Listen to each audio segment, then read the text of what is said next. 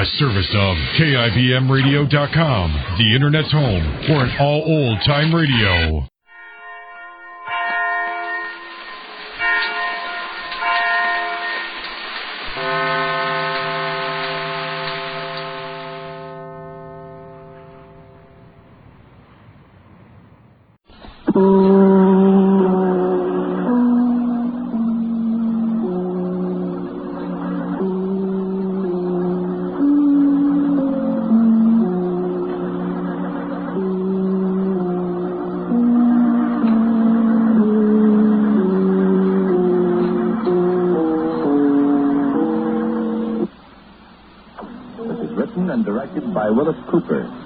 And which features Ernest Chappell.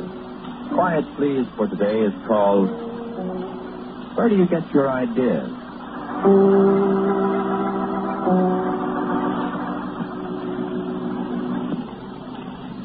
All I said to him was, where do you get your ideas? And look what he did to me. I came in this bar and I sat down quiet by myself.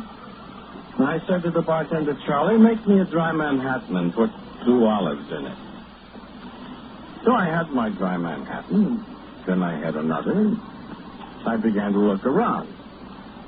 There wasn't anybody else in the bar but this skinny little guy in a corduroy shirt sitting down at the other end of the bar drinking ginger ale and talking kind of to Charlie.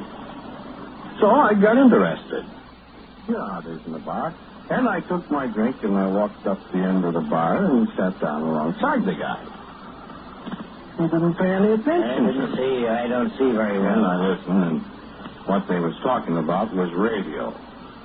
So I'm very interested in radio. I got a set that Rudy made for me, and it's the finest set you ever saw. If there's anything I like, it's a good radio set. Well, in a minute I discovered they weren't talking about radio sets. And they were talking about radio programs. Then I really do get interested. So I said to Charlie, give my friend a drink, meaning the guy in there. I didn't want a drink. If I want a drink, I can buy it myself. He didn't want a drink, so I just sat there and listened to him talk. Say, it was awfully interesting. It's all about people in radio, you know. People you hear singing and saying things and acting and all that, and laughs about things that happen. They were especially interesting to me because I am such a radio fan, see? So I was listening with all my ears. But they don't pay any attention. Who is this creep, Charlie? So I can't stand it any longer, and I say to the fella in the corduroy shirt, I say, you in radio, mister? You want another dry Manhattan, Tom? Sure, Charlie.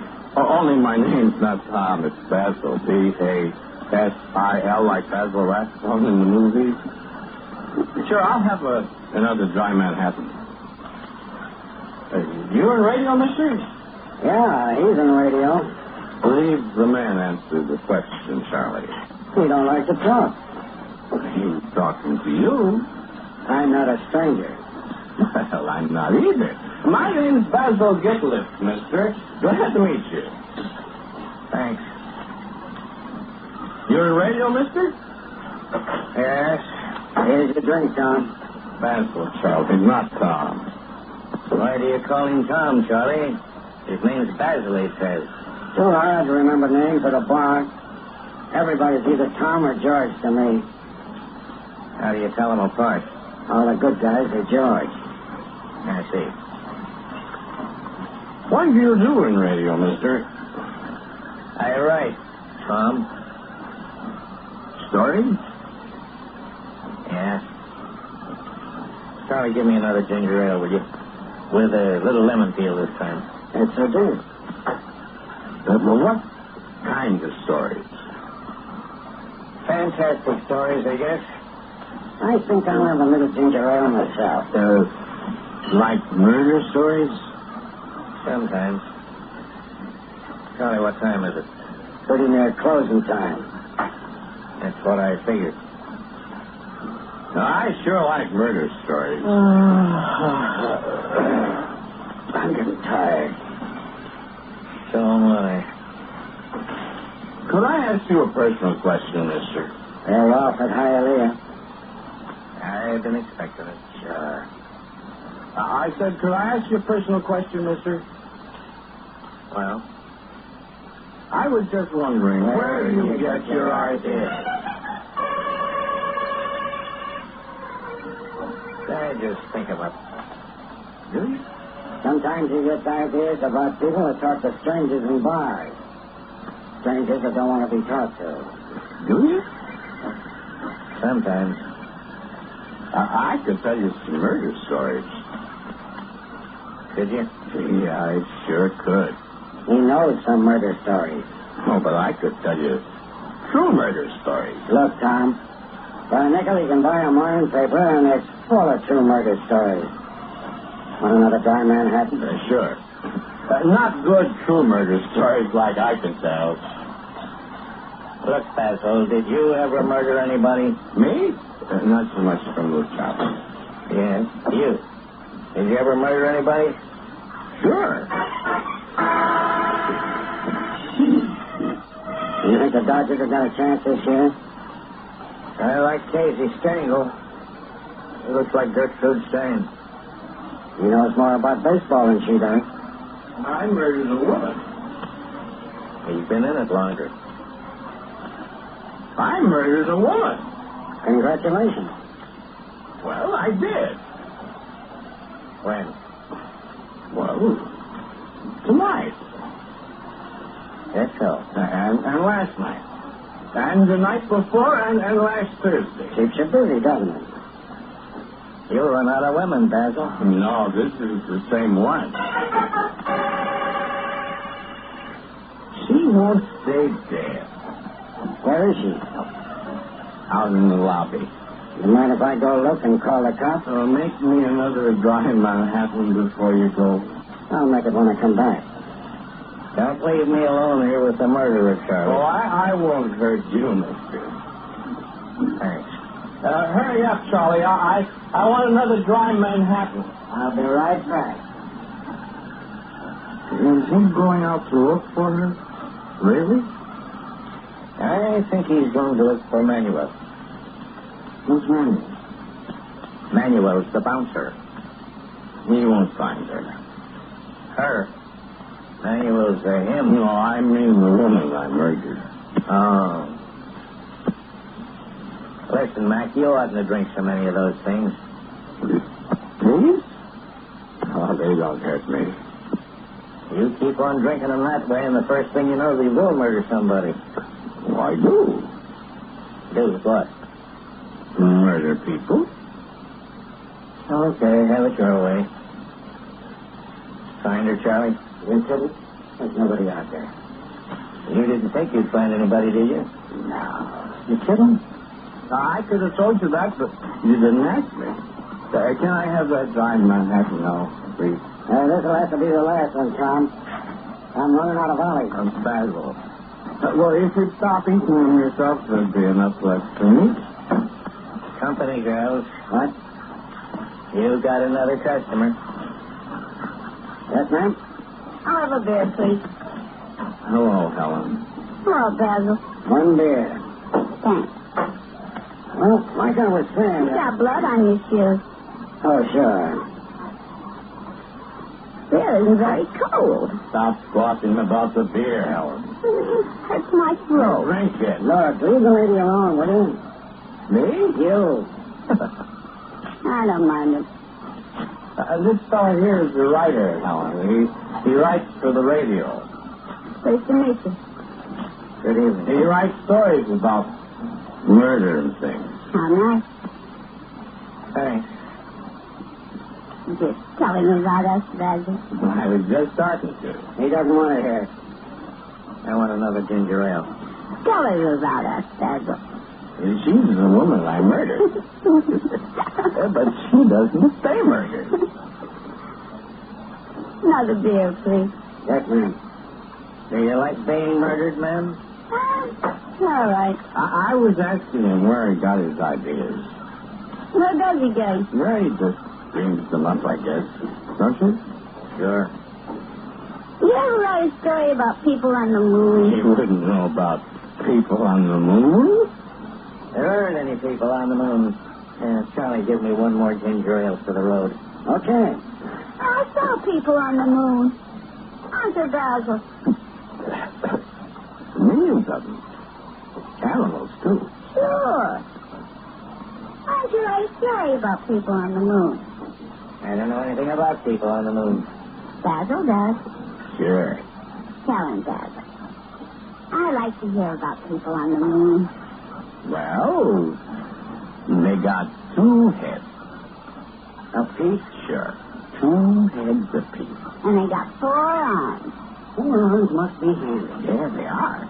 4 arms and 2 heads. I'm going to bed. No, stay and hear about the people on the moon. Some other time. And I'll have another ginger ale. No, I'll buy you a ginger ale. I have to get up early in the morning. No, I want to tell you about the people on the moon. I don't want to hear about the people on the moon, Tom. Well, I want to tell them about it. Oh, leave him alone, I Basil. won't do it. Listen, friend, listen. I'm not your friend. I can give you a great story about people on the moon. He doesn't want to hear about him, Basil. You shut up. There's people on the moon, see? They got 4 arms and 2 heads, and they have all kinds of fun. Lay off, Tom. You can't talk to him when he's like this. Didn't I tell you to shut up? You leave him alone. Shut up or I'll murder you again. Now, listen. This is a nice, quiet bar. And nice, quiet people come in here. Well, I'm quiet. You're going to be a lot quieter after the cops come and take you away. You see, Basil, I told I you. told you to shut up or I'll kill you. That does it, Basil. Outside. No, he's starting things and getting thrown Did you out. hear me? Look, Basil, let's calm down, shall we? No. Some other time you and I'll sit down and you can tell me all about the people on the moon and on Mars and everywhere, huh? I don't know anything about the people on Mars.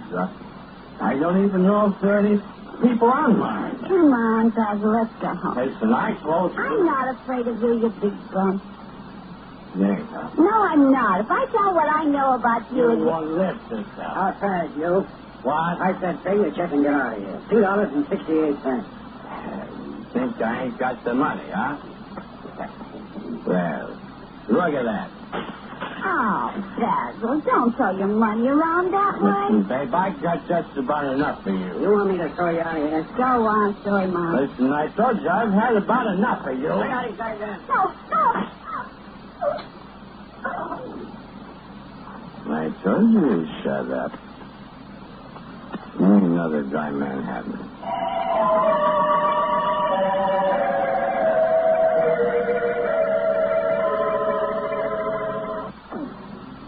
Tired. Me too. I don't like coroner's juries and courts and that stuff. You want another ginger ale? If I was a drinking man, I'd have a double one. You hear anything? They found him yet? No. He sure disappeared, didn't he? They'll catch him. Sure. He's not. Yes. Quiet tonight. Noisier than last night. I thought that fellow up at the coroner's jury was going to say we killed him. Tough guy. Well, she's dead all right this time. What? The girl. That Helen. Said she wouldn't stay dead. He's nuttier than a fruitcake. He sure disappeared. Well, you'd disappear if you murdered somebody. He was just coming around the bar. No, and you were under the bar. Well, he was under the stool. Sure. And I looked up and he was gone. They'll find him. I hope so. Kind of a nice-looking girl. I never did get paid for those beers. He put some money on the bar. Wasn't enough. Too bad. Yeah.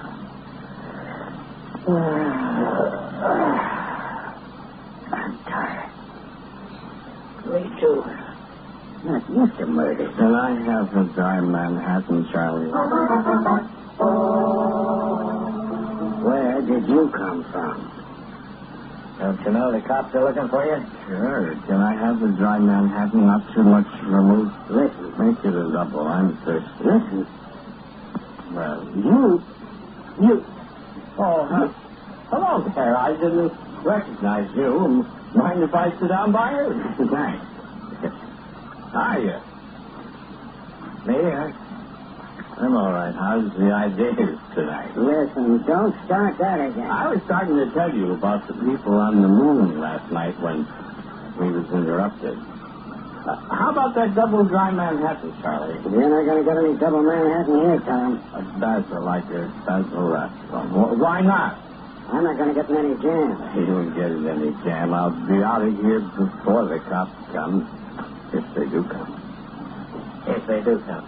They'll drag you out of here feet first. Nah, they won't. Yes, they will. What for? What for? Oh, you mean Helen. What else? I don't worry about her. Charlie. Listen. Charlie. What? Come here a minute. Yeah.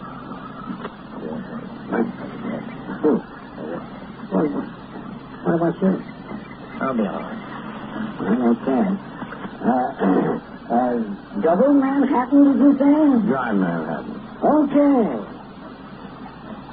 Helen always makes me so mad.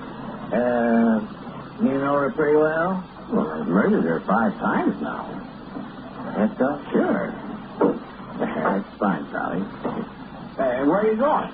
I have to see him. Well, hurry back. I'll be needing another dry Manhattan. Okay. That's good. Yes, sure is a puzzle to me where you get your ideas. It is, huh? Yeah, it sure is. How you think of these things every week, it's by me. It's just like laying bricks. I never lay bricks. Say, I sure wish you'd write a story about the moon. About those people with 4 arms and 2 heads? You remember that, didn't you? They don't. They just drink. Drink what? Dry Manhattan. I see. What else do they do? You want to hear about them? Sure. Well, they know how to travel through space. They do. Sure. They come down to Earth all the time. Many of them? I bet you there's 100 people from the moon right here on Earth right now. That's so. Probably sure taking a long time. It sure is. I want another drink. Dry Manhattan like the people on the moon drink. Yeah, that's right. Hey, Charlie! Yeah. Charlie? Must be in a phone booth or something. I guess so. Tell me more about these people on the moon. 4 arms, you said. Yeah. 4 arms. What do they do when they come down to Earth? Murder people. So? Oh, sure. They think it's fun. Good fun. Yeah, they come down here kind of on vacation to murder people. Must be interesting. It's very. You see, you can't murder people on the moon. Why not? Well, they don't die. How long does it take to get here from the moon, do you suppose? About 20 minutes. Oh? Sure. Tomorrow, the atomic energy. You put a little thing on one of your arms, and you twist a little button, and you take a deep breath. And boom. Right. Hey, Charlie! Hey, get these scissors. Yeah. Yeah, and murder's fun, though. Especially when you don't get to do it much. I suppose. You think I'm crazy? What? I bet you think I'm crazy. Oh, no. I'm not. That Helen, she's a pain in the neck. That's why you murdered her? That's why I always murder her. Oh. Do you murder other people, too? I haven't yet, but I'm going to. Have you, Got any customers picked up? No. I've just been looking around. I see. Helen makes me so mad, though, sometimes. I have to murder her. Are you sure murdered her last night? I got mad. Tell me some more about the moon people. Well, the reason Helen won't say dead, Stacy, she's from the moon. She is. Sure. She hasn't got 4 arms. Sure she has. She keeps one pair covered up under her blouse.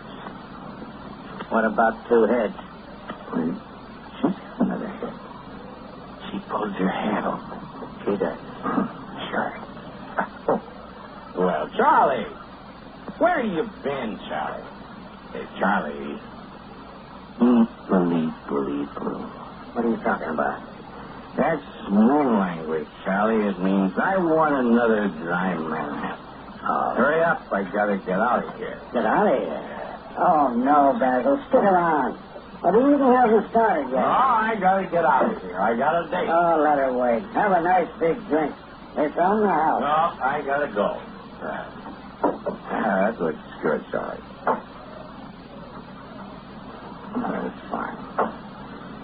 Fine. I got a date. I'll buy you one, Basil. Well, sure make him a double again, Charlie. Well, thanks. I am hungry. The cops will be here in 10 minutes. If we can hold on to him. What did you say? I said stay another 10 minutes. He was telling me all about the people on the moon, Charlie. Very interesting, no doubt. Oh, sure. They murder people. How fascinating. That's what he said. Well, thanks, kid. Looking at you. I'll have another ginger ale, Charlie.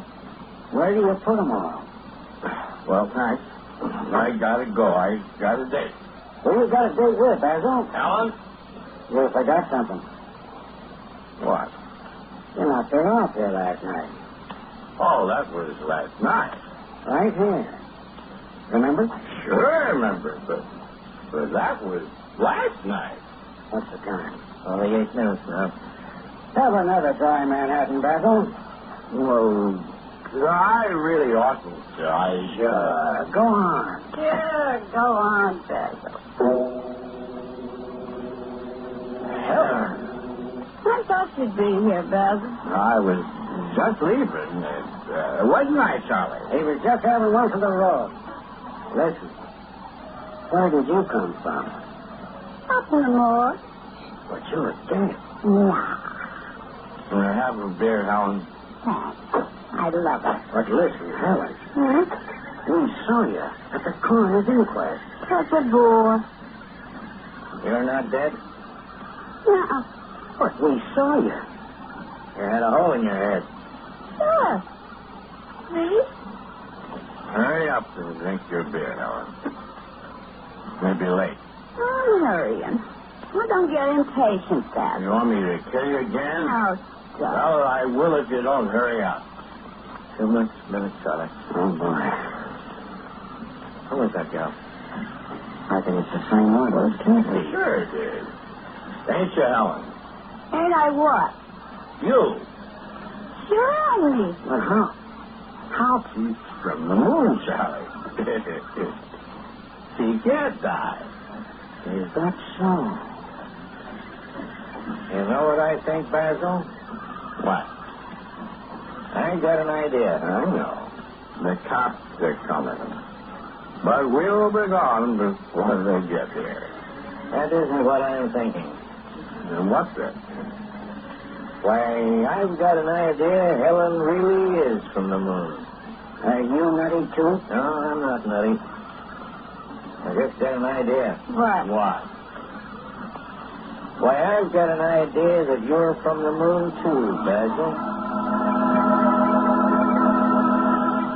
I just walked over to this fellow in a corduroy shirt, and I picked up my drink with one hand, and I stuck out another and shook hands with him, and I put another hand on his shoulder, and with the other hand I poked him in the ribs.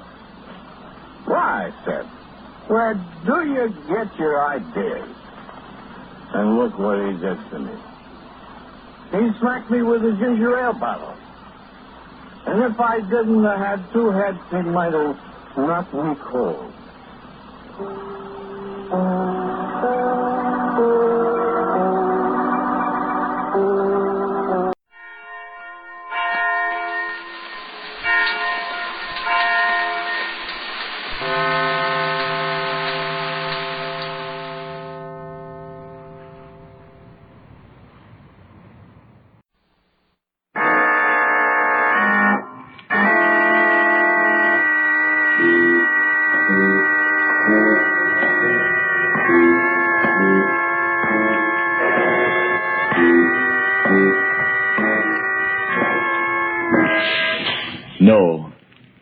No, stay where you are. Do not break the stillness of this moment, for this is a time of mystery, a time when imagination is free and moves forward swiftly, silently. This is the haunting hour.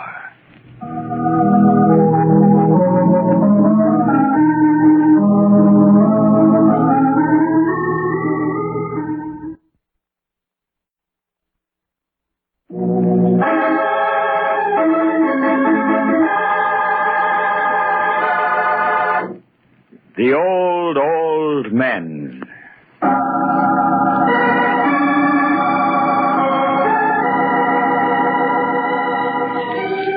At the foot of Fulton Street, where fishing vessels and other boats come laden with cargo for New York City's people and industry, lies the Schooner Hotel, surrounded by dingy fish markets, gray, forbidding warehouses, and abandoned buildings. It overlooks the cobblestones of South Street. Many years ago, perhaps, it was the private mansion of some colonial merchant. Now, it houses only the old, the poor, and the unwanted. Retired sailors and fishermen, broken-down draymen, and those who have lived out their lives, but have not died. One foggy December evening, a shining black limousine glided to a stop in front of the hotel. Mrs. Ralph Hollister sat in the back, tense with shock and astonishment. Schooner Hotel. Snowden, are you sure this awful place is where my stepfather lives? Yes, ma'am. I checked the address with the detective. He said Mr. Stebbins had been here 3 months, ma'am. Snowden, wait here, please. If I need your help, I'll call you. Yes, ma'am. Funny the old gentleman coming back to where he started, isn't it, Mrs. Hollister? Don't worry, Snowden. He won't be there for long.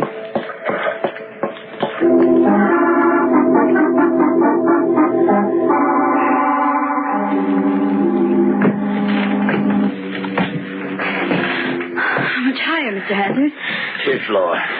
Practically there. Here it is, Mum. Be there, you old grave robber!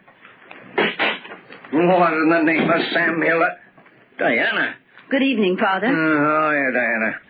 Joe, I'd like you to meet my daughter, my stepdaughter. Diana, this walking corpse is Joe Hazard.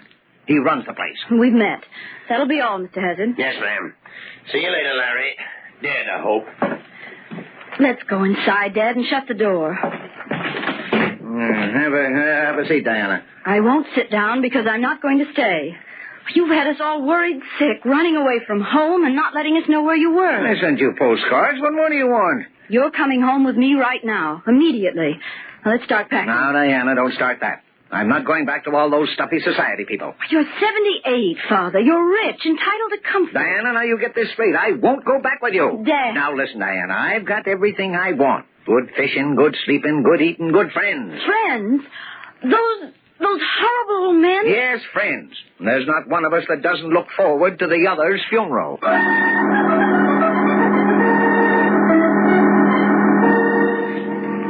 Hey, Joe, put another lump of coal on the stove. It's cold in the lobby. Why don't you wear a warmer shroud? Now, don't be so stingy.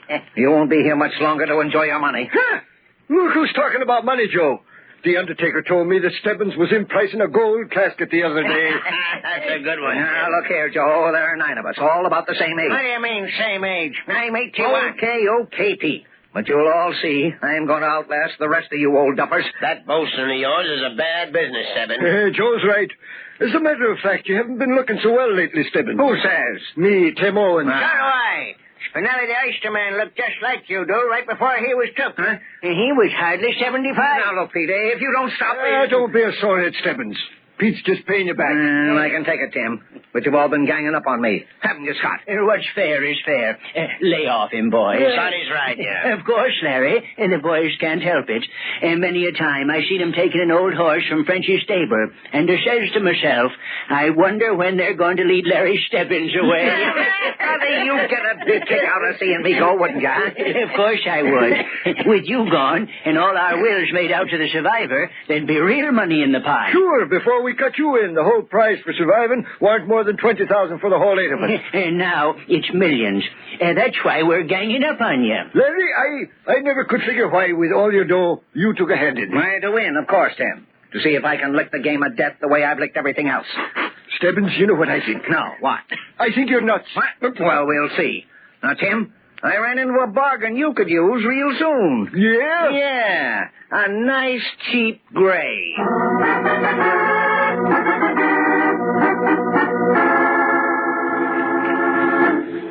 It was horrible, Ralph, and yet he absolutely refused to leave. Well, Diana, we might as well face it. Your stepfather hasn't been happy living with us. But why must he stay in a place like the schooner? Oh, any other surroundings are too tame for him. He's always been a vigorous person. Then, there's this morbid game they play. Why, it's incredible.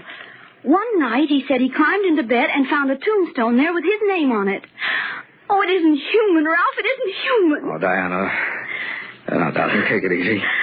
Ralph, you've got to make him move. You've just got to. All right, Diana, but how? I don't know.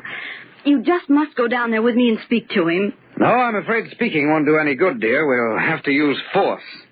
All his life, Lawrence Stebbins has used force, and it's the only thing he understands.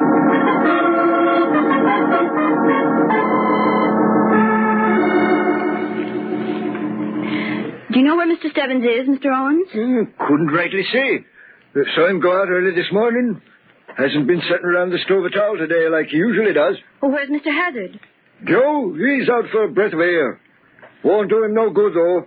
What do you mean? He's bound to go anyway. Ralph, don't listen to him. It's just that awful game. Oh, here's Joe now. Hey, Joe, Larry Stebbins' daughter's looking for him. You seen him? I've come to take Mr. Stebbins home, Mr. Hazard. I'm afraid you won't be able to do that, Miss Hollister. Why? Where is he? Is this his cap, Mum? Well, let me see it, please. Initials L.S.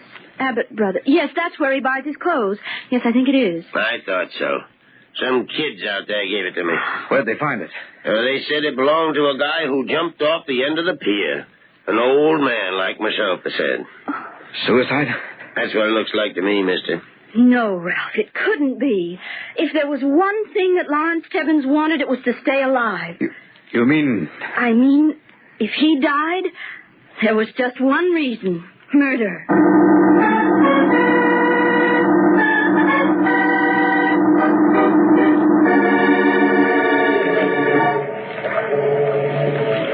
Here it is, Fish Market Diner. Well, let's go in, Ralph. All right. But I still don't see why you're so suspicious.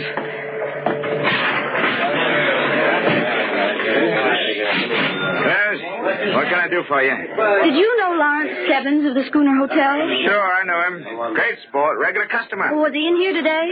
Sure was. Had a big breakfast and was happy as a weasel. Next thing I knew, he kicked the bucket. What do you mean he was happy? Well, Mac, he was cracking wise. He did an old-time dance with his hat on his cane. Hat? You mean his cap? Oh, no, ma'am. He was wearing a hat.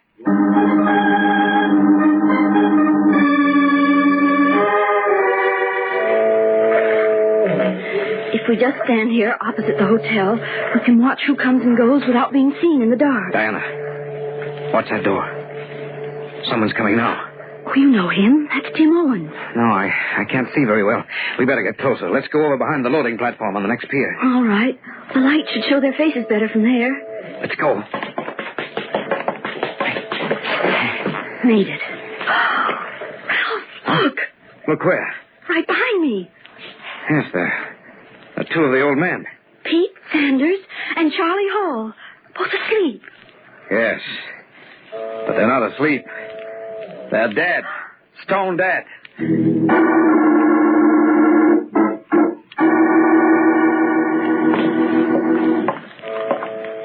It was just at the side of the pier north of the hotel. As soon as we saw them, we came for you, Sergeant Boyd. You say there were two of them? Yes, you can see for yourself. Probably just a couple of bums sleeping off a drunk. On a December night? Besides, I'm sure they were Pete Sanders and Charlie Hall. They were dead, all right. We'll see. You're a little edgy about your stepfather's suicide, ain't you, ma'am? Oh, of course I am. Well, you could have made a mistake. You know, the police boat is still out there dragging the river. May take days to find him. Well, here we are. Now, we were standing just about here, weren't we, Diana? And the bodies... The bodies? They're gone.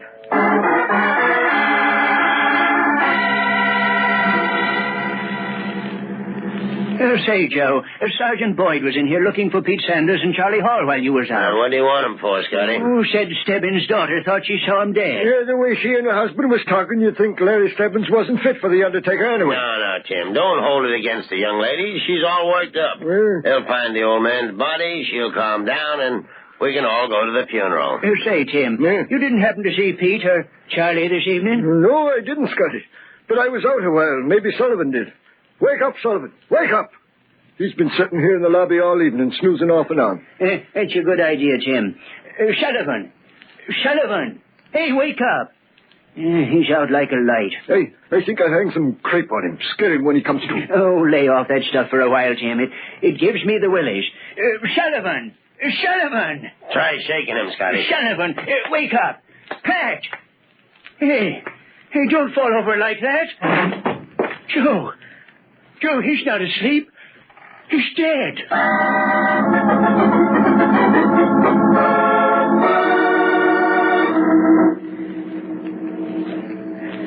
Diana, let's go home. No one's gone in or out of the hotel for an hour. Ralph, I'm just as cold as you are, but I'm going to stay here, even if it takes all night. All right, darling. Anyway, I'm convinced that you're right. The person who killed Sanders and Hall killed your stepfather, too. Only this time we came along before the bodies were disposed of. Ralph. What, Diana? Those were real bodies, weren't they? Certainly. I even noticed a small wounded one. I think it was Hall. That's exactly what I mean. If they were carried anywhere, there might be bloodstains. Yes. We could trace them. They were probably taken backwards toward the river. I'll look there. I'll look over here, towards the street. All right. No. Nothing here. Ralph? What? Come here. What is it, Diana? I picked up a trail of dark red spots. Good. Yes. We'll follow them. They seem to lead right to this abandoned building next to the hotel. So they do. From the direction, I'd say they'd go straight to that side door. Oh, we'll try it. Mm-hmm. That's where they've gone. Well, try the door. Diana, it's open. Come on in. Good evening, Diana. Good evening, Ralph.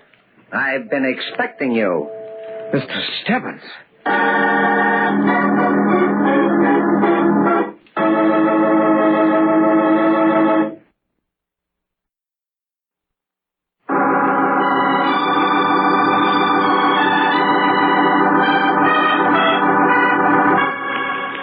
When Lawrence Stebbins disappeared from the shabby schooner hotel at the waterfront, the police and everyone else thought he had committed suicide. However, his stepdaughter Diana and her husband, Ralph Hollister, felt that Larry Stebbins, who had fought his way up in the world, would not give up the ghost simply because he was badgered by the other old men living at the hotel. They were sure someone had begun to play the macabre game of death in earnest, especially after they found two of the old men dead. But when they opened the side door of the abandoned house next to the hotel and were greeted genially by the man whose murderer they were seeking, they didn't know what to think. Well, Diana, what's the matter? You look as if you're not glad to see me. Oh, it's not that. Father, you're not... We thought that you were... You gave us quite a turn, Mr. Stebbins. If we expected anything, we thought it would be your... I mean, that we wouldn't find you here quite like this. You mean you thought I was dead? Well, why not say it? Well, after all... Can't stand this pussyfooting about a common natural word. We all die sooner or later. Question is, who manages to hold on a little longer? Oh, please, don't start that morbid talk again. It ain't morbid. It's natural. It's horrible. Now, Mr. and Mrs. Hollister, do you mind telling me what you're doing, snooping around at this time of night? Well, sir, I think it's your turn to answer that question. Why, right at this moment, the police are dragging the river for your body. They are? That's downright amusing. Poor fellows must be cold out there. I fail to see anything funny about it. You wouldn't. Why are you here? I kind of like it here. Quiet. Lots of young people. Stop that nonsense. Why are you here? Here? Here? Oh, yes, here. I was locked up here. Why, that's not true. The door was open when we came in. Well, that's true. Very true. And you know why the door was open? No. All I know is that you're telling me a story. You're wrong, Diana. You see, the door was open to let you come in. You wanted to come in, didn't you? Yes, but I don't see what that has to do with... You wanted to come in. I unlocked the door. Now, really, I don't see that you have any cause for complaint. Oh, look, that's beside the point. You say you were locked in here. Why? Why? Well, it's this way. A fellow wanted to kidnap me. You mean that you're hiding here from someone? No. He did kidnap me. Oh, sure. And then he gave you a key so that you could get out. The funny thing about that, he doesn't know I have the key. Now, what do you think about that, Diana? That's something, isn't it? Huh? If you've got a key, why don't you leave? No, couldn't do that. Next time he came around to check up on me, he'd miss me. Things just wouldn't work out right. Just who is this person? Who? Yes, who? Joe Hazard. He forced me in here. Why? Figure he wanted me out of the way for a little while. What do you think? I think it's all a pack of lies. What do you mean? You don't have to stay down here 1 minute longer, and you're not going to. You're coming home with us right now. Now, wait a minute. Just who do you think you're bossing around? Oh, Ralph didn't mean anything, Father. It's only that this whole stupid affair has gone far enough. I told you I wasn't going uptown with you. All right, Diana, it's no use arguing. There's only one way to handle this. Grab his other arm and get... Let go. Come on, let go. Be careful, Ralph. Ever since I retired, you two have been trying to run me. Well, you're not going to any longer. No one in the world can run Larry Stebbins. Why, Lawrence Stebbins, what's come over you? Just come to my senses, that's all. I want to stay here, and nobody's going to tell me different. Now, get moving. Huh? Where to? You're going down the cellar, where you can't interfere. Turn left. Now, down those stone steps. Bloodstains, they go this way. I can't believe it. I can't believe it. Be quiet, Diana. You wouldn't want to get me in trouble, would you? Now, you. Ralph, open that closet door. Ralph! The bodies, they're in here. Go ahead, get in there, both of you.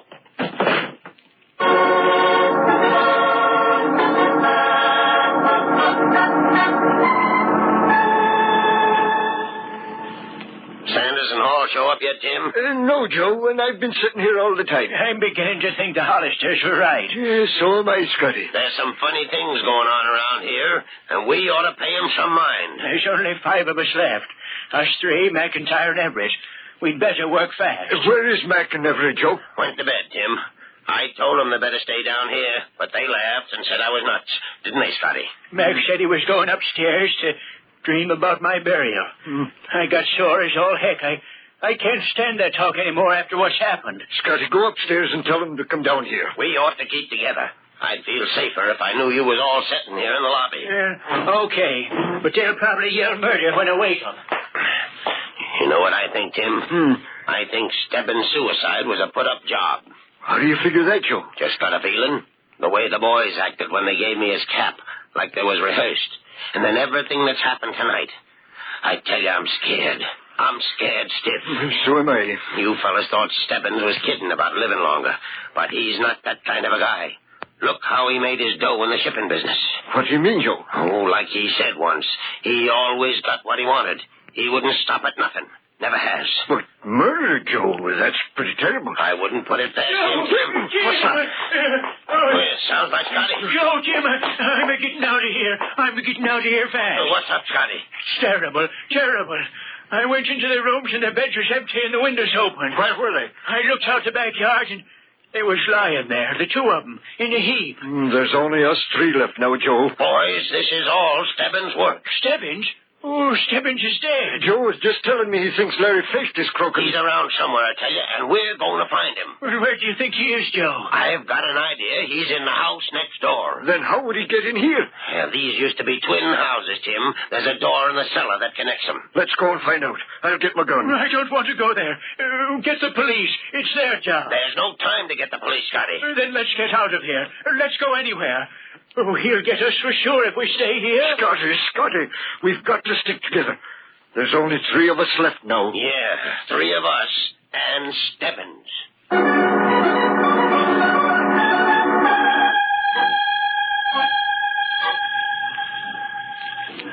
Ralph, what's happening? I can't hear very well through this ventilator, but I'm sure that after he locked us in here, he went upstairs. I heard the door slam, so he probably went out. Oh, if he only hadn't locked us in here with the awful bodies. Oh, Diana. I suppose it's no use even trying to think he isn't guilty. I'm afraid not, darling, after the way he's behaved. But he's my own stepfather. Whatever happens, I can't turn him over to the police. Maybe it won't be necessary. Once he's had his way for the last time in his life. You mean? Yes. Oh, it's horrible to say, but I hope for his sake that he does it. No, if there were only a way of getting out of here, it would make sense to decide what to do. You don't mean we'll have to stay here? Well, unless someone finds us or he lets us out, I wouldn't be too hopeful. But that's impossible. Ralph, I don't want to die. I don't want to die, not in this terrible closet. Quiet, Anna. I think I hear footsteps upstairs. What is it? He must be back again. It sounds like more than one person. Diana, door. The heavy door in the cellar wall that I told you about. It's opening. Can you see who it is? Is it Father? Not yet. Looks like three people. Tim, Scotty, I was right. Look, blood on the floor. It's Hazard.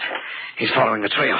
Poor Dad, it's over for him. Leads to the closet. I'll bet Pete and Charlie are in there. Maybe they'll find us. I'll call. No, Ralph, no. I'd rather die than tell them about my stepfather. I'm going upstairs, Tim. Let me have your gun. He's up there, Ralph. They'll find him. They'll kill him. Here you are, Joe. You want Scotty and me to come along? No, I think I can handle everything now. We'll wait here, Joe. You'll stay down here. Put up your hands, both of you, and move towards that closet door. Joe, don't point that gun at us. I told you I'd be the last to go, but none of you would believe me. To the rest of you, this was just a game. But if I don't get the money, and soon, I'm going to lose my hotel. There'll be only Stebbins and me. And the police will take care of him. No, you wouldn't shoot an old pal, would you, Joe? I did in the others, Tim. No. Just you two left. Now, move towards that closet. Please, I don't want to... Ralph, don't let them. They're coming in here. There he is, Sergeant Boyd. Okay, Mr. Stebbins. Not this time, Joe Hazard.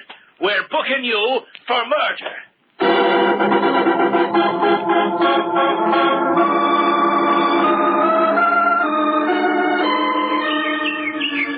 Nice sitting out here in the park, ain't it, stranger?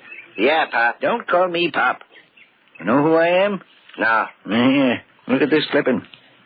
Waterfront hotel keeper convicted for murder of 7 on testimony of Lawrence Stebbins, retired shipping magnate. Yeah, that's me. Yes, sir. 7 murders, and there needn't have been any if I'd stopped Joe Hazard before he finished them off. Really? Yes, sir. Went to 8 funerals. But I really got a kick out of Joe Hazard's. Had to lock my stepdaughter and her husband up, too. They nearly crabbed my whole plan. You know, Joe Hazard thought he could plant all those murders on me. But you have to be pretty clever to outsmart Larry Stebbins. Listen, Pop, you going to shut up? I'm reading. Okay, mister, I'll go. 8 funerals. And no one will even talk to me. It's kind of lonely, though, now, Larry. Needed. No friends, no family. Yes, Larry, it's kind of lonely. Like a tomb.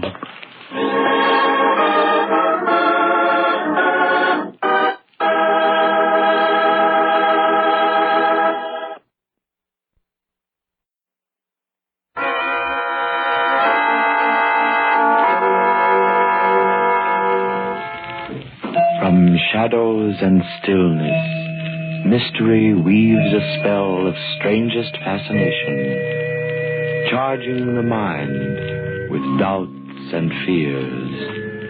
For mystery is a strange companion, a living memory in the haunting hour.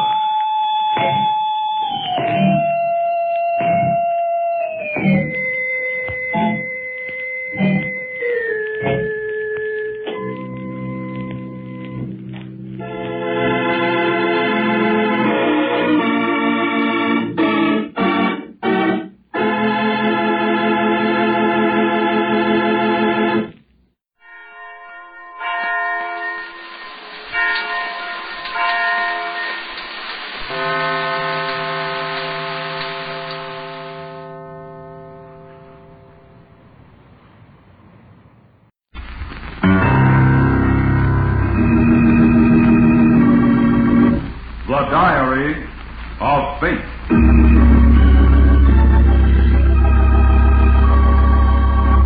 Fate plays no favorites. It could happen to you.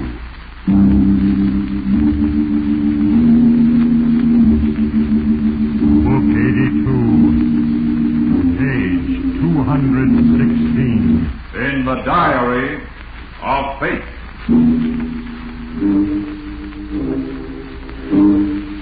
Yes, here it is. The name Henrick Potenoff. A man of singular purpose and great tenacity of will, who used these talents to bring about his own destruction. He had his choice, as have all mortals. And because of a little thing, a letter he caused to be held up in delivery, Henrick Potenoff came to know the real meaning of fate. His life record lies open before me, and for a moment, I, fate, look to a single horrible incident. There, you lousy screw. I hope it killed you. Got me fast. Legs weak, awful dark. The door, locked. I'm up the incline. The sunlight, my light, it's blinding me. Halt! Halt! Henrick! Where are you, Henrick?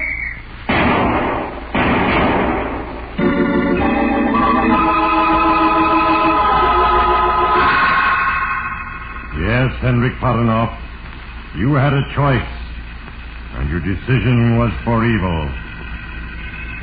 Soon it will be time to write the final entry in the record of Henrick Potenoff. And when I have written, I shall read from his page in The Diary of Fate.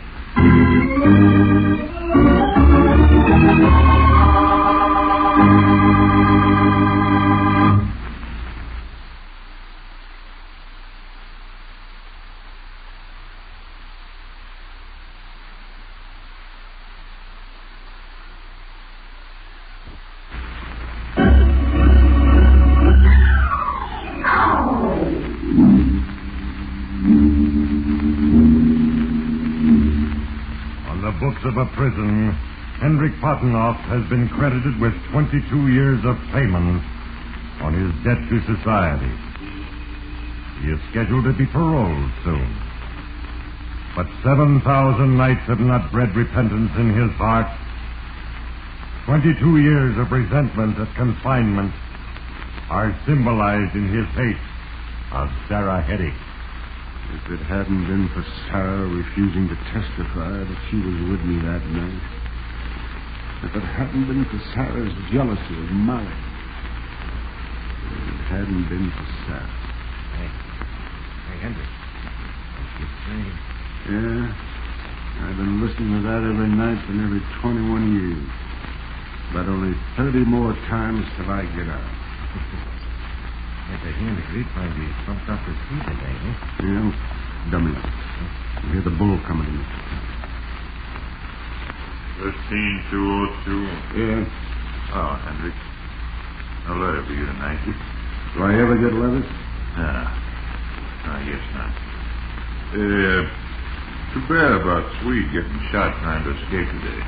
Sure, they come and go. Swede was only here 8 years. Hardly time for a shave and a haircut. Quiet now! been for Sarah's life, if it hadn't been for Sarah Henrick.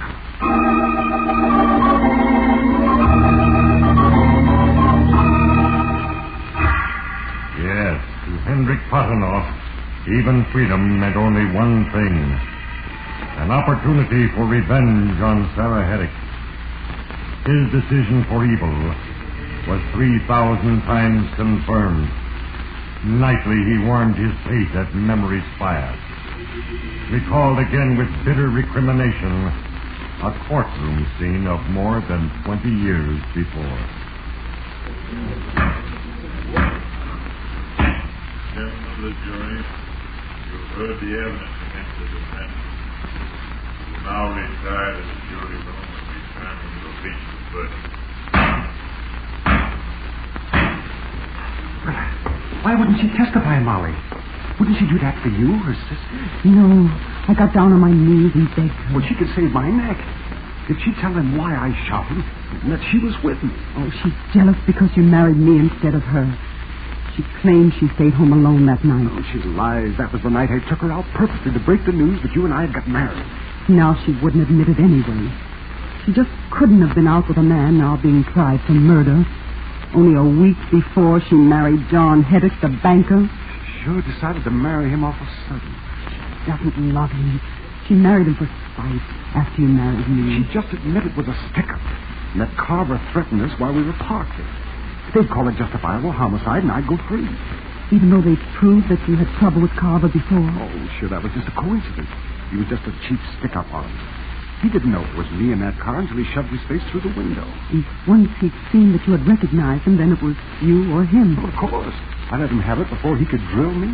Oh, darling, you just hadn't driven her home before you reported to the police station. Well, it seemed natural, though, because she was boiling medically already, and the shooting made her hysterical. I figured she'd corroborate my story when the time came. She wouldn't, and especially not now. It would ruin her social position. Her social position against a life sentence for me. Henrick, would it do any good to let people know about our marriage? No, babe. What they don't know won't hurt. If I do take a rap, and they knew, you'd be labeled as the wife of a killer. I wouldn't care, darling. Believe me. I know it, Molly, but in case I am convicted, you can do me more good as the unmarried sister-in-law of the influential John Henrick. Now, don't let anybody know about our marriage. Huh? Well, then you think you will be convicted? I'm afraid so. Without Sarah's story, the district attorney has made it look like a plain case of bad blood between us, with me taking Carter for a ride. What can I do? Just go on living with Sarah and John. Use your time and opportunity to work on her. And maybe someday you can get her to listen to you. I'll do it, darling. I'll do anything. It'll be hard. It'll be hard on both of us. We won't be able to exchange letters. Oh, no, darling. I've got to hear from you. No, don't write. Pretend you've forgotten me. Otherwise, Sarah will always be jealous and never help. I'll wait for you. And love you always.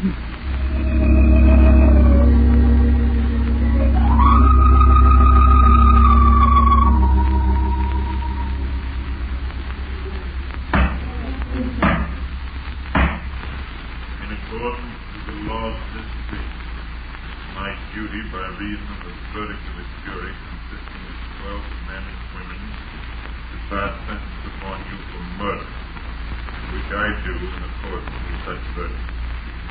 I hereby sentence you to spend the rest of your natural life in prison.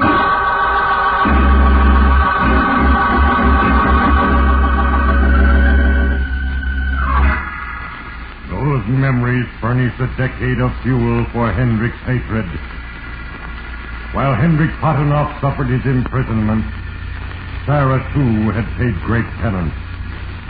She had carried a guilt, but the tiny details that brought about the final humbling of her pride of circumstance were no mere coincidences. They were parts of a plan to set before Henrick Potenoff an opportunity to overcome the sins of 20 years of hating. Well, so you're my new cellmate, huh? My name's Henrick. They call me Limpy. What's yours, son? William.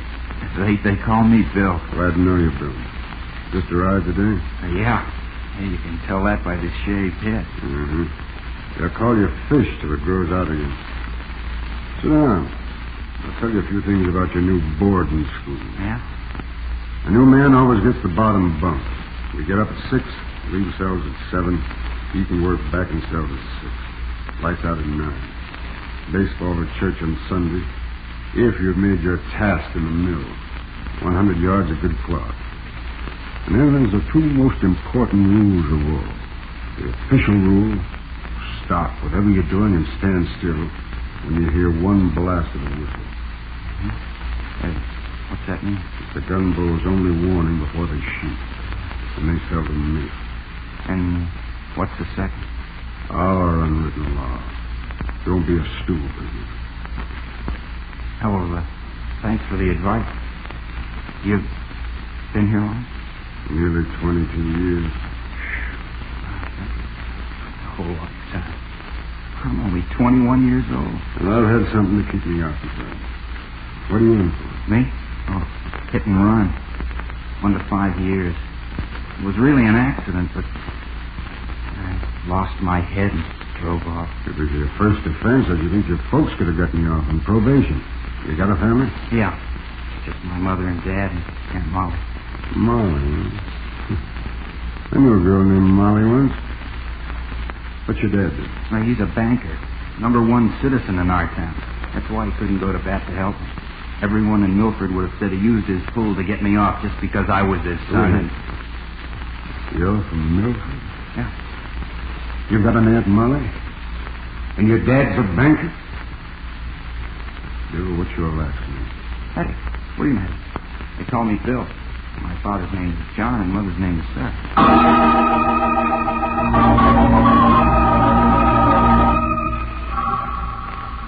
Yes, Henrick Potenoff. I, Fate, made your paths cross to give you a chance to prove yourself worthy of freedom. You have a choice for good or for evil. But if your decision be for evil, the end is certain. And now it is time for another entry. And when I have written, I will read from the record of Henrick Potenoff in the Diary of Fate.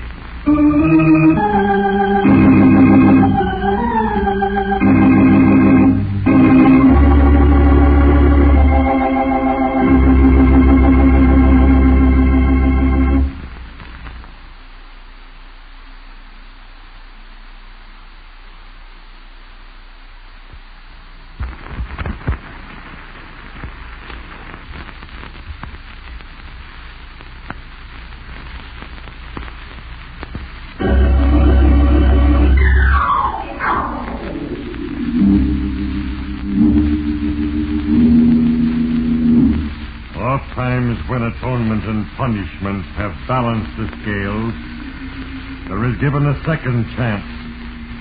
For evil done, payment is made in the coin of sorrow and pain that comes as surely as the dawn of tomorrow. The parole board believed your protestations, Henrick Potenoff. You begged for one more chance. And now I, Fate, intervenes. A tiny twig, a gust of fitful wind, a letter unreceived. Sometimes mortal plans miscarry, and themselves ensnare the plotters. If you, Henrick Potenoff, were to become involved in a violation of the prison rules, your parole would be forfeit. 13202. Here. 54629. Here? Oh, Limpy. Well, let's see. Here's a letter for... Hey, you, William Henrick? Yes, sir. You can't have mail. What? I've got a ducat for you from the captain's office. Yeah, but... All your privileges are suspended for 30 days for failing to make task this week. Yeah, but there's some mistake. I did make task. I made 10 yards over task. No, you fish. An officer checked the yardage. You were 10 yards short of task. You better make it next week or you'll get 30 days in the hole. But... Oh, Solitary confinement, Fish. Ask Limpy. He can tell you all about it. Why, you no good screw. Hey, look. Listen to me. Don't worry about the hole. I'm the trusty down there. If you ever get sent there, listen for 3 taps on the ventilator. I'll talk to you first. I'll tell you what to do, you say. Thanks, Phil. I don't mind losing the other privileges. Yeah, but the other... It was probably from Mom, and I haven't heard from her since I got here. Oh, that's tough. But look, Bill, next week you'll make 20 extra yards. Then you can go see the captain. He'll give you your privileges back. So you'll only have to wait a week to get your letter. He will? Yeah, but how can I make 20 yards extra? I worked as fast as I could this last one. Oh, leave it to me. My pal Tony is the head loom tender in the mill. Hey, Tony. Yeah. What do you want? I asked you last week to help my pal Bill. Now I want you to give him the works. Fix him up a lightweight shuttle and a small gear in his loom. Yeah, but he's no slow pigeon. If he was popular, I'd lose my good drive. You'd lose your parole. I'll vouch for it, Bill. You speed up his loom. You're my pal, Henry. I'll fix him up. You got me. Yeah, Michael, give him the weight. He gets the fastest loom in the mill. Real fast, huh? Make lots of yards.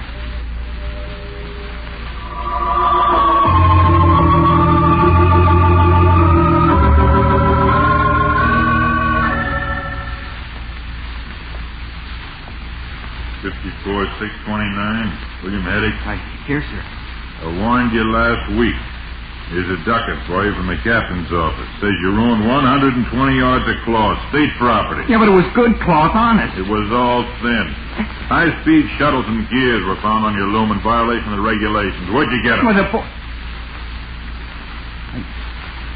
I don't know. I don't know anything about it. Okay, wise guy. I'll come back as soon as I finish my count.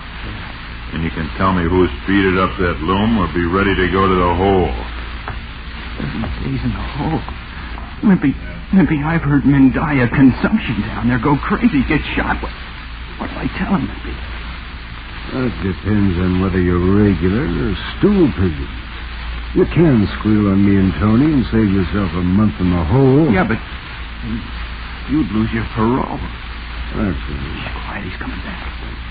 Well, Eddie, you made up your mind to be sensible and talk, or do you go to the hole? I'm no stool pigeon, screw. Let's go.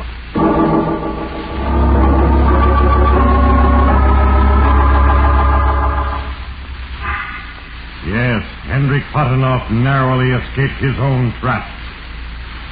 But it is written that no man can forever escape the reaping of his sowing. Unnoticed and unheeded, the threads of circumstance bind him to a doom as certain as his plan is evil. To William's confidence in him, Henrick Potenoff then added a second factor of influence. His was the only voice William would hear.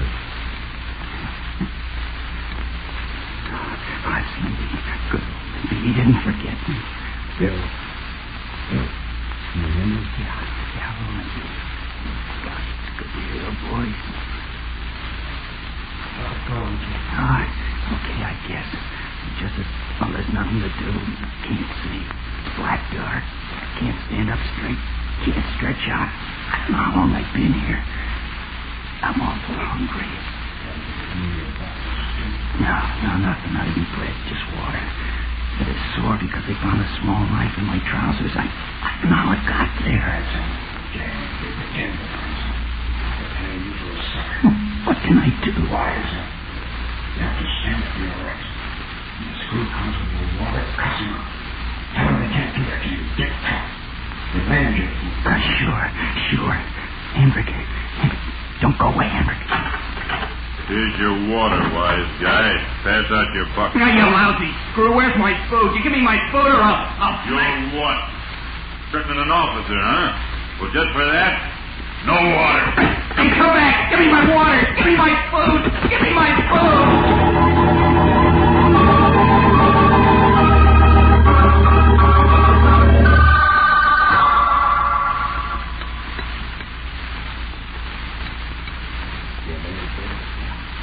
Yeah. Get me out, please. Please. Help me get out, Henry. Oh, sure. Stop blowing the top of me. Yeah, that's it. Yeah, sure. Anything to get out of here. Next time the guard opens your door, Yeah. hit him over the head with your bar. Hard. The outer door will be unlocked. Then run to the uniform. I'll meet you up there. I know a way to get you on the wall. Okay. Anything, I'll do it.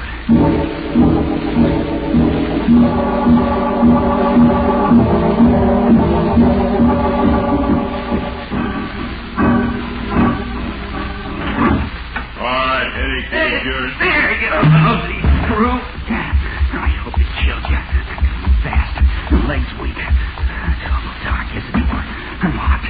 Now to run up the incline. The sunlight in my eyes is blinding me. Paul! Hey, Henrik! Where are you? Henrik!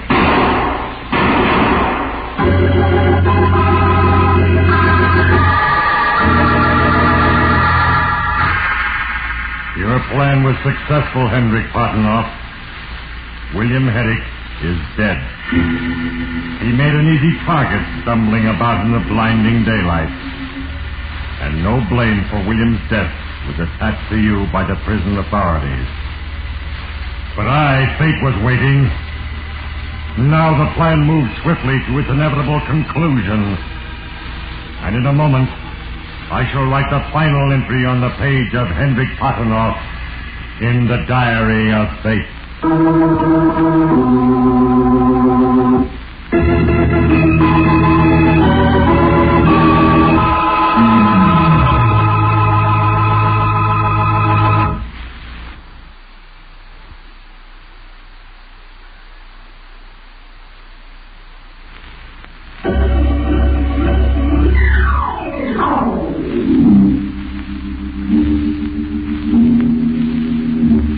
Every plot for evil contains the seed of its own undoing.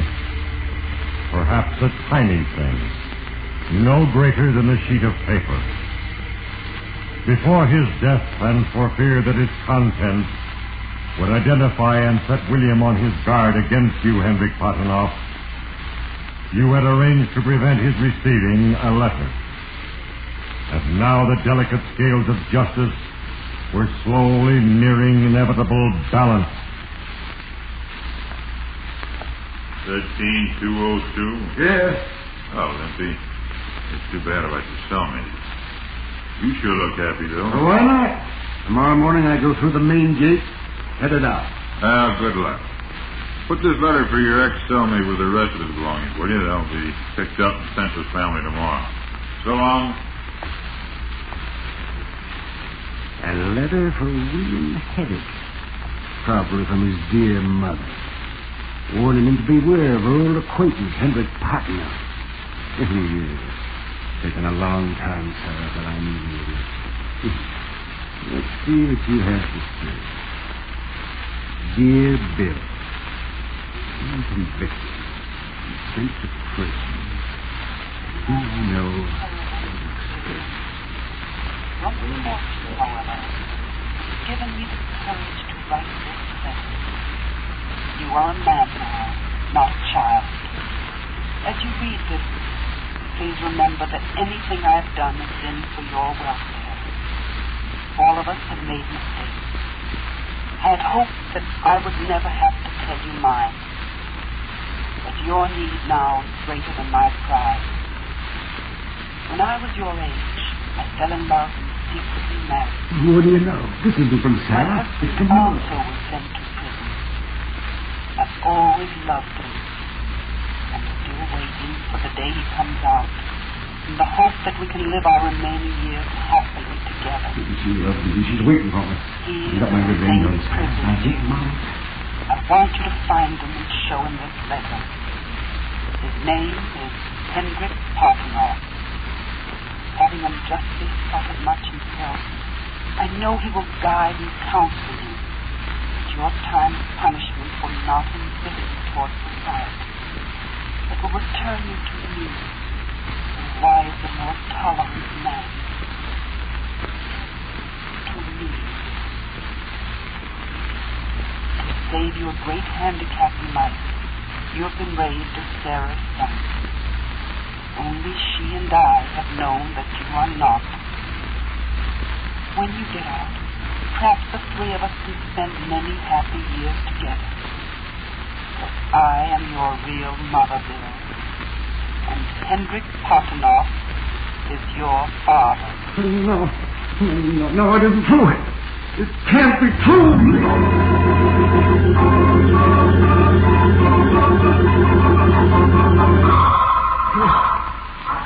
He was my son, mine and Molly's, and I killed him, my own son. I didn't know it. It wasn't my fault. It was Sarah's fault. She made me kill him. If it hadn't been for Sarah. Get away from me, Sarah. You're the devil. You tricked me. Fate tricked me. Get off that boat, Sarah. Hey, you, Henry, put that stool down. What's the matter with you? Blowing your top? Get out of here, you old cat. Snap out of it, Lippy. There's no one in there with you. You trying to get me? Don't you think I deceive her? Sitting right there. She made me kill Bill, my son. Listen, you screwball. Bill wasn't your son. He was out trying to escape. You didn't have anything to do with it. Now put that stool down. Don't you? I wouldn't have killed him if it hadn't been for you, Sarah. You made me do it. And now I'm going to beat your brains off. Now I'm going to kill you.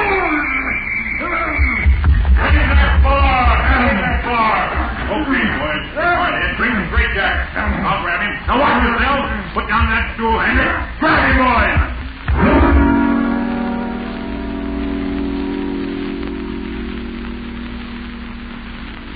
Yes, Henrick Potenoff will pay for his crime in the still closer prison of a padded cell.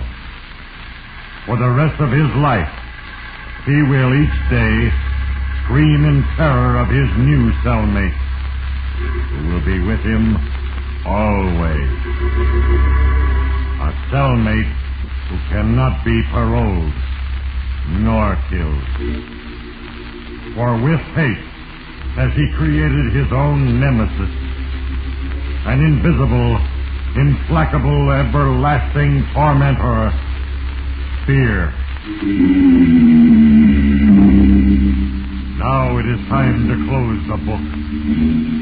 In the case of Henrick Potenoff, as in the cases of all mortals, I, fate, am but the instrument of a plan. The little things that pass unnoticed are my instruments. You do not recognize my hand in this, and that is well. So, when the time for decision is at hand, ponder long and carefully. And remember, there is a page for you in the diary of fate.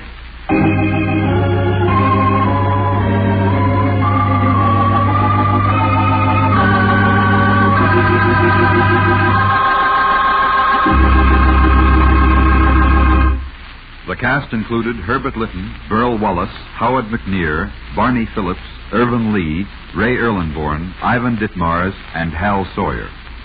Diary of Fate is a Larry Finley transcription, brought to you from Hollywood.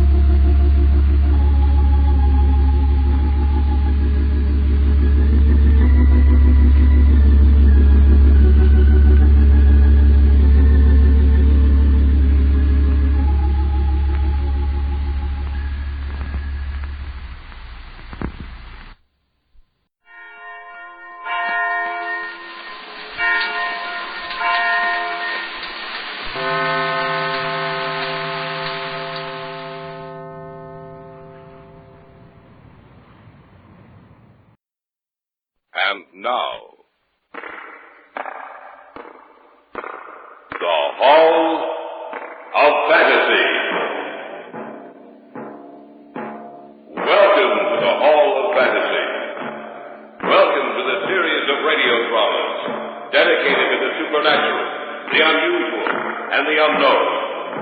Come with me, my friends. We shall descend to the world of the unknown and forbidden, down to the depths where the veil of time is lifted, and the supernatural reigns as king. Come with me and listen to the tale of the Diamonds of Death. What's that? A cat. Probably a tiger somewhere in the jungle. Oh, it frightens me. Are you sure they won't attack our camp? The campfire alone is enough to keep them at a good distance. Don't worry, Sharon. You'll be safe. Listen. Yes, native drums. Somehow they sound ominous. They only sound ominous if you believe them to be. The diamonds bring death. What's going on out there? Just a wounded animal screaming out. Oh, no. No, there was something else. Do you think the jungle has a voice, Frau Courtney?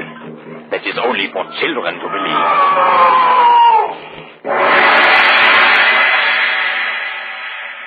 In just a moment, the Hall of Fantasy will present The Diamonds of Death. And now for our story. An original tale of fantasy by Richard Thorne entitled The Diamonds of Death.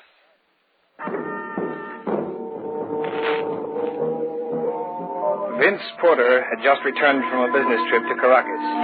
He called me shortly after his plane landed and said that it was important that Sharon and I come over to his hotel that evening. I tried to get more information out of him, but had no success. At 8:30 that evening, we were in his apartment, and there began the story I am telling you. Good to see you, Vince. Glad to be back, Jeff. Sharon, you're looking lovelier than ever. Oh, always there with a compliment, Vince. Now, why don't you say nice things like that to me, Jeff? I'm married to you, darling. There's someone else here that I want you to meet. You sounded so mysterious over the phone, I'd almost think you were guarding some great secret. Well, it's a secret, all right. I'm going to tell you what it's all about tonight. These are the people I told you about, Carl. A pleasure. Sharon and Jeff Courtney, Carl von Ornfeld. How do you do? How do you do? Have you told them anything yet? No. Sit down, kids. Make yourself comfortable. Now, what's it all about, Vince? I'll show it to them, Carl. Yeah. What is it? It looks like a diamond, but it can't be. I've never seen a diamond that large. It not only looks like a diamond, it is one, Jeff. The largest diamond in the world. You're not trying to joke with us, are you, Vince? No, I'm not. Where did you get it? From a man I befriended in Caracas. He gave it to me. Well, that's worth a fortune. What would he want to give it to you for? He certainly could use it himself. Not where he is. What do you mean? The man who gave the diamond to Herr Porter is dead. Oh? Well, I hope you'll excuse me if I seem a little dense, but I'd appreciate hearing the story from beginning to end. All right, Jeff. I met this man. His name was George Maupetit, a Frenchman, at the hotel in which I was staying in Caracas. He was a strange man, seemed to be afraid of his own shadow. One night, it was quite late, he knocked at my door. He asked me if I'd let him come inside for a while, that he had reason to believe his life was in danger. I couldn't refuse him, of course. That was the first time I saw the diamond.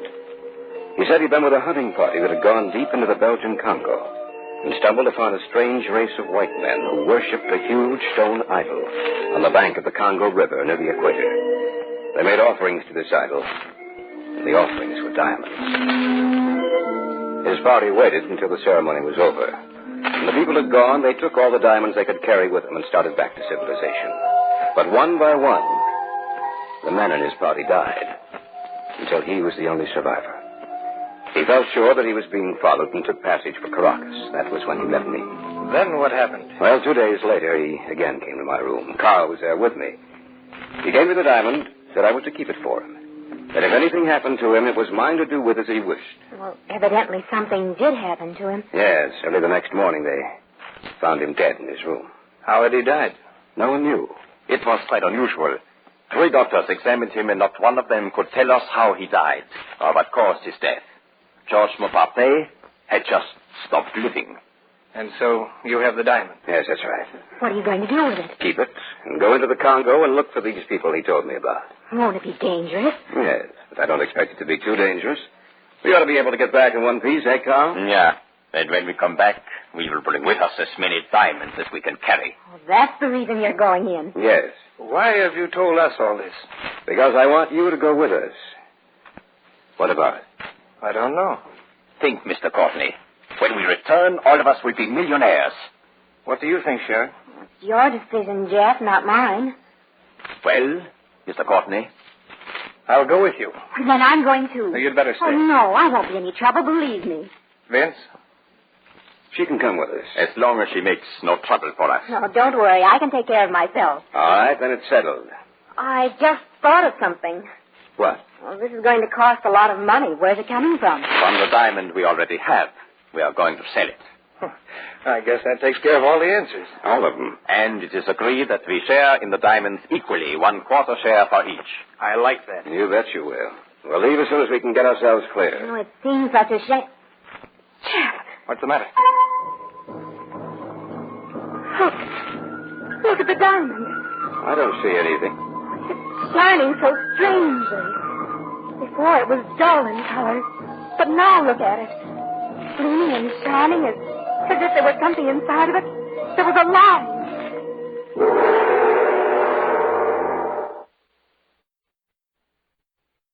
Back now to our story.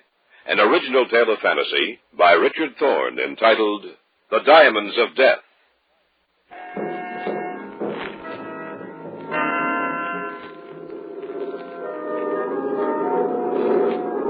A month later, we took off from New York, bound for Dakar.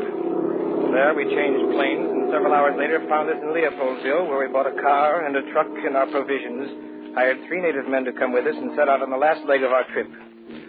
The roads were good for the first 500 miles, but eventually we were forced to abandon the car and truck and set out on foot. How much farther have we to go? About 250 kilometers. I've been noticing the natives we brought with us. They seem to be getting nervous and afraid. Yes, I've heard stories about the idol in the jungle, and they're afraid of it. They say to go near it means misfortune. To steal from it means death. What's that? A cat. Probably a tiger somewhere in the jungle who's just found his dinner. Oh, it frightens me. There's nothing to be afraid of, Sharon. We can protect ourselves. We have all the guns and ammunition we need. I was wondering, Vince, you don't think there's any danger of the natives taking off some night and heading back? I don't know. They don't know where we're heading, do they? No, but they do know it's in the general direction of the Stanley Falls. I think that's what's making them nervous. I should think the closer we get to the falls, the more apt they'll be to desert us. They will die if they try to desert us when we get close to the falls. I will see to that. You mean you'd shoot them down? Not really, but I will say that to them if need be. They will think twice then before they try so foolish a thing. Elephant. Are you sure the animals won't attack our camp? The campfire alone is enough to keep them at a good distance. Don't worry, Sharon. You'll be safe. I hope so. Listen. Yes. Native drums. Somehow they sound ominous. They only sound ominous if you believe them to be.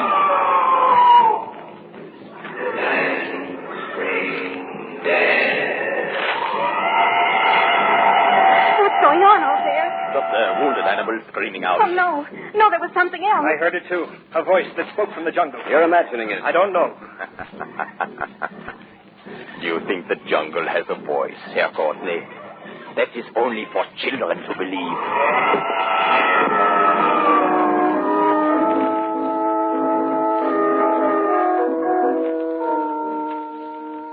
We pushed ahead in the days that followed. The deeper into the jungle we went, the more difficult was it for us to travel. And the drums, the jungle messenger who throbbed out before us that we were coming to steal the diamonds from the idol.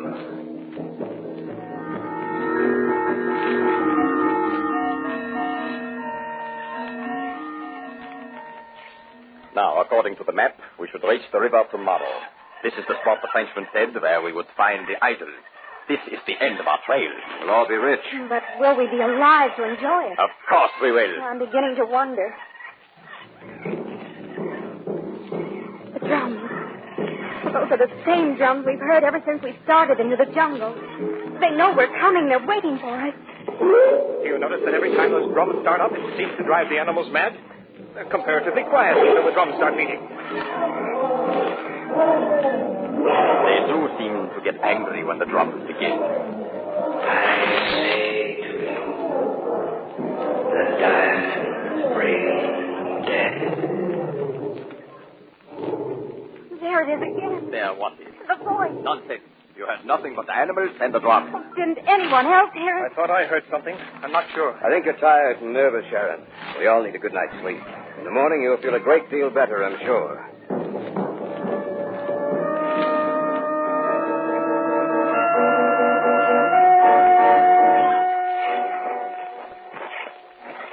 Keep moving.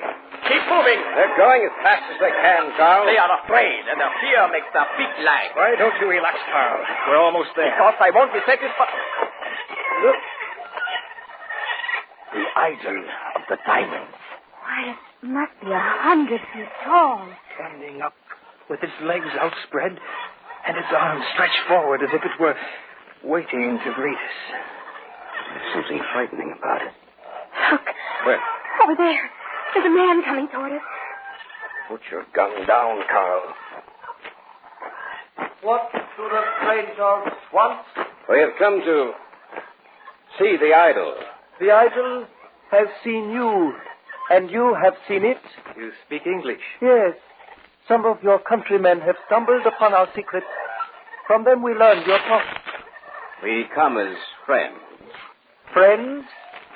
Of all those who have come here, none came as friends. They came to steal the diamonds from the idol. What's that noise? Time will teach you. You say you come as friends. If so, you will be treated as friends. If not, then the diamonds will be your death. Come, follow me. I shall take you to my village.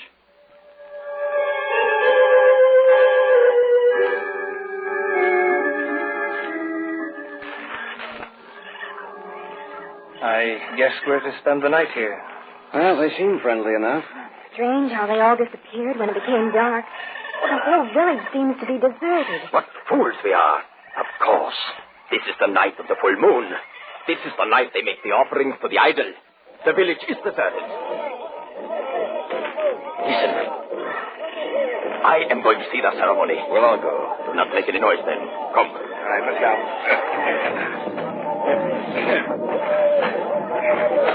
Don't go so fast. Be quiet. They must not hear us. They must not know we are watching them. We must be getting close. Yeah, we are. I can see something ahead. Yes, through the trees. The whole village is there. And look, each man walks to the idol and sets at its feet diamonds.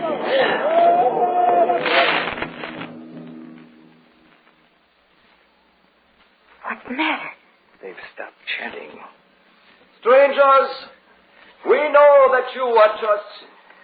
Step out into the clearing, but always remember that if you betray our trust, death will reach out and touch you, and the power of the diamond idol will destroy you, even as it has destroyed all others who have betrayed us.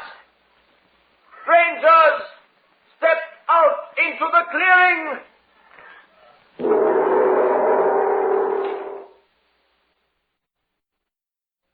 Back now to our story, an original tale of fantasy by Richard Thorne entitled The Diamonds of Death.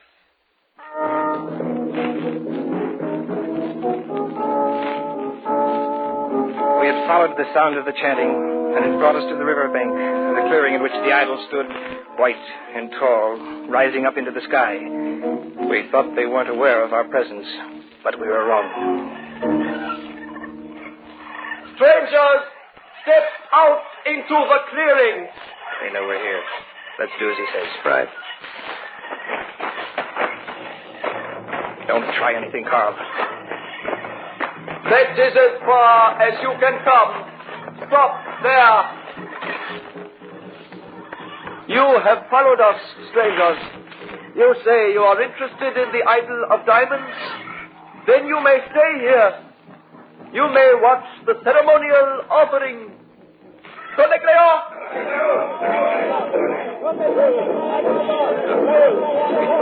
is the diamond that places the idol's feet. No expression on their faces, just walking towards the idol, as if they were hypnotized. Later, when the village is asleep, we shall return to this place. And when we leave, we shall take with us all the diamonds we can carry.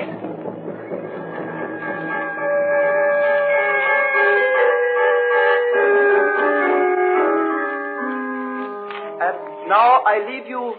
You will spend the rest of the night here. Thank you. Make no attempt to steal the diamonds, for the idol will raise up in wrath and bring the fury of the jungle down upon your heads. He will raise his voice in anger, and there will be no escape from him, for the fever of the curse will be upon you, and you shall die. I understand, Buddha. It is my hope that you do. May we meet again on the morrow. Well, let's go inside the hut. What do you think, Miss? I don't know, Jim.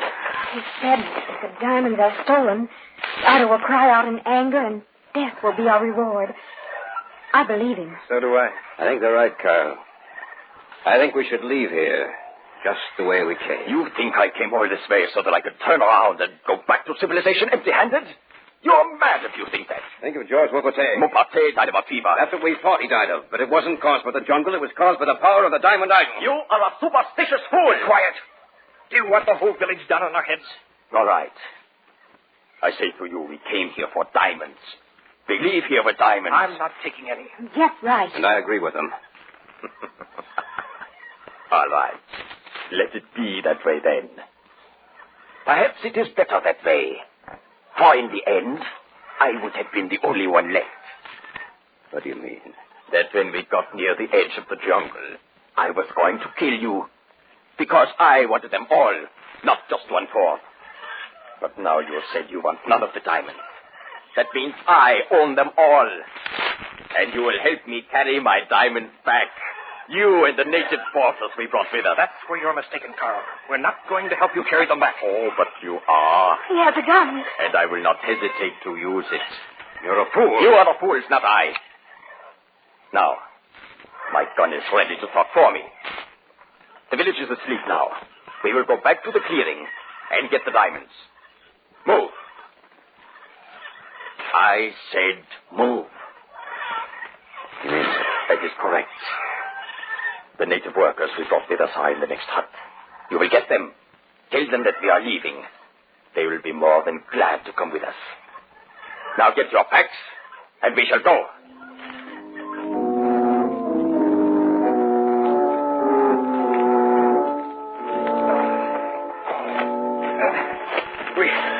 We can't possibly carry any more diamonds. You are not carrying enough. It'll have to be enough, Carl. If the natives are loaded down, they can hardly walk. Our packs are just as heavy. We can't take any more. It is a shame to leave them here. But then, one can always return without his companions, of course. It's a long trail back from Arnberg, and you'll have to sleep sometime. We shall see about that. Now let us go. Move along! To think that you believe the story he told us. What fools you all are. Maybe. Maybe not. They do not even know that we've gone. What's that? I don't know. And the idol shall raise his voice in anger. And there will be no escape from him. Listen. They do know that we're gone, Carl. Then you must hurry. The first one who slows down shall answer to me. Sounds as the whole jungle is awake. Hurry! Move quicker! Start the run!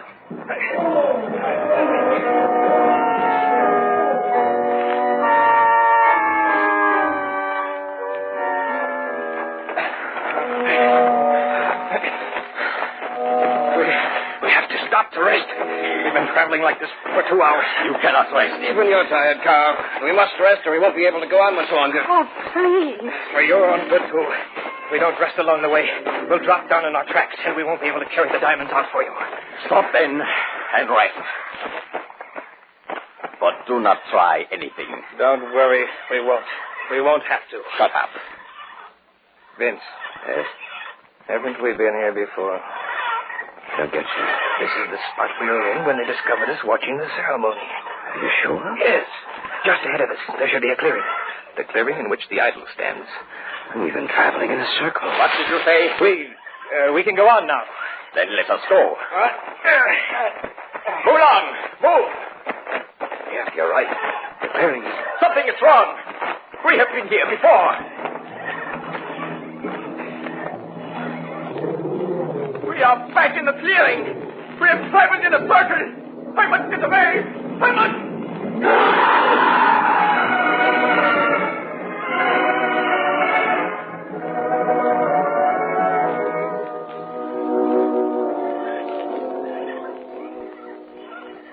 The animal. It jumped out from behind the trees. You didn't have a chance. How horrible. Yes, it is horrible. But it was the death that he deserved. We didn't want to take the diamonds, Lieutenant. I know. When you came here, the thought was in your mind. But you were wise in that you pushed it away from you. What are you going to do with us? You and your party may leave this place in peace. And when you return to your world of civilization, it would be better if you did not tell them of what has occurred here. That there will be others, even though you do not tell them. There will be others who come upon this place. Let us hope that they do as you have done. For if they steal from the diamond idol, death shall be visited upon them, and it may come in many forms. But it will come.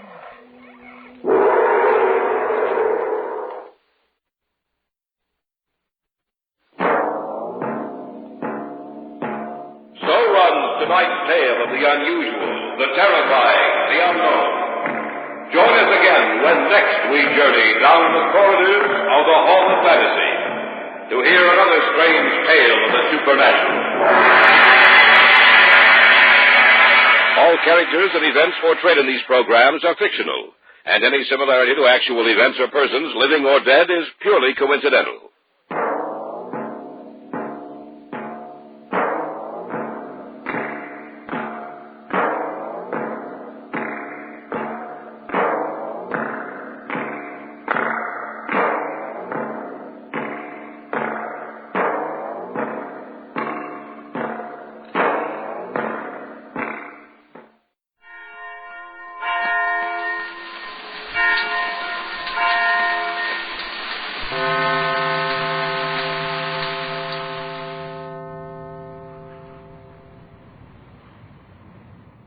The Carter Coal Company and the dealers of Aldo Coal present The Mummers in the Little Theater of the Air.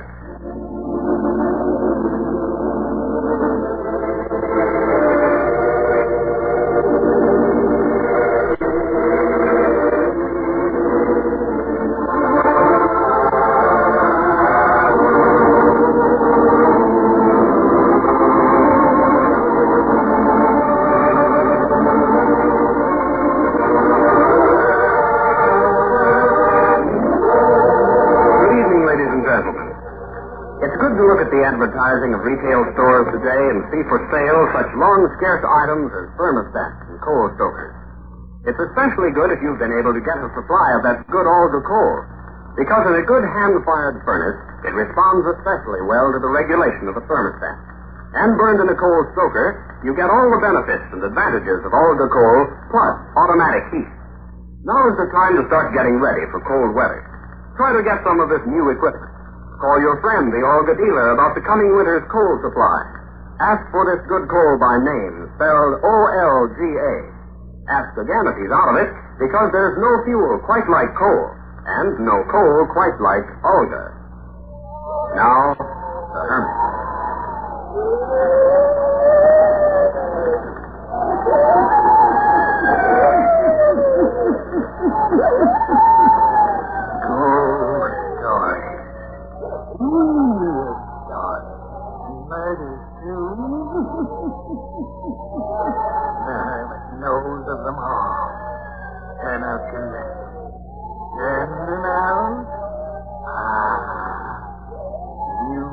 the story too fast?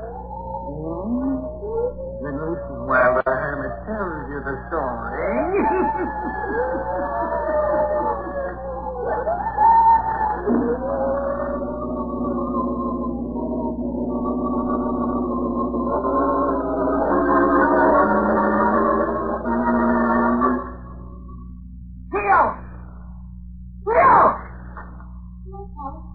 Close the door.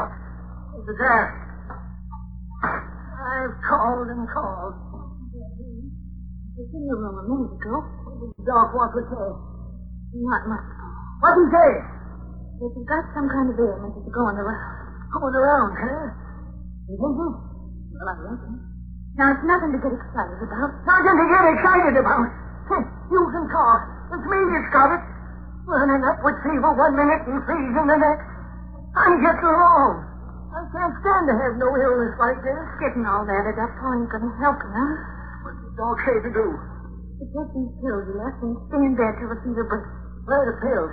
Right here in my hand. Well, give me some. Can you take them without water? Sure. Time to waste going downstairs for water. Then I'll lay back and see if you can sleep. Sleep? I can't sleep. Well, you can try, I reckon. Nothing happened to me, you hear? Can't nothing happen. All these years of working, slaving for the farm to make it pay. All the years of saving. I can't die. I can't die and leave it. You know, I want the strong box. Yes. Right away, I want it. Stay covered up, won't you? I'm going to die. I can't die. Not and leave it all. Ain't nobody worse hurt but me. It's mine. All mine. The farm, the money, all mine. And I ain't going to leave it. Theo! Theo! Oh, I'm coming as fast as I can. My keys are on the chain in my pants pocket. Here you are. You ought to stay covered up. Oh, quit nagging, Theo. It's just like your ma was, always nagging. What's that? Someone came in below stairs. Elton, I suspect. I'll be here till his ailing. Pray you can keep him out of here. I don't want that worthless son of mine in this room. Don't worry, Paul. As soon as Elton finds out you got something pressing, he'll be a mile away from this room. Well, you can tell him this for me. I ain't going to die. You don't need to push like a vulture below stairs waiting for the end. Ain't going to be none. Oh, you can go now, Theo. Ain't no use in you staring at this money. It's mine. And I'm going to hang on to it for a long time to come. I wasn't even looking at it. Get going at your work in the house. When I call next time, don't take so long to come upstairs.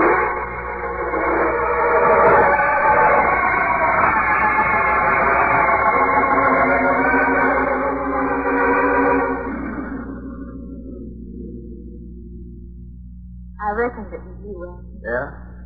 What's wrong with Pa?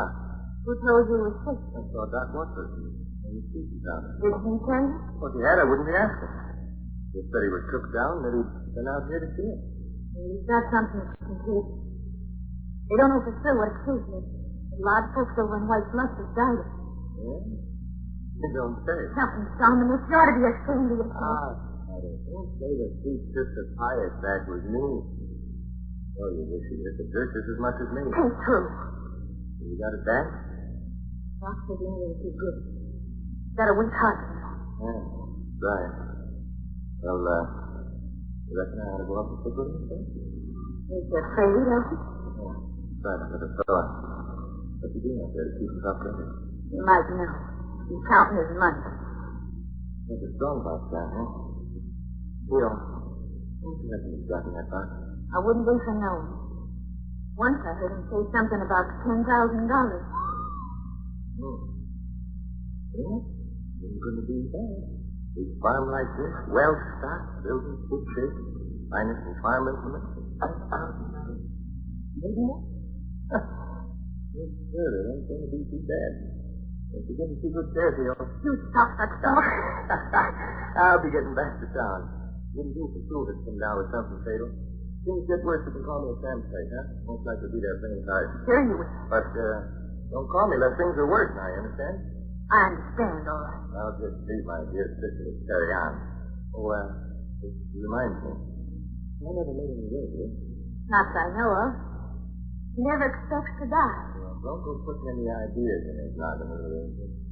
If there's any dirty work at the crossroads, I might not be too kind about finding a place for my two tired sisters to live once this place is mine. Well, bye now. Take care, but not too good care. That's all.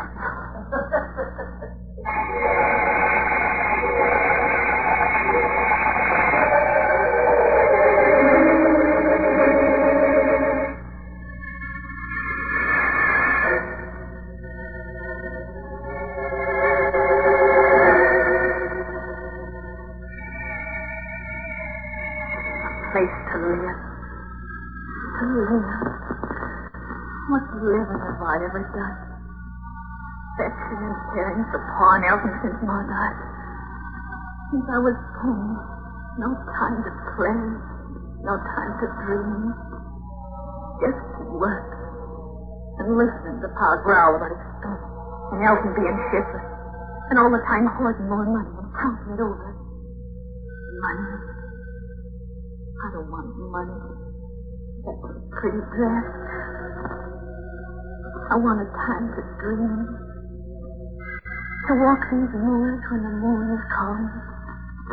Or when the wind sings like the sea. To climb those blue hills yonder. Maybe twine some wild roses in my hair. I ain't got nothing but wishes for beauty. There ain't no beauty here. There ain't none at all. Theo! Theo, come, Theo! I'm calling you! Theo!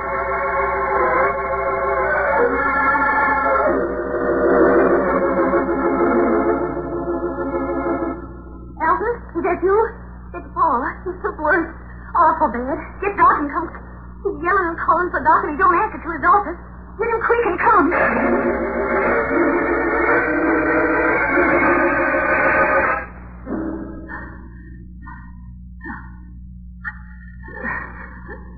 You're gonna find him. You're gonna find Doc. Elton, this wood, Pa. He's coming soon this morning. Where's Elton? He's outside the door, here in the hall. Ain't no use for him to come in and touch the fever. Yes, you want me, Pa? No, I don't want you. Oh, wait a minute. I don't believe he went for Doc. Yes, Pa, he did. I don't believe it. He wants me to die. He wants what I got, but he won't get it. Oh, nobody get it. No, he can't take my rifle money from me. Like that, Pa. I ain't gonna die, Theo. I ain't gonna die. Of course you ain't. I ain't gonna gasp like your ma did and then go out. No, Pa. You know something? You can't kill me. Nothing can kill me and take my farm and money. Because I'm going to have it always. Don't be fooled if I stop my bleeding, because I'll come back. Come back to this very room. Ain't nobody to touch my money. For I'll come back. You hear that, Elton? Yes, I hear. Never touch the strong box, because it's mine. For it's all mine. I'll never let it go. I'll never let it go. I'll be here in this room with garden and watching it. Bill, what's up? Doc better come quick. Call again, Elton. Sure, I'll call it. My boss! My money! It's right beside you. The key! The key is my boss! Here, Pa. Lock it. Lock it tight. It's not, Pa. Lock tight. The key. Put it in my hand. My hand. Here. So dark. Can't see. You've got the key in your hand. Never take it away. Leave it. Leave the key in hand. I'll be back. Be back. It's mine. All mine.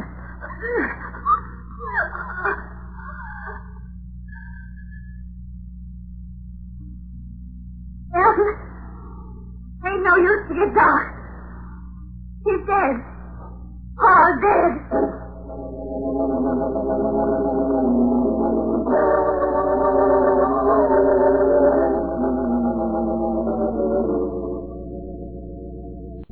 I was looking for you, Theo. Where you been? Down in the parlor. Doing what? Fixing Pa off a little bit. You mean you've been touching a dead man in his coffin? Yes. How could you do it? Pa, You should stay away from him. catching what he had. What good now to stay away when I've been caring for him? There ain't going to be any funeral. They're going to put Pa's coffin in front of the big parlor window. Hold a little service outdoors for the neighbors. Then the men are going to cover their faces and come in and carry him to the hearse. When? Tomorrow morning. Oh. What you looking so white about? Oh. Even him knows this now. Well, why? This nothing sort of moved when I straightened his tie. Stop this talk. He's dead on a doornail. Oh, which reminds me. What'd you do with the strong box? But it's that right below. And the key, where's it? I hid it. Get it for me. I can't. You heard what the judge from White Bluff said. And it's nothing to be touched till the probate court has a list of everything. You tell him about the strong box? No. Then they ain't gonna know nothing about it. Because it's mine, see? I'm the oldest living relative in this family, and the money is mine. No, Elton.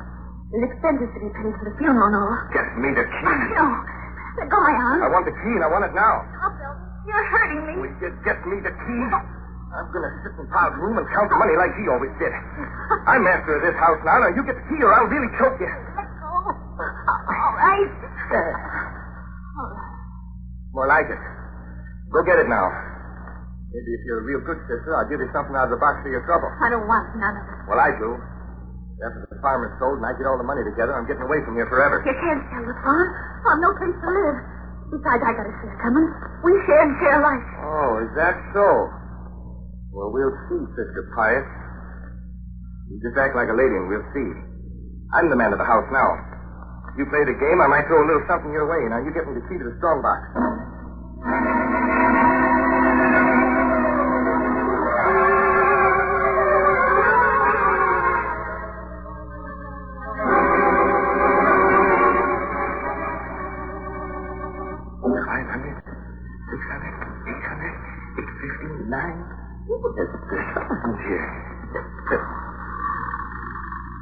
Who's at that door?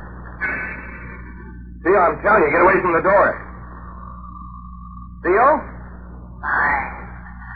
All mine. Who's at that door? Him. Him, standing in the door. Mine. My money. You can't walk. You can't. You're dead. My money. Theo! Theo, come here! Theo! What do you want? Who is it? He was standing right there in the doorway. I heard him speak. Well, you're giving that party. It's the fever that's coming. No, ain't no fever. I tell you, I saw him. Pa stood there in the doorway watching me count the money. No, Elton. If Pod stood there, I'd have seen him too. Our life's downstairs in his coffin. Pa's dead. You are. Then I saw him as plain as I see you. Come on, Elton. Get your bed. You're took down just like Pa was. No. Look, you said yourself this morning that Pa moved from his coffin. I only thought it, Elton. What time do you get up to the light when you look at it? Come on, Elton. Get to your room, let me cover you up tonight. It's hurting. I gotta be sure he's dead and in his coffin. Here, Elton. Here. Well, you gotta go down to the parlor with me and make certain. You've got to listen to me, Elton. I'm afraid we're both toast just like Pa. I can feel his chills, too. You gotta be sure. You gotta go down and look at him, Theo. All right, Elton. We'll go down. We'll make sure he's dead.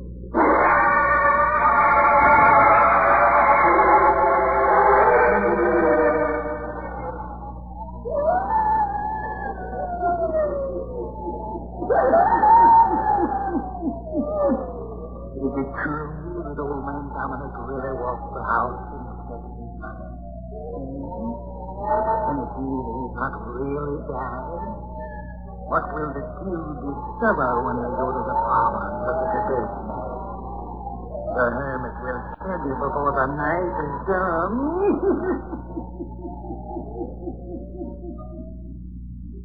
When the children in the older coal communities of West Virginia returned to their schools this fall, they resumed the study of history. We, too, like those children in West Virginia, should resume our study of history. How much of what we once knew have we forgotten? Have we forgotten the words of the famous Virginian Patrick Henry? I have but one lamp by which my feet are guided. and that is the lamp of experience. I know of no way of judging of the future but by the past. One of the things we can learn from the history of the past is that many men who have been entrusted with public power have abused it. Free men always try, therefore, to prevent their government officials from becoming tyrants. The people in the United States tried to prevent the officials of the federal government from engaging in tyrannical acts by writing into the Constitution of the United States definite limitations on the powers of the government itself. The people knew, for example, that in the past, when governmental power passed into the hands of a tyrant, he would spy upon the people, invade the privacy of their homes or offices, pry into their personal papers and effects, seize their property, and imprison them without just cause. To guard against such tyrannical acts and to protect their personal freedom, the people in the United States provided in their Constitution that the right of the people to be secure in their persons, houses, papers, and effects against unreasonable searches and seizures shall not be violated, and no warrant shall issue but upon probable cause, supported by oath or affirmation, and particularly describing the place to be searched and the persons or things to be seized. The men and women in the Republic of the United States and the Dominion of Canada, where that good old coal is sold, will retain the personal freedom they rightfully possess, only so long as they are ready and willing to defend it against any influence which would curb or do away with it. And now, back to the Hermits.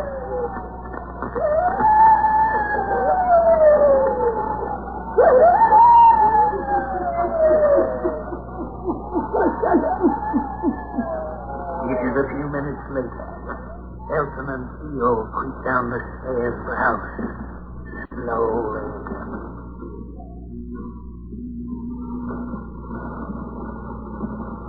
Elton is shaking, not only from fear, but with a fever that grips him. And Theo's eyes are bright. She, too, on the verge of the mountains, has attacked them all. Now they have reached the foot of the stairs. They stand for a moment, hesitant as they reach the parlor door.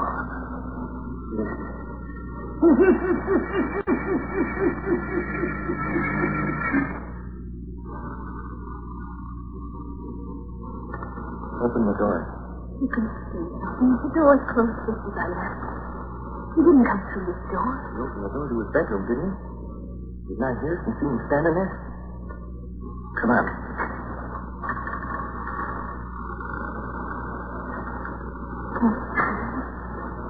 The candles are burning just like I left them. Angel, honey, I can see from here. We gotta make sure. Go on. Move closer. I can see him from here. Gotta make sure. All right.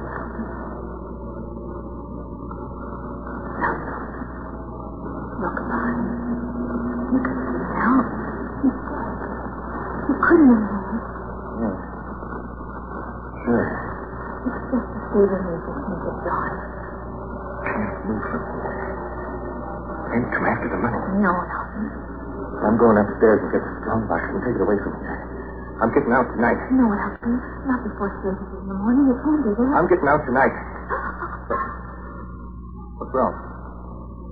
What is it? I thought... Stop trembling and tell me. Look at him. Did you see? What? His hand. I thought it moved. Oh, stop it. You can't scare me now. I'm going after the money. It did move. It moved again just now when you said something about the money. Heaven. He ain't dead. He ain't dead at all. I told you I saw him in the room after the money. I'm going after it, and I'm going to take it away where you'll never find it. I'm going to get it now. Elton, come back. Elton, you can't leave me alone in the house with him. Elton! Never moved again. Oh, no. Touch the candle. Knock him over. Elton, come back. Come back quick. He's knocked over the candles. The curtains are all afire. Elton, the house is afire. Elton, the house is on fire.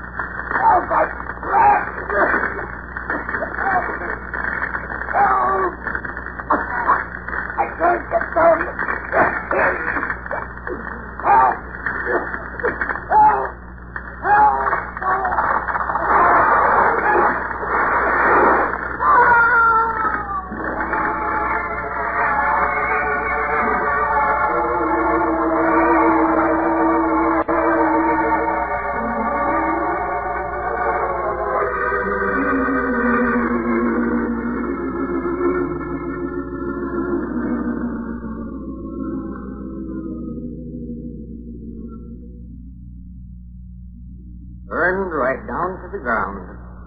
Not a sticker of stone left. Never heard such a terrible thing. Man in his coffin burned to a crisp. Did you find the others? They found Elton in the house, where there was what there was left of him. Beside him there was an open strong box. Folks say it must have been the box the old miser kept his money in. And the girl, too. Did you find her? Yes. Found her this morning, but she wasn't in the house. Where? She must have run out the house when the fire started. She lighted out over the moonlight. Alive, then? No. They found her dead, too. Doc Watford said she must have caught what her pa had. And the exposure during the night killed her. Poor kid. She was the only one in the family good for anything. No man, miser, slave drove all these years and helped him. He was a worthless cop. Well, sir, the whole fortune went up in smoke in one night.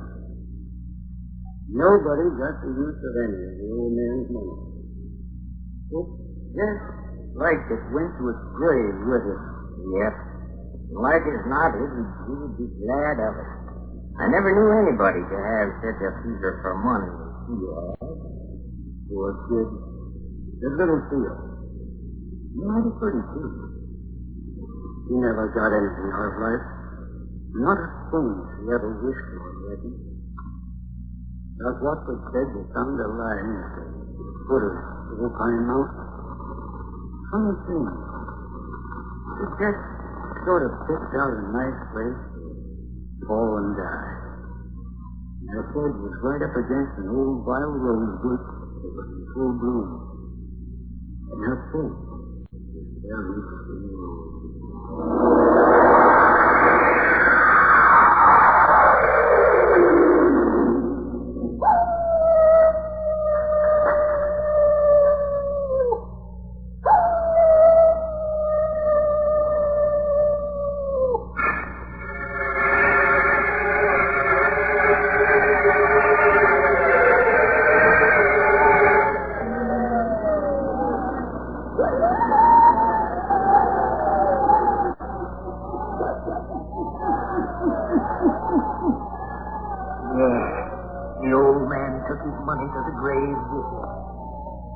For money to kill the soul of his son. Only Theo had a wish before she died. To cross the moors in the moonlight while the wind made music, and have a wreath of roses twined in her hair. And the moon.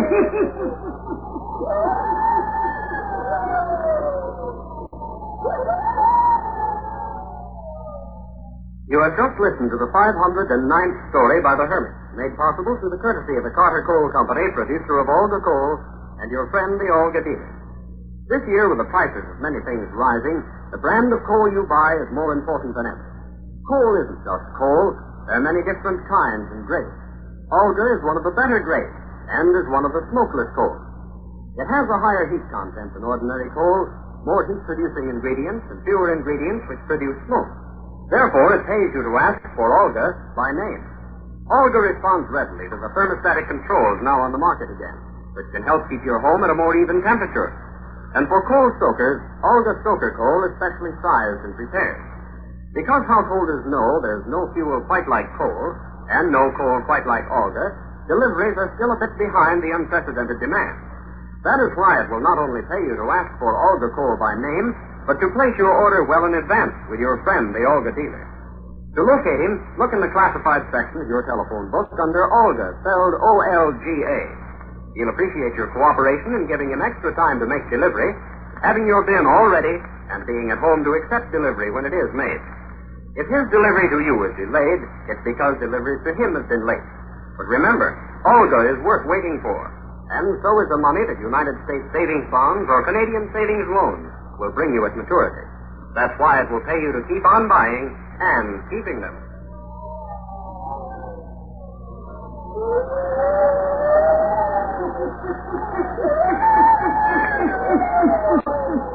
And the Hermit has more stories for you.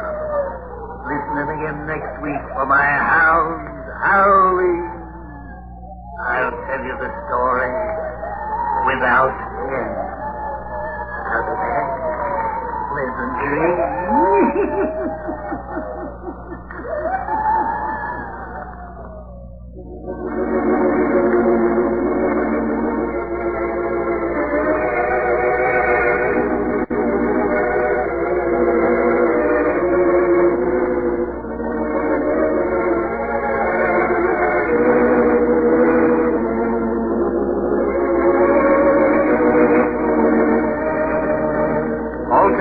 Places and occurrences mentioned in the Hermits Cave are fictitious, and similarity to persons, places, and occurrences is purely accidental.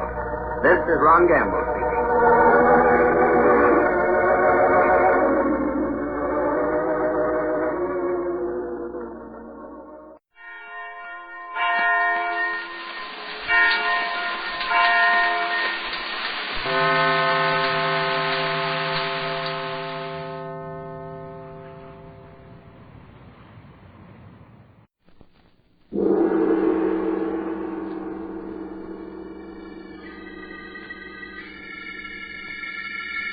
The Sealed Book.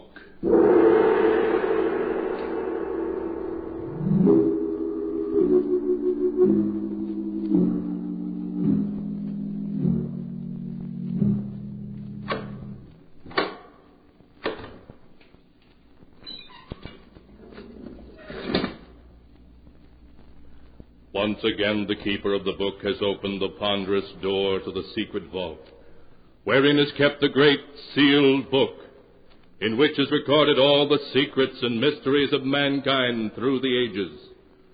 Here are tales of every kind, tales of murder, of madness, of dark deeds strange and terrible beyond all belief. Keeper of the book, I would know what tale we tell this time. Open the great book and let us read. Slowly, the great book opens. One by one, the keeper of the book turns the pages and stops. Ah, the strange story of a cursed and evil spirit, a spirit that threatened the peace and happiness of a young married couple. A tale called Stranger in the House.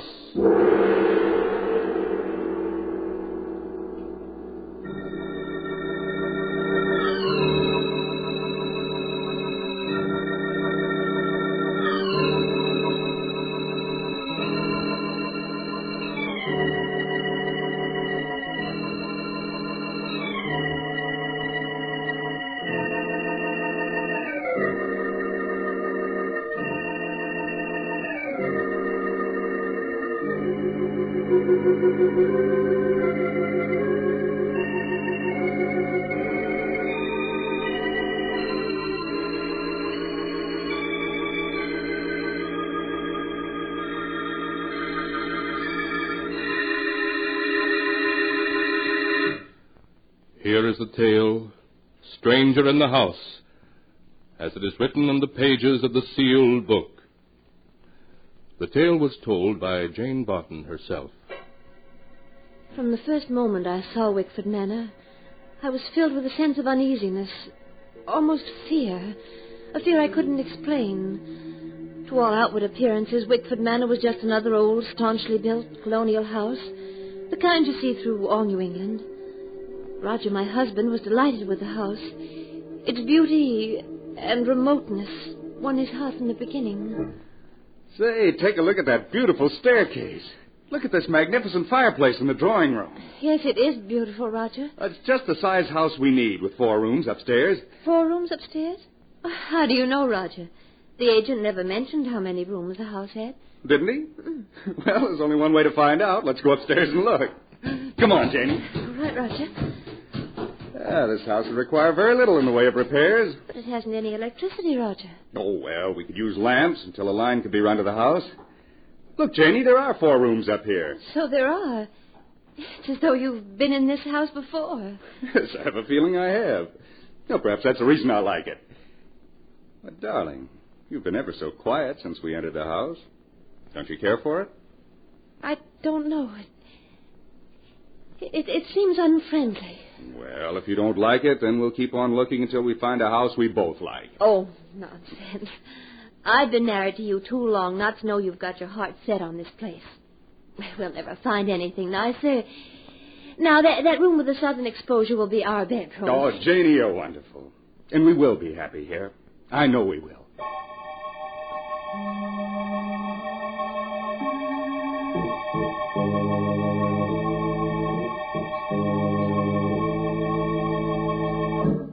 Because I loved Roger and wanted to see him happy, I buried my fears and agreed to the purchase of the house. The first evening in our new home, as I went about the drawing room unpacking our belongings, I suddenly realized how cold and clammy the room was in spite of the roaring fire. Beyond the feeble light of the oil lamp, the room was thick with fog. Suddenly it seemed to engulf me like a shroud, and I felt the icy coldness of the grave upon me. My heart pounded in my ears. I felt faint. After what seemed like eternity, the fog rolled away. The light of the lamp became brighter. I felt unbearably alone. I rushed out of the drawing room. As I opened the door to the study, I saw Roger seated before the fireplace.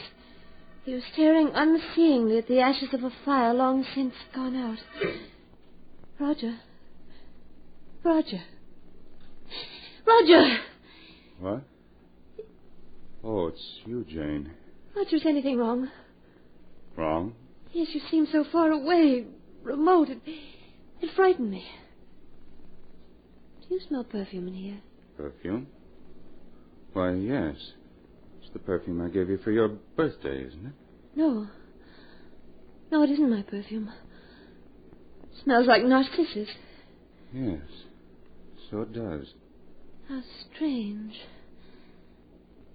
Roger, what were you thinking of when I came in here? I don't know. My mind was reaching out for something. Something in the past. But it was also confused. It was as if I were wandering in a fog. Wandering in a fog? Yes. Well, Jane, you're so pale. Aren't you feeling well? I'm just tired. It's been rather a tiring day. Now, you go up to bed, Jane. I'll be along later. All right, dear. Don't forget to turn out the lamp when you come up. I won't.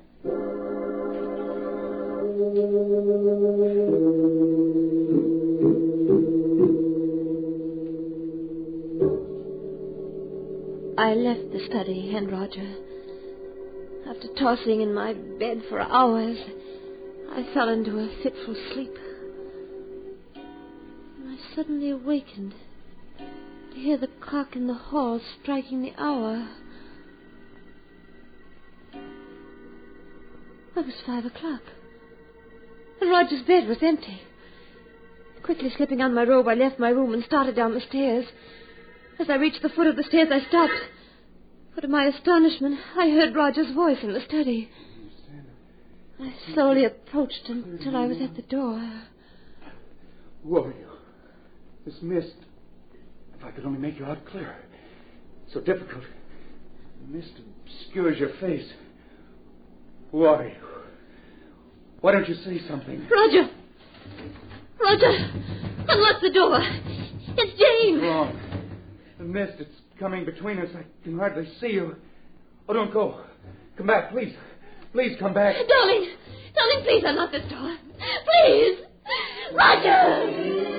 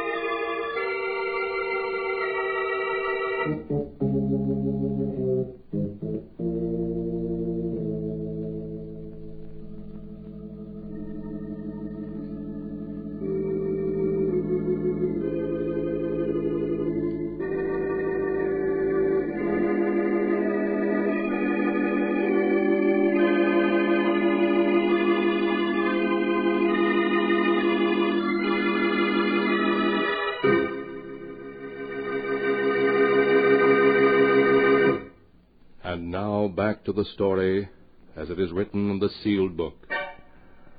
It was 5 o'clock in the morning when Jane suddenly woke and found Roger locked in his study. He was apparently talking to someone, although there could be no one there.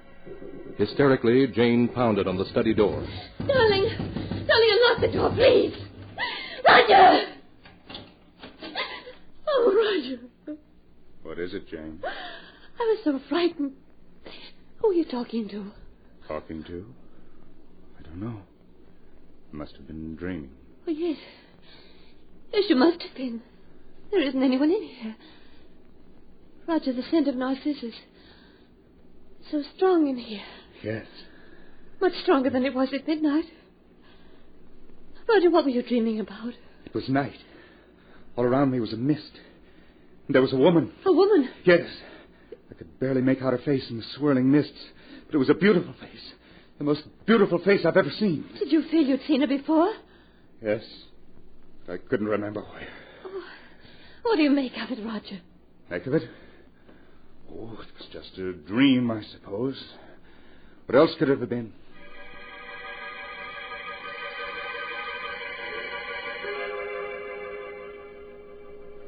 Roger said it was a dream.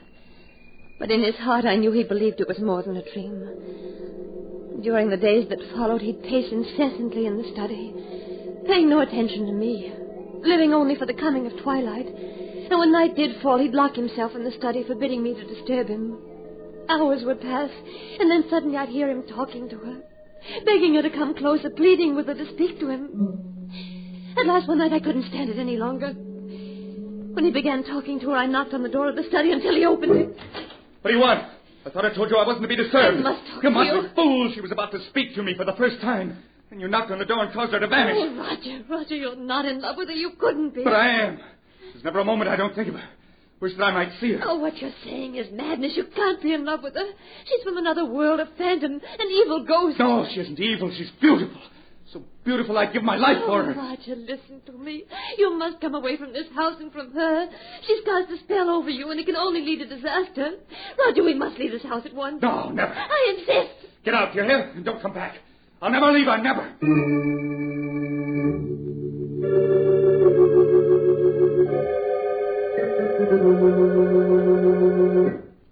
Dr. Smith, in view of what I've told you, do you think you can help me?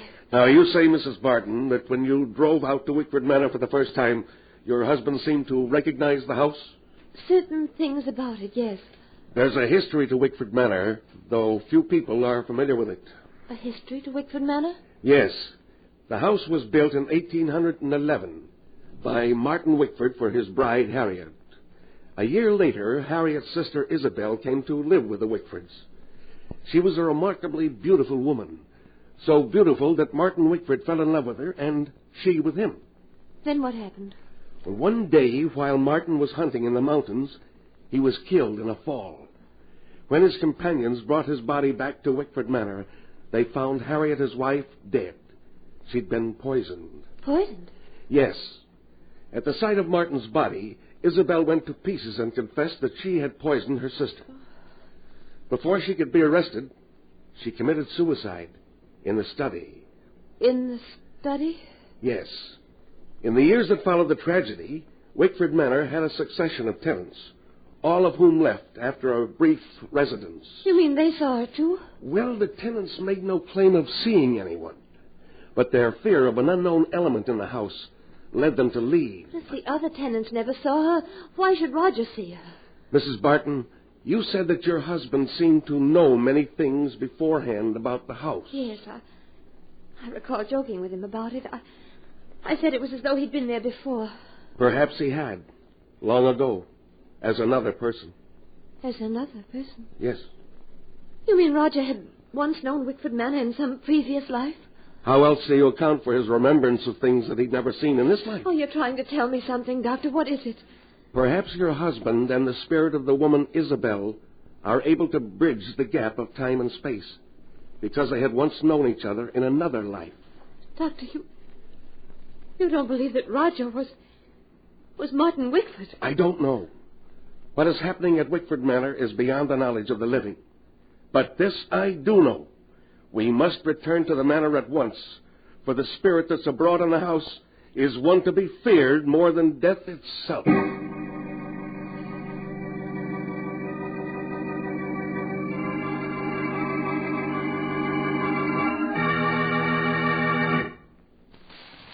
Please come closer so I can see you better.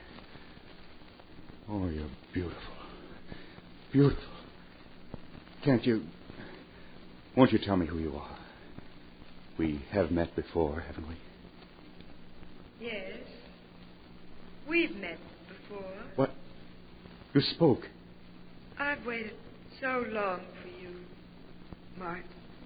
Why do you call me Martin? My name's Roger. It was Martin. Then?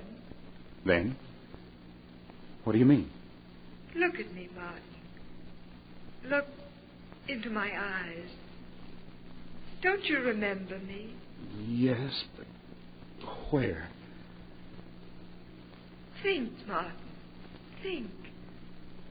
Time is the barrier between us, but we shall surmount it. Think back into the dim past when you lived in this house and we loved each other. Isabel. Oh. Yes, Martin. Isabel. Do you remember now? Yes, Isabel, yes. I remember everything up to the day I went hunting in the mountains and fell. What happened to me, Isabel? What happened to us? To our love? Don't think of that accursed day, darling, but think of the future. Our happiness together. Oh, yes, Isabel. Our happiness together. Roger. Roger, please open this door. Roger. Martin, she's come back. Yes. Darling, don't go. Don't leave me. I must, Martin. I must. We could be so happy together. Come back. Please come back. Roger, please unlock this door, please. What do you want? What did you come for? Roger, this is Dr. Smith. Doctor, this is my husband. What the devil did you bring him here for? Roger, please. I thought perhaps he could help us. Help us? I don't need anybody's help. I must warn you, Mr. Barton. The spirit of the woman you see in the study is an evil one that will lead you to disaster. I don't need help from you or anybody else. I'll get out of this house. Get out, both of you. Doctor, we must do something. We must. We shall, but not tonight. I must have time to think about it. You'd better return to the village with me. No, I don't want to leave him in the house alone. Something might happen to him. Very well, then. I'll return late tomorrow afternoon, and when I do, we shall take action.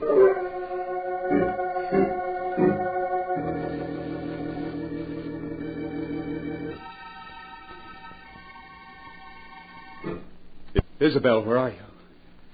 I'm alone now, darling. Please come back. I'm here, Martin. I'm here. Oh, yes, I see you now. Promise you'll never leave me again, Isabel. I don't want to leave you, darling. But that woman is trying to come between us. Jane? Yes. She hates me, Martin. She will come between us if you don't get rid of her. I tried to make her leave, but she wouldn't go. Then that leaves only one thing to do. One thing to do? Yes. Come. We must hurry. It's almost dawn, and I'll have to leave you soon.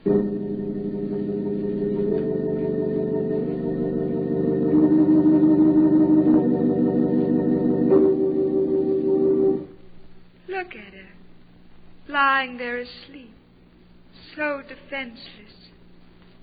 Yes. Go ahead.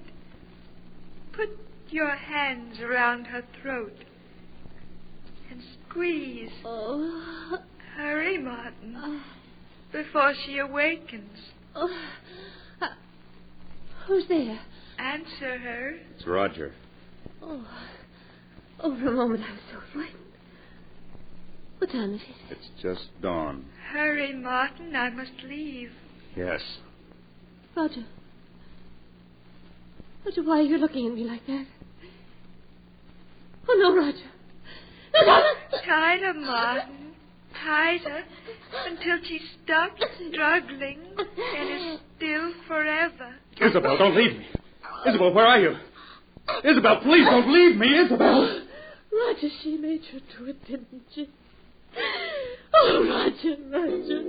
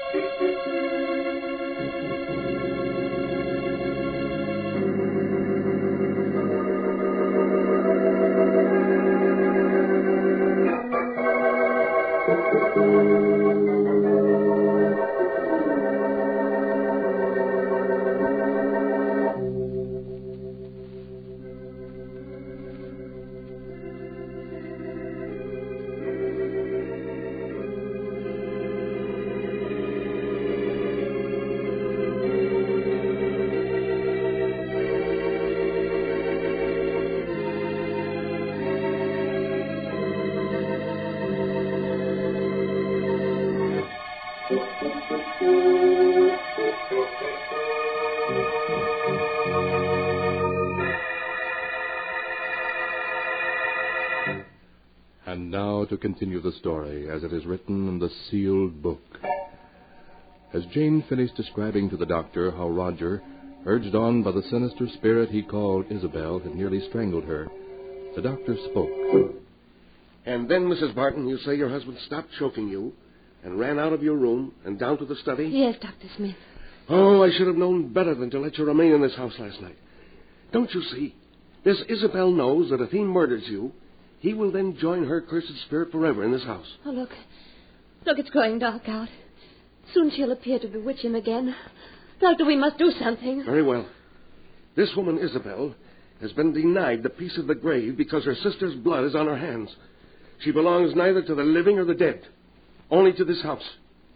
If we could get your husband to leave, perhaps it would break the spell she's cast over him. Yes, but he absolutely refuses to leave. Then we must force him to. I could very quickly give him a hypodermic and render him unconscious. Yes. Then we could carry him away. And to make sure he never returns to this house, we must burn it to the ground before we leave. Yes, we will burn it. And the evil that's in it. Then if you'll lead me to the study. All right, Doctor. Have you the hypodermic ready? Yes. Now, when your husband opens the door, just gain his attention for a moment. Long enough for me to give him the injection. Yes, very well. Roger.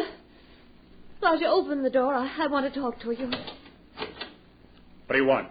Why has he come back to this house? He's come to take me away, Roger. To take you away? Good. I'm glad to see you. What have you stuck me with? What's that in your hand? Just a hypodermic, Mr. Barton. A hypodermic? What are you up to? You're trying to take me away from this house. From her. Well, I won't go. I won't go. Do you hear? You'll... Oh, Dr. Quick, he's falling. I've got him, Mrs. Barton. Now I suggest you take that lamp and smash it on the floor. Yes. Let's burn the place down to the ground. Yeah, that's it. Now you'd better help me carry your husband out of the house. In a little while, this house will be a raging inferno.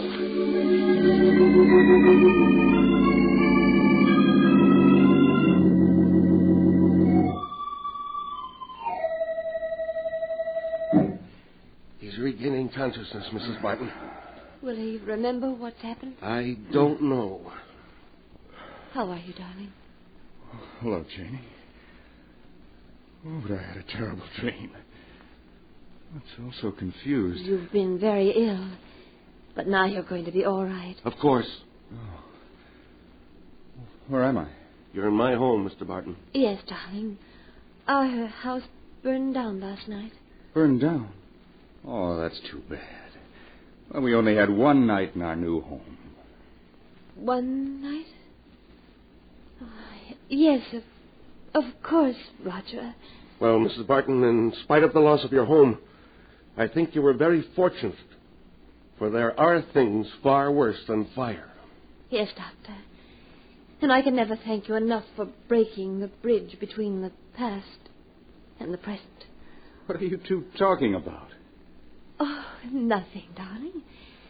Nothing at all.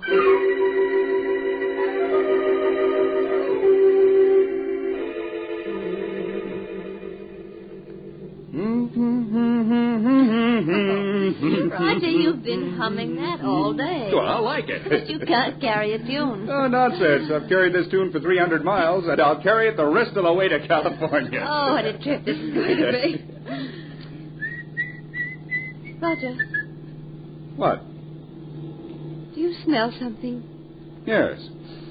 Good night air. No, I don't mean that. Well, what's wrong with you, Janie? Don't you smell it? What? You mean that perfume? Yes. Seems familiar. What is it? Narcissus. Narcissus? Yes. Oh, Roger, we haven't escaped from her. She's here in this car. Mark, it's Isabel. Think, darling. Think. Roger. You look as though you're listening to her.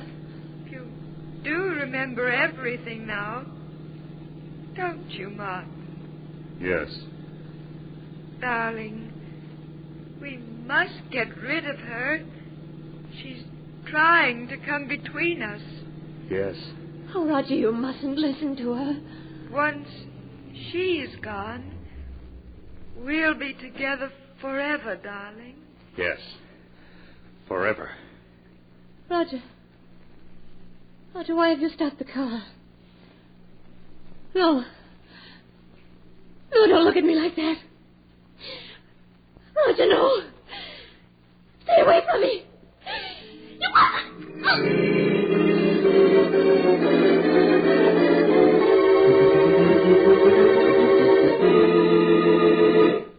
A few hours after Jane was found strangled in the abandoned car, State police arrested Roger Barton and charged him with murder. Strangely enough, as Roger was being hanged for his crime, witnesses at the execution noticed a strange scent of perfume about the gallows.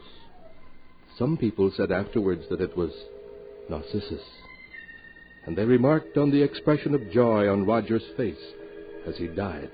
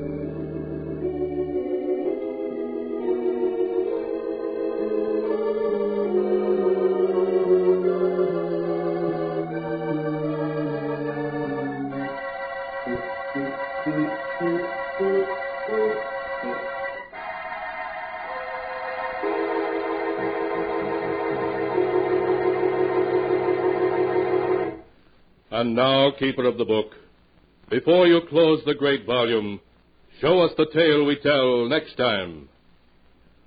This one.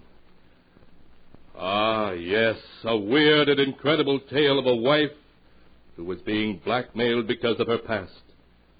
But because she did not know the identity of her blackmailer, she suffered 1,000 times over. The tale is called Out of the Past. Be sure to be with us again next time when the sound of the great gong heralds another strange and exciting tale from The Sealed Book.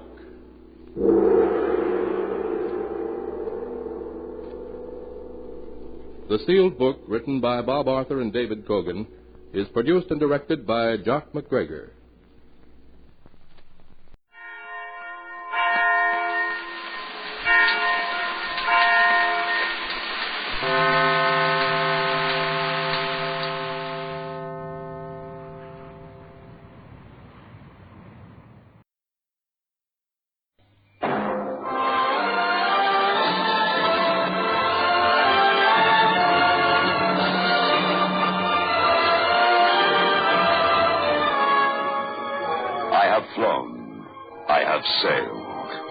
I have moved about this world of ours, and ever in search of the finest of its kind, we bring you the tops in spine chillers.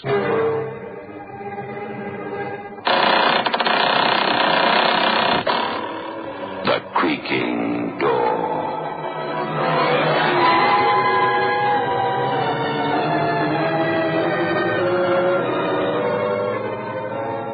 The manufacturers of State Express 3.5 Filter King cigarettes take pleasure in presenting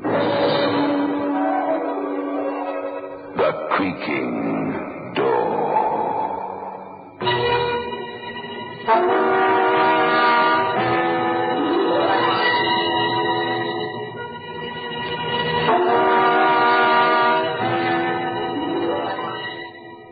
Good evening, friends of the Creaking Door. The Creaking Door is open, so do come in. Be careful of my friend over there. He thinks he's a ventriloquist dummy, but he isn't. Or at least I don't think he is. Perhaps we'd better find out before the curtain goes up.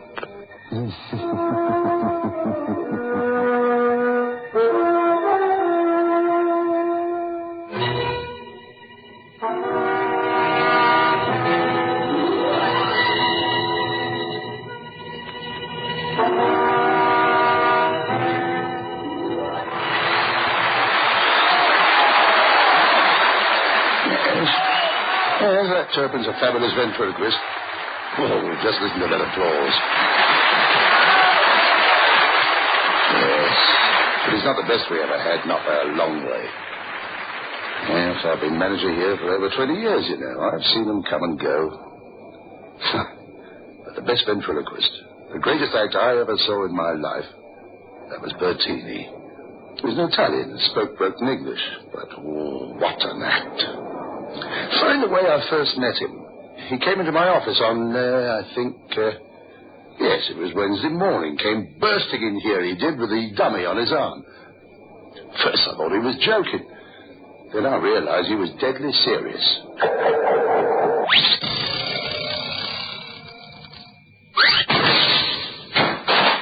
This man here, I refuse to share a dressing with him any longer. I insist that you arrange. We have 2 dressing rooms. Who? Who are you talking about? What man? This man here on my arm. He's no good. Can't even walk for himself. I got to carry him everywhere. This the one I can't stand any more. The nonsense. Look, what are you talking about? Here, you don't mean that dummy, do you? Of course I mean the dummy. That's what he is. A dummy. Gino here, my partner in the act. I can't stand it any longer. The arguments. Every night he comes into the dressing room, he fights with me. He argues with me. I want to separate the dressing room. I refuse to dress in the same room as these little pipsqueaks. Now listen, Bertini. Look, you expect me to believe... Now listen, that's just a dummy. He can't argue with it. He can't speak unless you speak for him. Now listen, old boy. I think perhaps you're hitting the bottle a bit too hard, eh? Isn't that it? Oh, I've got no complaints. I mean, far from it. Your act's certainly bringing him in, but, that's just a dummy. He's made of wood and papier-mâché. Now, look, Bertini, you just take things easy, eh? So, you think I'm drunk? You think I'm mad? I tell you, this swine here, this dummy, you say, he makes my life a misery. Are you going to give me the other dressing room? Oh, of course you can have another dressing room. You can have 10 if you want to. Thank you. Now then, you know good Gino. Are you satisfied? So you won't answer. You also want the manager to think that I'm too much with the drink. You little troublemaker. One day I will kill you. I tell you that for sure. Dummy or no dummy. One day I kill you.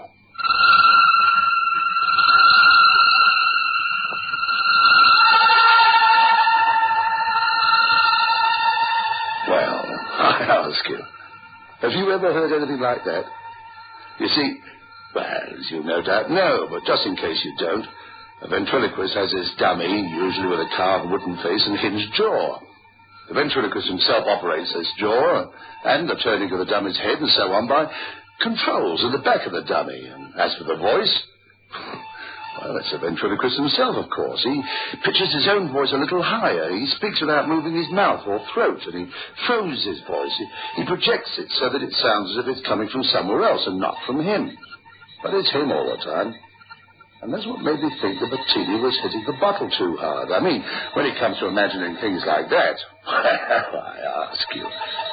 Anyway, I gave him another dressing room for the doll, and the next day he was very much happier. Or he seemed to be much happier.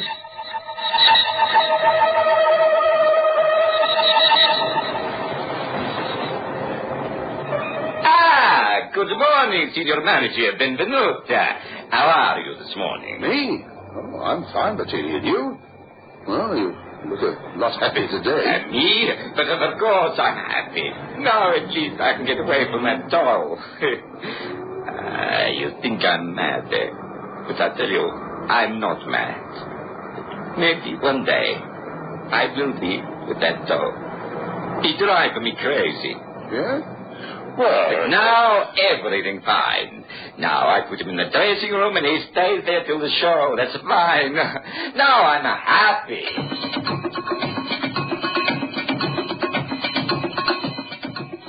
But his happiness didn't last for long. That night after the show, I went backstage to see if everything was all right, and I had voices coming from Bettini's dressing room. Not the one where he kept his dummy, the second one I'd given him, but his own dressing room. Yes, voices. Loud and angry voices. At first I thought he was fighting with one of the stagehands. Then I realized he was talking to himself. Pretending to talk with the dummy, Gino, you understand? But really talking to himself. So I stood outside the open dressing room door and I listened. Well, I've never heard anything like that in the whole of my life. Yeah. Who asked you to come near, hey? Who asked you? If you don't like me in here, why don't you throw me out, eh? Don't provoke me, you little monster. I will do that one of these days. Don't you see? You stick me in another dressing room and you leave me there all day, all night. You take me back in this dressing room with you. Otherwise the show does not go on next time. You understand? Oh, shut up, you twisted little monster. You make me sick. You think you can blackmail me like that? I'm not frightened of you. You hear that? I'm not frightened of you. You better take care, my friend Bettini. If anyone were to pass and hear this conversation, they would think you were crazy. Shut up. Shut up. That's enough from you. I'm telling you for the last time, Gino. If you don't shut up, I kill you.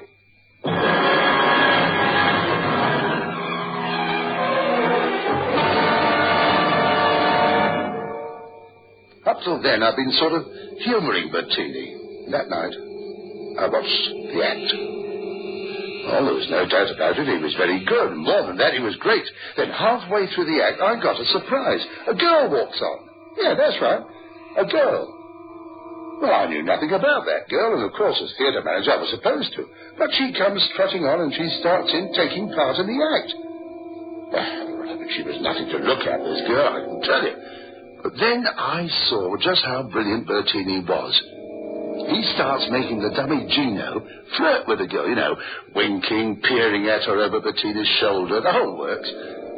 And the while Bettini's pretending to get more and more mad, or at least I thought he was pretending. Anyway, that night, the act went bigger than ever. And after the show, I sent for Bettini to come and see me in my office. So he comes along with the dummy on his arm, and I could see at a glance that something was very wrong. You want to see me? Yes. Sit down, Bettini. Thank you. Now then, I caught your act tonight. Oh, so that's it. You saw the girl, I suppose. Yes, that's right. I saw the girl. Now, listen, I'm not complaining. Well, I am. I beg your pardon? Me, I'm complaining.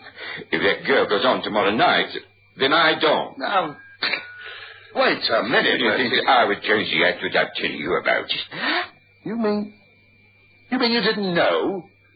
But how on earth... This little evil one, Gino, he did it. Gino? Now, hang on. Go on, tell him. Tell him, you little follower of the Black One. Tell him. Oh, I see. You see how clever this one is, Mr. Manager. When you are here, he refuses to talk. He wants you to think I'm mad. Because that is what he's trying to do. He's trying to drive me out of my mind. Well, I will tell you. I will tell you what happened. This hunchbacked, watery-legged swine, he came to my dressing room last night. Now, look, wait a minute. Now, how can he come to your dressing room? He can't walk. He comes to my dressing room. He walks inside. It's not the first time he's done such a thing. He tells me that tonight, in the show tonight, this woman must appear. I refuse. I tell him it's impossible. Never. I work only with a doll. No assistants and no women. But she goes on, Betsy. She goes on. Otherwise I don't. What you mean you don't? What you talk? Of course you go on. That at least I can make sure of. I carry you on myself, so I know that you will go on. Yes, you carry me. But you wouldn't like it if I walked off, would you? Walked off in front of all these people. You wouldn't like that. And I will do it. Unless Maria comes on stage in the act tonight. You're bluffing. You wouldn't dare. Yes, I would. I will do it. I will get off your knee and walk on these horrible little legs made of old clothes stuffed with newspaper. I will walk off. So you see, Bertie, my friend, you'd better do as I say.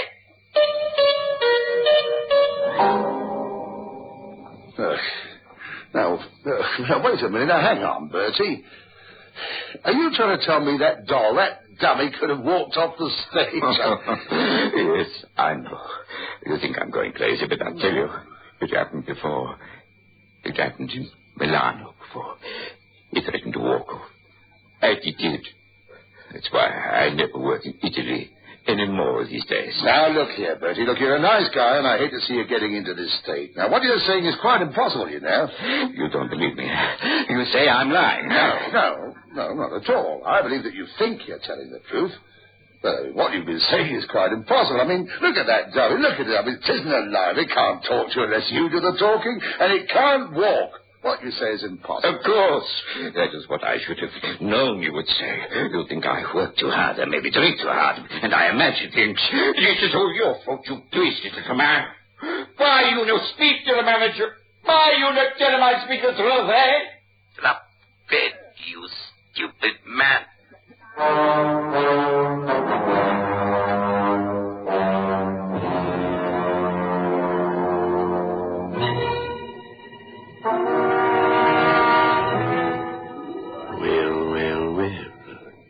That isn't very nice, is it? I mean, would you stand for a dummy speaking to you like that? No wonder poor old Bertie thinks he's losing his marbles. Perhaps he's right. After all, we know that it's impossible for a ventriloquist dummy to speak on its own, don't we?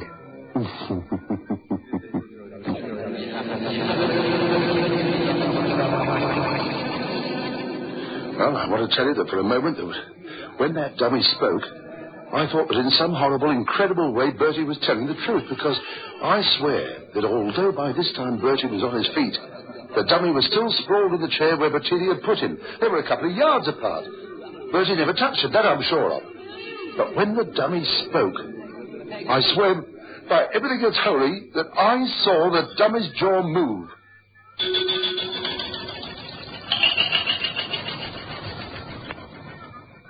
Bertie picked up the dummy and he stormed out of the office. But not before I noticed that there were tears in his eyes. Yes, tears.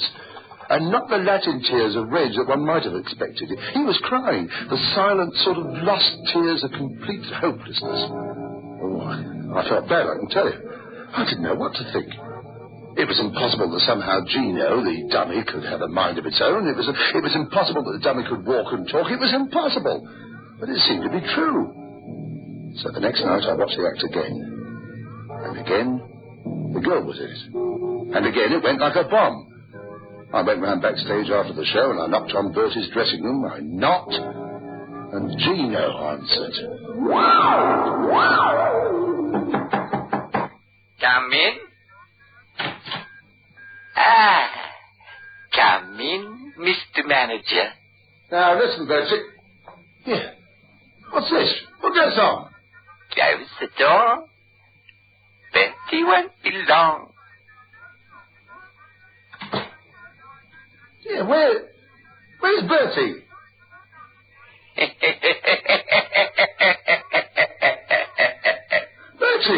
Bertie, where are you? It's you, Mr. Manager. I won't be long. I'm washing my hands. Wait a moment, please.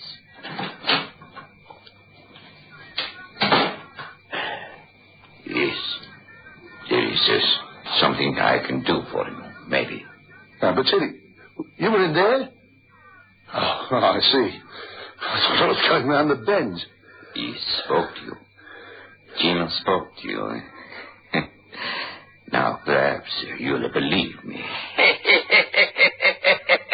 Believe you? Now, look, Bertie, look, don't try and get me believing the impossible. Any good ventriloquist like yourself could throw his voice from the washroom to me here. That doesn't mean a thing. But don't you see? What? He's so cunning, this one. You'll see what he does. You'll see. He talks to you when he knows that you will think it is me doing the talking. You little... I will kill you. Get out! Now wait a second, I hit you again, you monster! Look, will you stop that? You're making me think I'm going mad!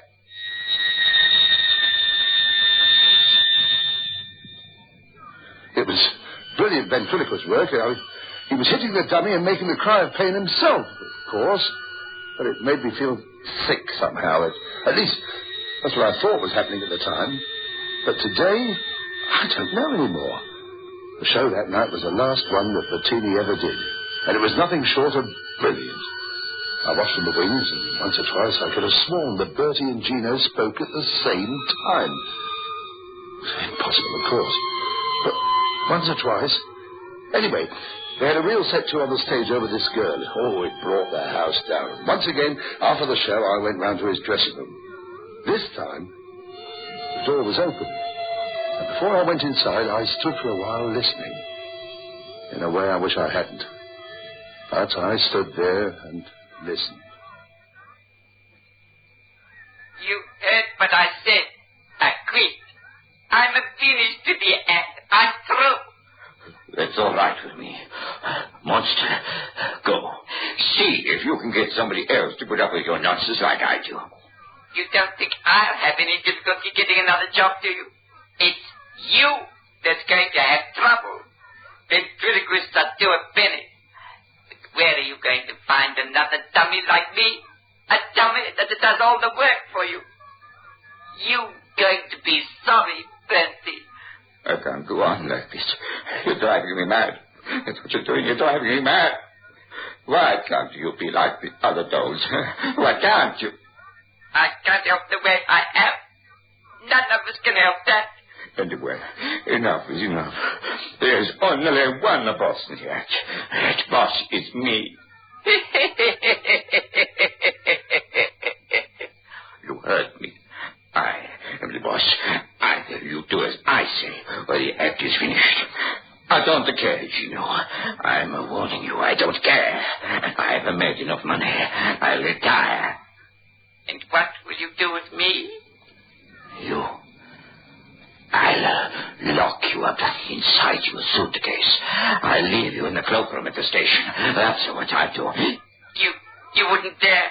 Oh, yes, I would. You're frightened now, aren't you? That's good. For too many years, I've been the one who has been frightened. Now it's your turn. Yes, you are frightened. So, you would lock me in a suitcase and put me in the station? Well, listen to me, Percy. That wouldn't do you any good, you see. Sooner or later, even in 5 years' time, someone would open the gates, and I would still be there. You can't starve me to death or suffocate me, you know. Even after 10 years, I would still be there. And once they opened their gates again, I would find you. I would find you. You couldn't. You're a dummy. A doll. Yes, that's what we want people to think, isn't it? But you are a doll. I made you myself. I carved your face and I stuffed your legs and arms with newspaper. I know it's impossible. What you are saying is impossible. You are a doll. A dummy. I'm not frightened of a dummy. Then if you're not frightened, why are you shouting like that? I refuse to talk with you any longer. Shut up. The matter is closed. I've made up my mind. Shut up. Shut up. Shut up!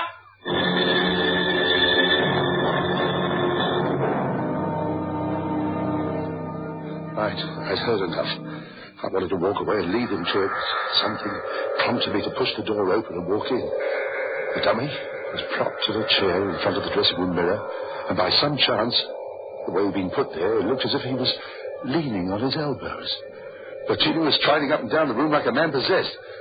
I don't know what I was going to say to him. I suppose in the back of my mind somewhere was the thought that I'd just better start to calm him down. I stood just inside the doorway, my glance going from Bertini to the dummy. Bertini never noticed me. But to this day, I swear that that dummy looked me straight in the eye through that dressing room mirror and laughed. That's right. Go on. Laugh. Make the most of your laugh. Because, my friend, I tell you, this is the last time you laugh. I made you myself. I know what you are. You are nothing. So just like that's what you are. I made you myself. And because I made you, I've got the right to finish you. I'm going to finish you. You hear me? I'm going to finish you.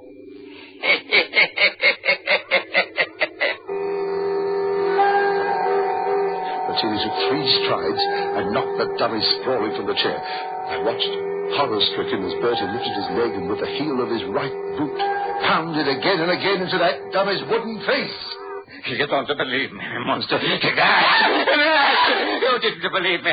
Now, maybe you'll believe me when it's too late. I kill you. I kill you. I kill you. Bertini has made you. Bertini gave you life. And Bertini takes it away. Come on, Bertie. Now, come on, old man. Look, I think you've done the right thing. It was only a dummy. But come along with me. Come on. You need a rest.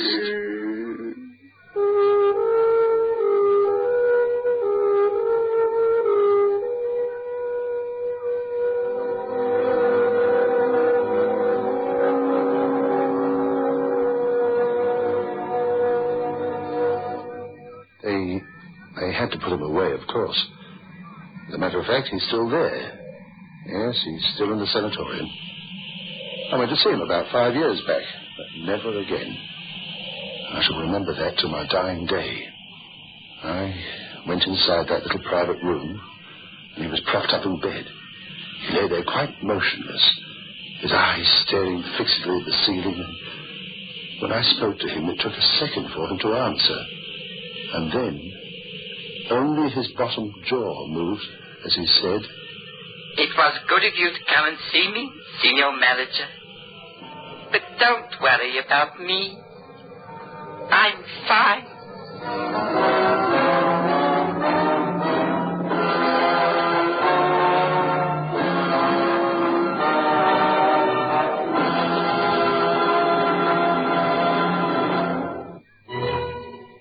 A sad story, don't you think?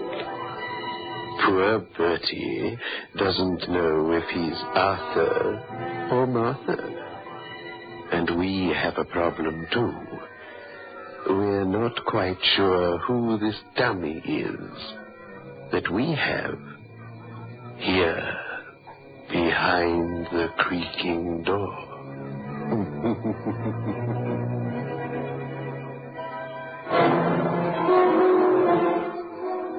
This is your host back again. Just a reminder of our rendezvous next week.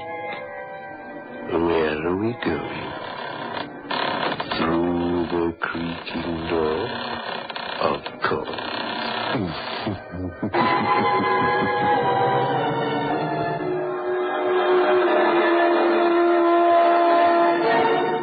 The Creaking Door.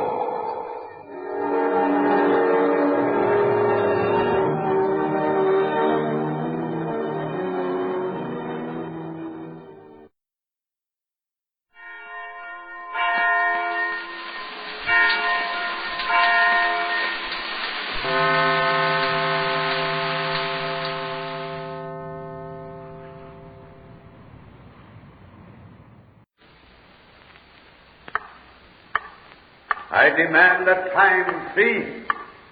The past will return and the stories of yesterday unfold. Listen to the weird circle.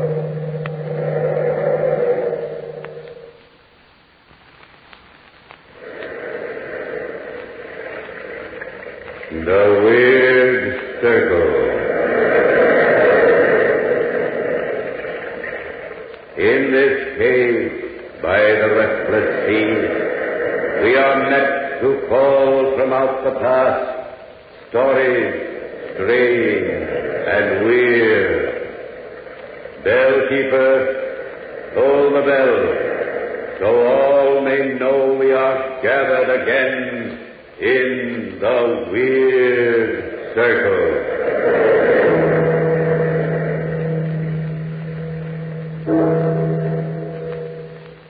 Good evening, Weird Circle fans. Welcome once again to the Ogden's Playhouse. Tonight we bring you one of the strangest stories ever told, The Rope of Hair, based on Apparition by Guy de Maupassant. Here is a truly novel ghost story we hope you'll enjoy. We know you'll enjoy Ogden's Fine Cut if you roll your own cigarettes. That's why we suggest you try Ogden's, the aristocrat of cigarette tobaccos. When you taste the rich, cool goodness of Ogden's, you're sure to agree that here is the kind of smoking enjoyment you want when you roll your own cigarettes. You'll find Ogden's easy to roll, delightful to smoke. Yes, easy to roll, delightful to smoke. And now our story, The Rope of Hair.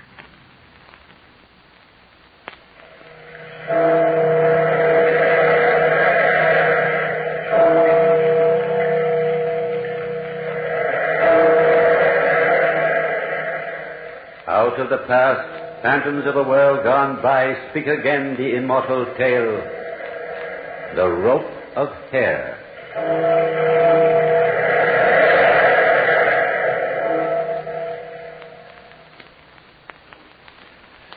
I am often puzzled by the three processes, love, hate, and death, which, perhaps more than the others, influences our minds. I have learned but little more of them in my life. Perhaps the words and secrets of the three were in the diary in the old chateau. I have never known that. But I have learned fear. I have become afraid of the night. It was long ago when I was in garrison at Rouen. I was walking one evening along the quay when I observed a man who looked up at me from thoughtful contemplation of the slowly moving water. I hesitated, surprised at something, some recognition in his eyes. Victor. Yes? Victor, don't you know me? Why, Jacques. Can it be you, Jacques Lafontaine? Yes, Victor, of course. Well, Jacques, I can't believe it's really you. Then even my oldest friend doesn't know me. But it's been so long, Jacques, so long since our last meeting. It's 5 years since Jean d'Arac's ball. It's changed me then. Well, at first I didn't recognize you, but in 5 years... In 5 years, most people don't grow gray and stoop, do they, Victor? It depends. Say it, man. Go ahead and say it. You think I've let myself go. You even think I was ready to jump off the quay. Well, were you? You've always been like that, Victor. Calm and easy. But no. In fact, unbelievable as it may seem, I was wondering where you were. You must have known I was stationed here. Yes, everyone knows where the distinguished captain, the Marquis de la Tour Samuel, can be found. But, you see, Victor, I hated the thought of coming to you like this. But as officers, we must soon have had business together anyway. Then you haven't even heard that... Heard what? That I had resigned my commission. Left the glory of our country in the hands of the dashing... You had a fine career ahead of you. Your position, your influence, they pointed to everything ahead. And now perhaps everything is behind. Is that it, Victor? Oh, life is never as bitter as that. For men as young as we, a great deal lies ahead. For a man who has written his own destiny in one moment? No. What's happened, Jacques? Can't you tell me? Perhaps supper, a little entertainment. The city will be lively tonight. It'll do you good to forget your trouble. Thank you, Victor, but we've been walking toward my rooming house. I hoped you might dine with me. We can talk quietly there. Because we're old friends, yes. For anyone else, though, well, the evening is young and there are other things to do in the city. Just this one evening. Can't you, Victor? If that's what you want, Jacques, my time is yours. Good. Here. This is the place here. This? I know it's not a good section of the city. The place is run down, but it's comfortable. And with your soldiers quartered here, it was hard to find any place to stay at all.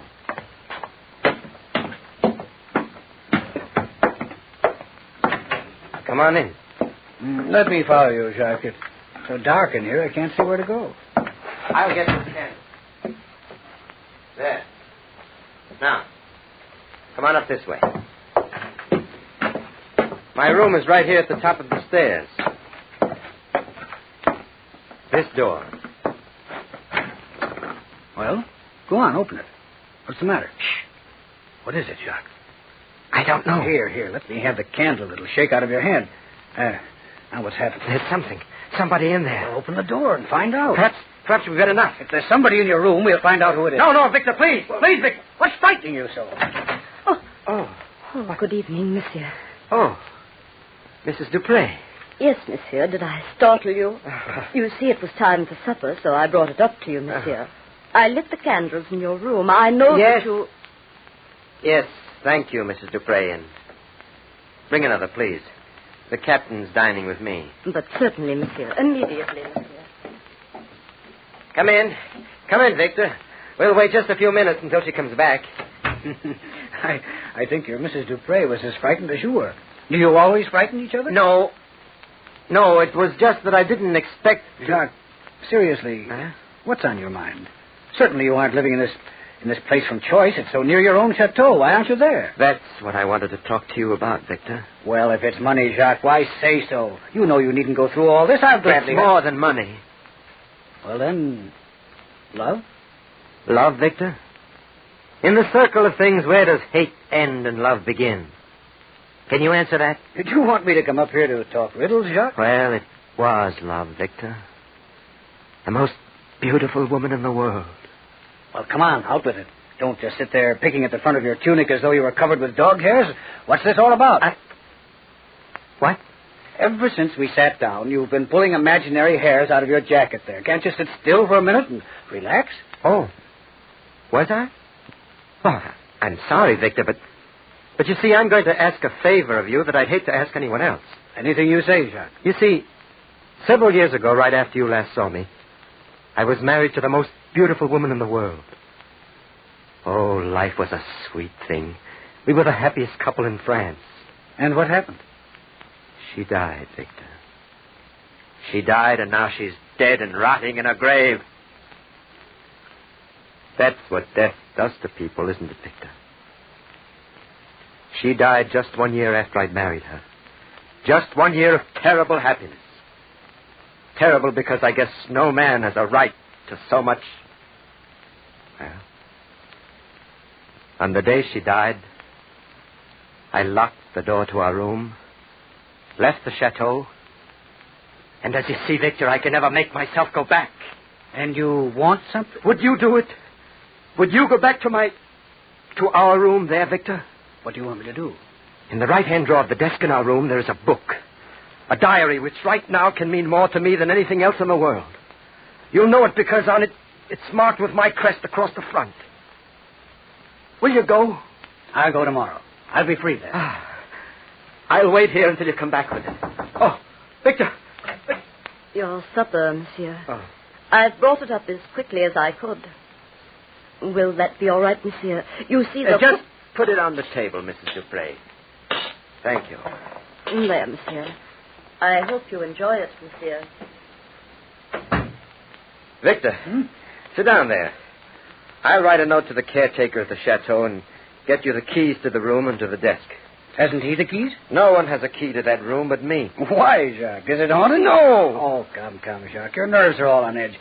Let's go out. There's a little place... No, thank you, Victor. I'll stay here until tomorrow. Tomorrow when you come back with the diary. I left him then, sunk into that attitude of deep concentration I had noticed as he stared into the dark waters of the Seine. For a while, I forgot Jacques. But the strange depression and fear that marked his attitude had shocked me.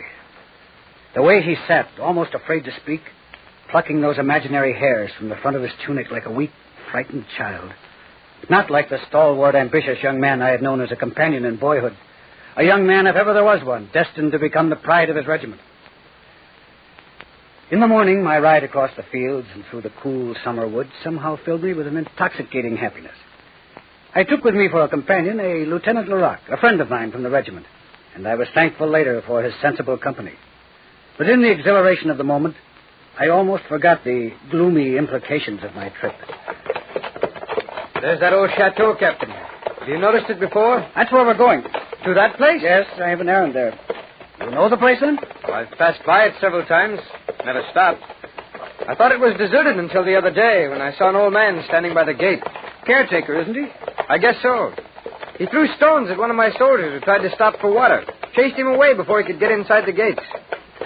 I almost had to have the man thrown in jail to calm the soldier's feelings. Well, he's not on guard today. He's not at work either. Look at the condition of this place. Why, the gate's practically rusted off its hinges. I can remember when this lawn was as smooth as velvet, and every path was well kept. But it's not my worry. Oh, where is this confounded caretaker anyway? I'll see, Captain. Hey there! No sign of life? I'll join you. Is anybody here? Try another door, Leroc. Yes, sir. I'll try this one around the side. Well? You the caretaker? Yes, I am Pierre. What is it you want? I have a letter here. Well, there's no one here. Can't you see that? This place is deserted. The letter is for you. Well, then give it here. Stay here, you. Take off your hat when you're addressing an officer. Never mind, Leroc. Let him read the letter. I'm anxious to get this over. Military dignity doesn't have much place here. What's that? It once did. This was the proudest house in Normandy. Never mind, Pierre. Read the letter. Well, I have read it. Well? Well, what do you want? You ought to know. Your master's orders are there. I want to enter the chateau. Are you going into his room? Are you trying to put me through an examination? But, well, I'll go and see if it is prepared, if it is all right. That won't be necessary. But it has not been entered since the death. I'd better see you. But you see, Pierre, I have the key, and you have not. Now, step back. Let us go through. Yes, Captain. Right through my kitchen there. That door enters the main hall. Come on, Ross. Coming, sir. This door, Pierre? Yes, Captain. Through there and up the stairs. Oh, look, Captain. Look at the size of this hall. Yes, Leroc. And look at the dust. Must be half an inch thick on that table. You know, it must have been magnificent here once. I knew it well when it was. Here, the stairs are over here. Let's go up. Somehow I don't like the place so much now. Oh. The old man has shut the door down there. I don't think he likes us very much. We're just invading his privacy, that's all. Anybody'd be strange stuck in this place. Well, I certainly wouldn't like it. This is the door, I think. Why, the air hasn't been changed in here for years. What's that? Smells like a tomb. It's dark enough to be one. I'll open that shutter over there. Oh, it's stuck, Captain. Never mind. My eyes are getting used to the dim light now, anyway. Yes, so am I now. Look at this room. Somebody must have had a fight in here. The furniture's all out of place. Stop imagining things, LaRock. I don't like this at all. Let's not add anything to this by digging into a man's private past. Captain, didn't you say you had the only key to this room? Yes, I have. Why? Look at the bed. Why, the pillow's still pressed down. Somebody's been lying on it. And lying very still. Look there. You can almost see the form of the body pressed into the covers. Almost like a corpse.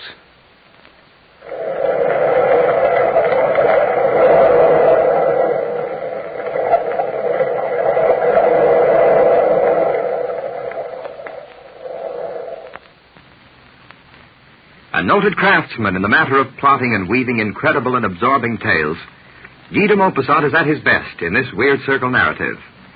Friends, you'll find roll-your-own smoking at its best when you make your choice Ogden's, the hallmark of true smoking enjoyment. When you visit your tobacconist, ask for the handy green package labeled Ogden's, O-G-D-E-N''S, Ogden's, and follow the lead of satisfied smokers everywhere who, making Ogden's their watchword, have gained regular smoking satisfaction from a cigarette tobacco whose quality, smoothness, and all-round goodness have long been established. The name Ogden's is famous with smokers from coast to coast.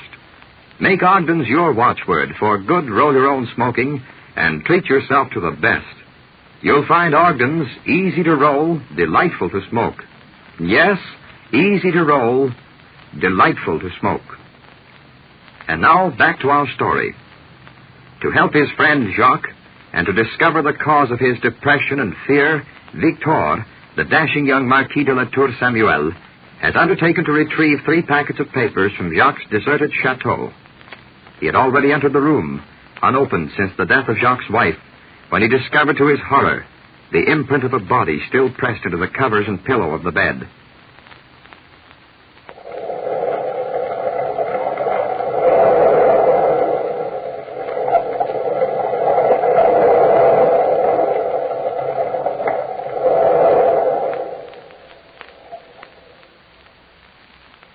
Almost like a corpse. Yes, it was almost as though a corpse had lain there. But all at once the ridiculous aspect of the situation brought me back to my senses. LaRock? Yes, Captain? You'd better go stand guard outside the door so that our real menace, the caretaker, doesn't come up and interrupt us. I'll get the diary I'm after, and we'll get out of here. Very well, Captain. I'll shut the door so you won't be disturbed. I was trying to sound brave. There are times when the uniform of a captain forces courage. But I did feel better with LaRock guarding the door.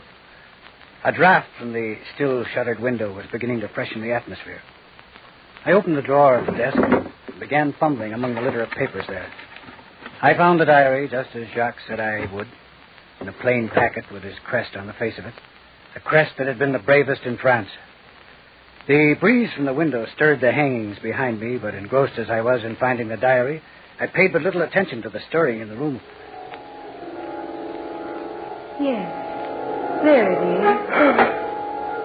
You have really come for it. But you are not Jacques. I shall try to remember. He should have come, not you. No, you are not Jacques. But you will do as well. For endless time, I say, we faced each other there. But only for a moment, really. The woman seated herself in a chair. Her white garment made no sound as she put her hand to her head. She tried to stroke the long black hair that hung almost to the floor. It was black, but with a blackness that has no light, no life. In her other hand, she had a comb. She held it toward me. Monsieur, you can do me a great service. I am suffering. Oh, I am suffering so. They will not comb my hair. You will comb my hair. You will comb my hair. Oh, I am suffering. I took the comb from her hand and lifted that long hair. That hair which gave my skin a feeling of awful cold. A feeling of handling snakes. Cold. Cold and dead. The feeling still clings about my fingers. I handled that icy hair. I twisted it. I braided it. I bound it and unbound it. And while I let that horrible mane run through my fingers, she sighed and, trance-like, began to talk, forgetting, perhaps, that I was not Jacques. Ah, that's better. The mirror is gone now. The mirror in which I watched you so many times combing my hair. And with what adoration in your eyes. Your brave, strong fingers playing there in the hair of a weak woman. So brave, so strong. Jacques loves me. Jacques loves me. That was the song that my heart sang when first we were here like this. I love Jacques. I love Jacques. That was the song I thought was echoed back. But pride and strength and killing. Yes, I saw you kill Jacques. Once I saw you kill for power. Power, strength, pride, being a soldier, being strong, they were your idols. What does a weak woman want of those things? When you brought me here, Jacques, my head was high. My pulses beat with joy at the peace and happiness I expected. But you'd always been strong, Jacques. Always strong and brutal with the strength you adored. Then when I saw you kill Jacques, I knew that the fascination of hate was my love. Hatred of you, of whom I need fear nothing because you loved me. Hate, not love. I was fascinated too, Jacques, when I wrote these things. Wrote them in that diary you're taking. Wrote of my hatred and my growing fear of you. Then that day, I watched you in the mirror as you braided my hair. Braided it into a strong rope. And because I'd written that I hated you, slip it slowly, so slowly and calmly, over my head and around my neck. But you will never do it again, will you, Jacques? Because now, Jacques, you're going to comb it free again. Comb it free when I come to you for that diary. Yes, Jacques is going to comb it free again. I shall come for the diary, Jacques. Look! What is it, Captain? This closet door. That woman went in there. For the love of heaven, open it quickly. But, Captain, it's locked, bolted outside here. Can't be. She went in there. Who? That woman who was here. Well, no one came in here, so perhaps it was a shadow. No, Larocque. I saw her. I heard. Can I be mad? I'll break that shutter, Captain. We'll have some light. And the closet door was bolted. In the light that flooded the room, I began to feel foolish. There was no sign, no indication, except for an overturned chair, that I had not been alone the whole time. With more calmness than I felt, we descended the great stair, crossed the huge, dusty hall, and were at last out in the fresh air. We did not see Pierre again when we left the chateau. We drew rein before my lodgings. The groom took our horses. Well, sir, the ride has been very pleasant. But, Captain, do you feel all right? Larocque, I'm going up to my room. I need a rest. Will you deliver this diary to my friend? Here's the address. Tell him anything you like. Tell him I'm ill, sunstroke, anything at all. I'll see him later. Of course, Captain. Just a moment, sir. What is it? Why are you looking at the front of my coat like that? Why, those hairs. Hairs? Yes, Captain, all twisted in the buttons. They're long and black like a woman's. Yes, There were the same dead long hairs twisted in the buttons of my jacket. I pulled at them, every nerve in my body revolting at the cold feeling. Slowly, one by one, I pulled them off, dropping them from my fingers like poison things. Can I help you, Captain? Could he help me? No, but there was another he could help. I remembered how Jacques had sat like a bashful child, pulling at the imaginary hairs in the front of his coat, begging me to get that diary to him. No, Lerock. But take this diary to my friend quickly. Quickly, Lerock. Yes, sir. It was better in my room. Somehow I could think there. But Jacques, his fear and his worry haunted me. A few hairs still clung to my jacket. Absently, I pulled them out and dropped them from the window, every nerve in my body revolting at their cold feeling. Then, with a sudden resolve, I went into the street again and headed toward Jacques' lodgings. I knew that I had to talk to him about what had happened. I hurried across the city. Lerock came toward me a few steps from Jacques' house. Captain. Have you delivered the diary already, Lerock? I left it in his room, Captain. The gentleman wasn't at home. Not there? He promised to wait until I got back. The room was empty. The concierge had not seen him go out, Captain, but she had been in the basement, and he might have slipped out without her seeing him. Very well, Lerock. I'll go and see him. Do you wish me to come, sir? No. You go on. I'll wait for him to come back. Very well. It's that house right there, sir. That house right there. That house right there. As though I wouldn't know that dirty doorway, those warped steps. Every detail of the last 24 hours seemed to have fixed itself like an etching in my brain. Yes, monsieur. I must see Monsieur Jacques. Monsieur Jacques. But he's not in, monsieur. There was another gentleman just a few minutes ago. He must be here. Let me in. But, monsieur... He must be. Monsieur, I tell you that he's... This is his door, isn't it? He's not in, monsieur. We'll see about that. Jacques. Be quiet. Stand there. He's dead. Oh, monsieur, he's dead. In my house. His hand is cold. Is there a doctor near here? Yes, monsieur. I'll call him. Jacques was sitting huddled in a chair, a surprised look on his face. But he was white. White and somehow shriveled. I looked around for the diary which Lerock had delivered, but it was not to be seen. Some touch of the fear I had felt in facing the woman at Jacques' chateau chilled me again.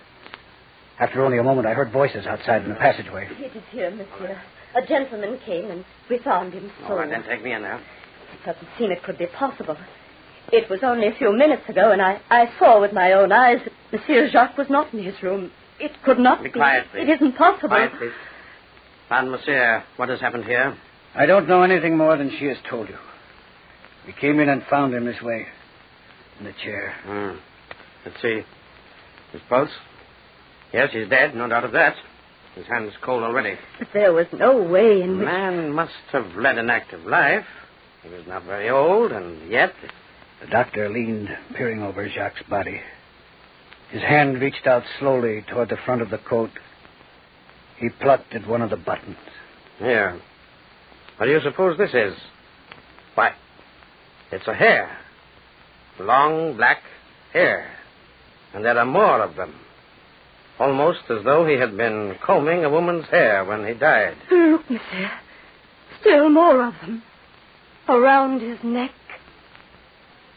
I watched the doctor with his thumb and forefinger hold the hair before his curiously staring eyes. I knew then that it had been no shadow I had seen at the chateau. I had heard the threatening words, and she had come for the diary at last.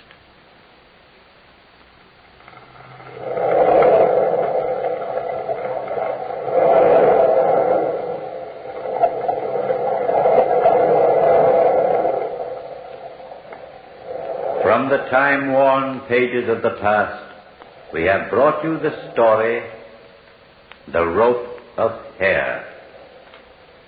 Bellkeeper, toll the bell.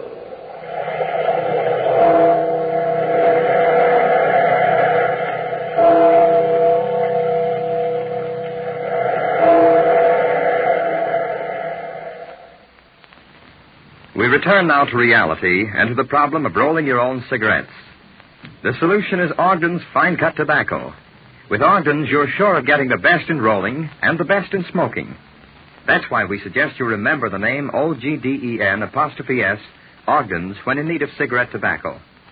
Your smoking problem ends, and your smoking enjoyment begins the moment you turn to Ogden's. That's a statement you'll want to check for yourself. And that's why we say try Ogden's. You'll find Ogden's easy to roll, delightful to smoke. Yes, easy to roll, delightful to smoke. Next week at this same time, the Weird Circle will present Falkland, a story by Edward George and E. Bulwer Lytton. Be sure to listen. The Rope of Hair was an adaptation of the Guy de Maupassant story, Apparition.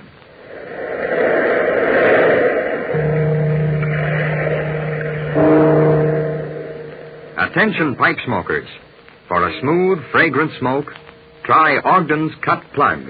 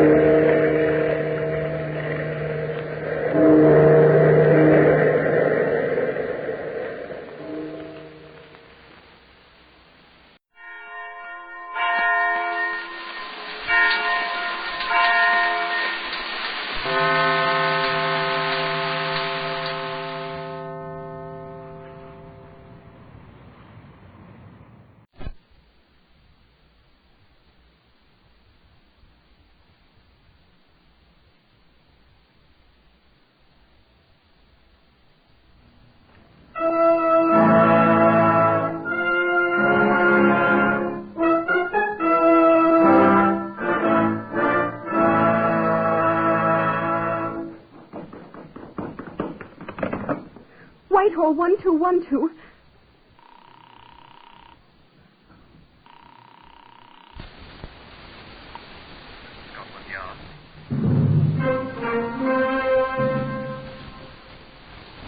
For the first time in its history, Scotland Yard opens its official files to bring you the true stories of some of its most celebrated cases.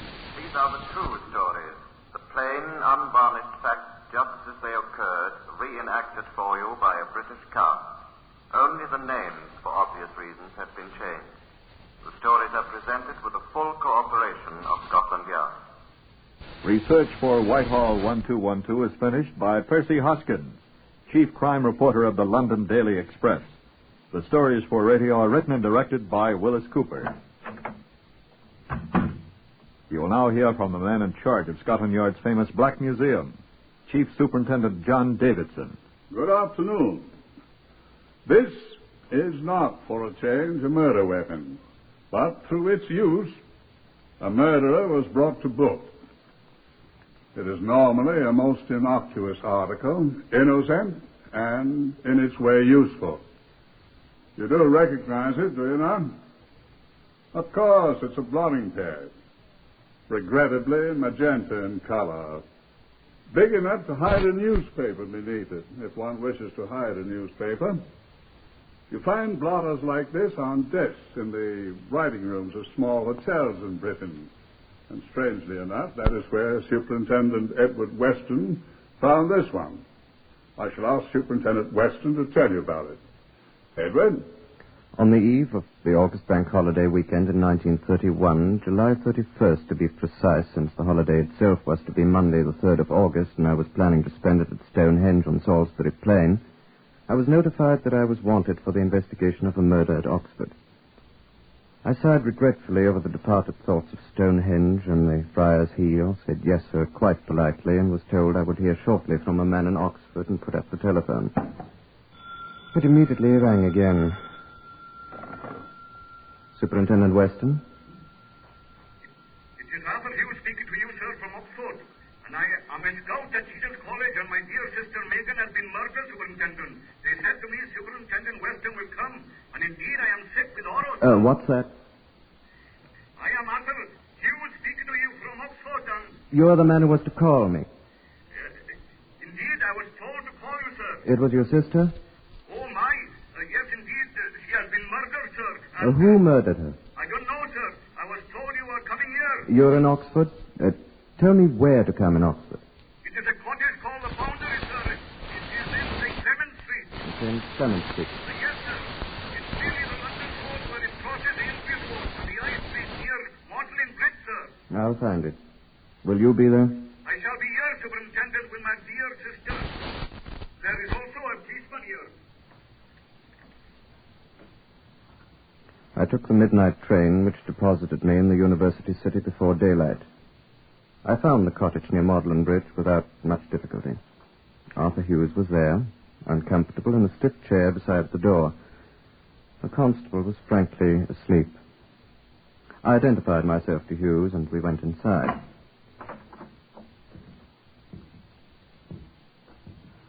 She's in here, sir. Where? I have lifted away 3 of the cushions, sir, on the tablecloth. She was completely hidden under them. I came to the house, sir. Wait. I will turn on another light. Yes, that's better, thank you. Is it your usual custom to come here? We had intended to spend the holiday together, sir. I came to take her to the train. And this is the way you found her? Yes, sir. Under this pile of cushions and this tablecloth. I lifted her You off said and, that? Yes, sir. I did indeed. And this is the way I found her, sir. Moved anything? No, sir, I am not. The house is exactly the same as it was. The medical man barely touched her. He did not need to, as you can see from her head. My poor sister. Yes. Have you any idea? I have none. What's your business? Profession? I'm a scout at Jesus College. A scout? I think I told you. That is the accepted term here in the university for personal servants, sir. I have a young man from Carnarvon, a fine nonconformist young gentleman. Welsh? Yes, sir. A great many of the scholars at Jesus College are Welsh, sir. You're Welsh, too? My sister and I come from Pontypridd in Glamorganshire, sir. Yes. You were on good terms with your sister, of course? I was that. I love my sister dearly. And you say you have no suspicions? I am not, sir. If I could think who in the world had done this, my hands would be at his throat this very minute. I should not be here, I assure you. I think the first thing to do is to remove your sister's body to the mortuary, Mr. Hughes. That is well thought of, Superintendent. If I waken the constable at the door... Please do, sir. So I will, then.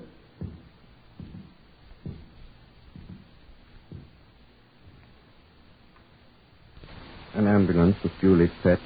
We removed the cushions which had been placed on top of the body, which was forthwith taken away, and Hughes and I devoted ourselves to an examination of the room.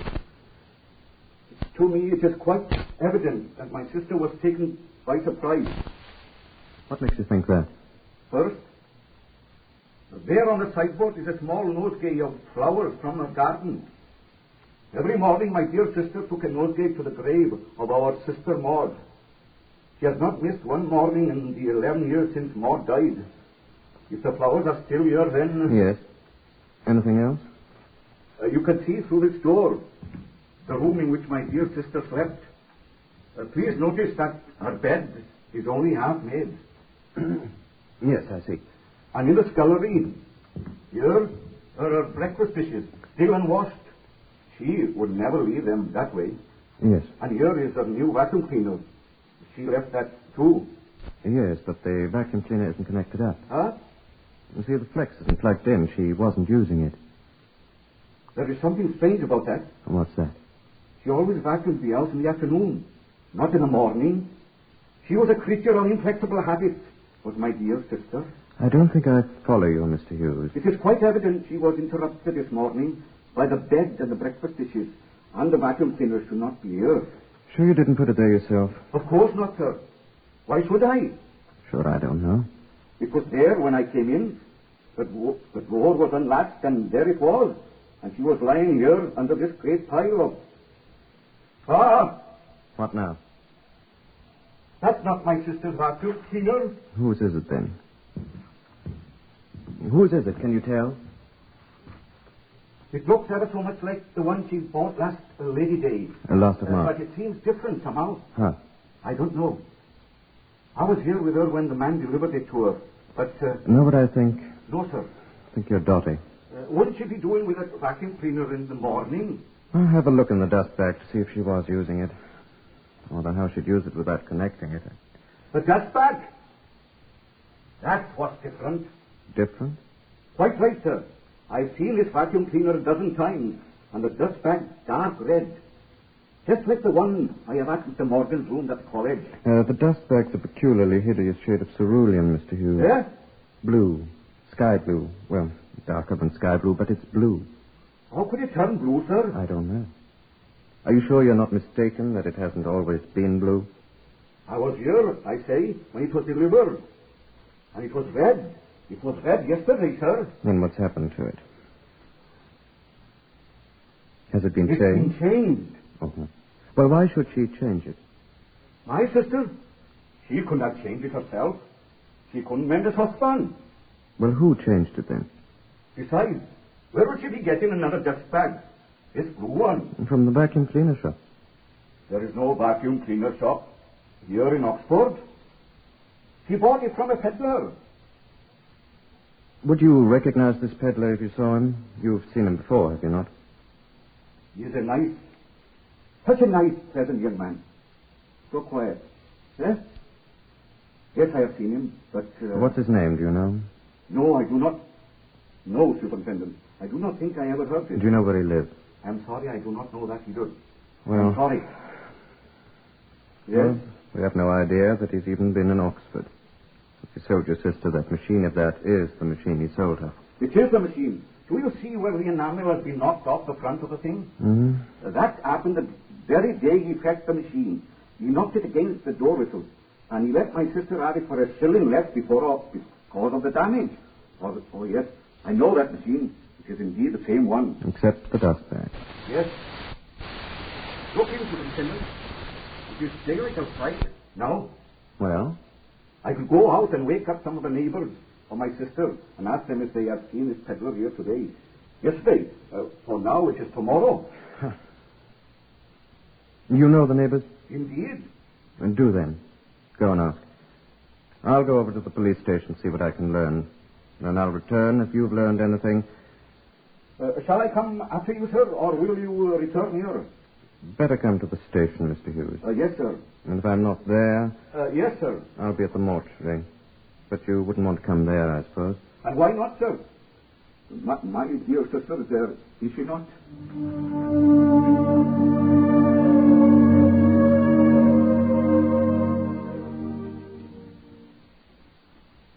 They could tell me little at the police station, except that a neighbor's child had mentioned having seen a man undescribed at the door of Miss Hughes' cottage, the Boundary, sometime during the previous morning.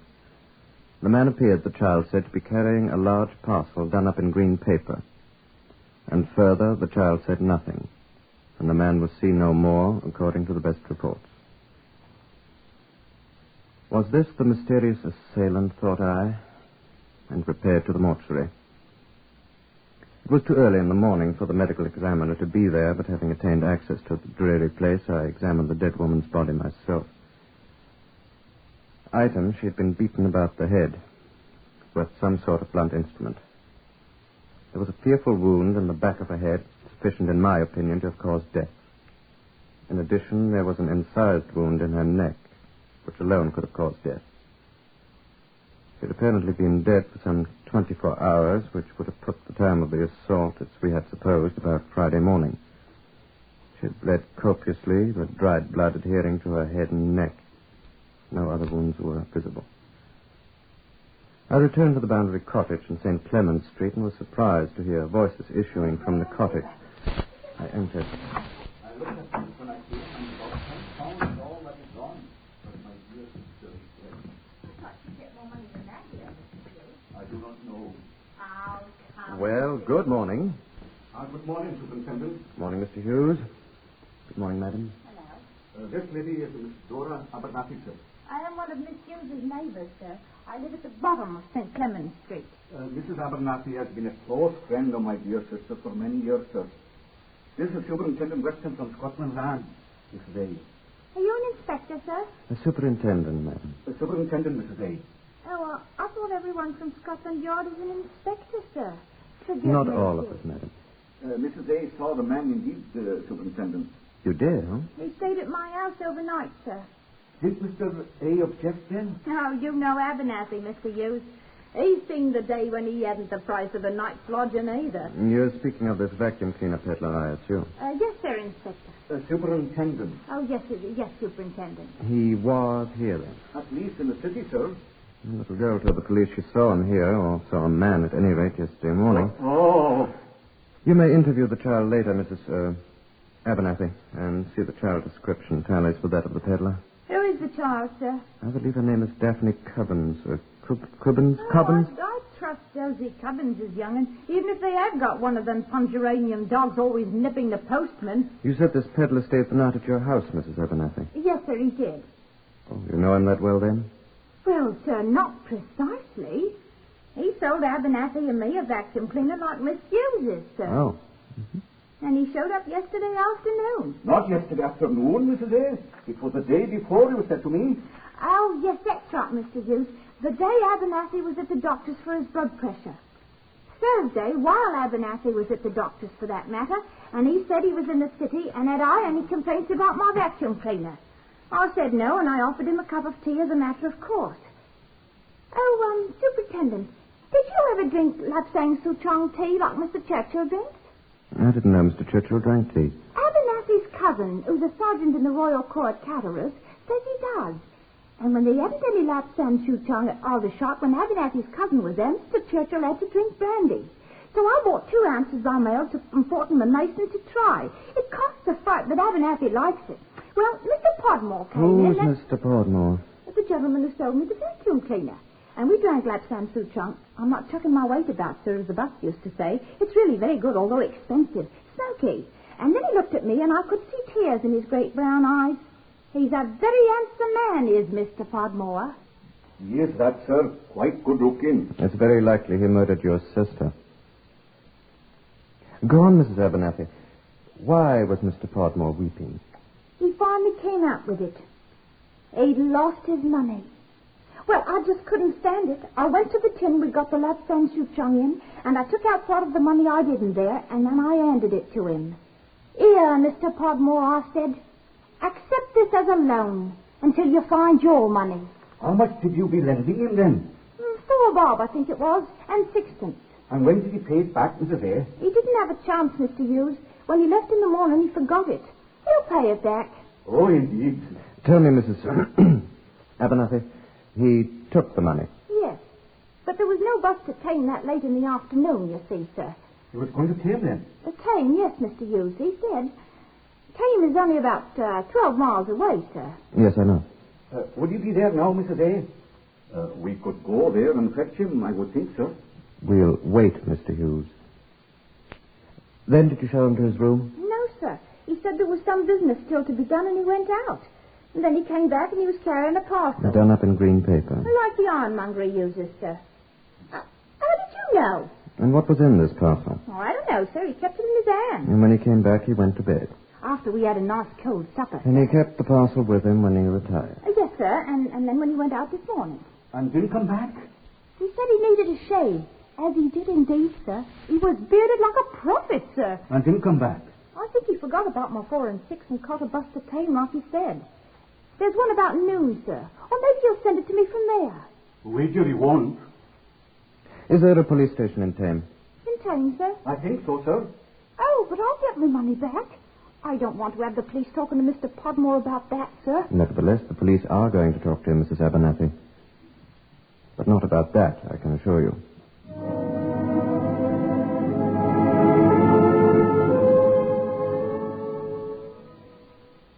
Before I talked to the police at Tame, I asked them other questions in Oxford. Of the ironmonger. Yes, I know the bloke that was peddling vacuum cleaners here. Cost me money, too, he did. I sell vacuum cleaners myself. But I've no cheap hire purchase arrangements like he has. I think it was rare cheek, him coming into my place yesterday to buy a hammer and a chisel for me. Though he did pay me. That was my money. Abernathy'll skin me. And the barber, Dusty Miller. He was pointed out to me more than once, this peddler. Podmore, he calls himself. As he walked into my place of business yesterday morning, carrying a green paper parcel that clanked and a set of ginger whiskers down to his collar button. I shaved him, never asked him to see the colour of his money, and he gave me my 6pence, all right. It's the last copper I've got, he says, with a great horrid laugh, and pops off. And didn't I see him 2 hours later, as drunk as a duke in Charlie Wilson's public house? and offering to buy me beer. Of course he had money, the best part of £10, all tied up with a black and white checkered hair ribbon. And when I said, "You've got money now," didn't he say, "I've been visiting a lady"? My dear sister, the £10 was tied up with a black and white checkered hair ribbon. She wore when she was a small child in Pontypridd, in Glamorganshire. Hello. It's Superintendent Weston of Scotland Yard speaking. Please put me through to the police station in Tame.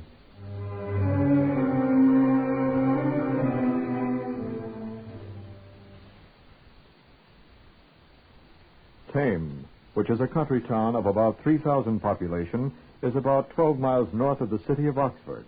It is a typical small English country town, too close to the other largest cities to have retained its ancient importance as a market town.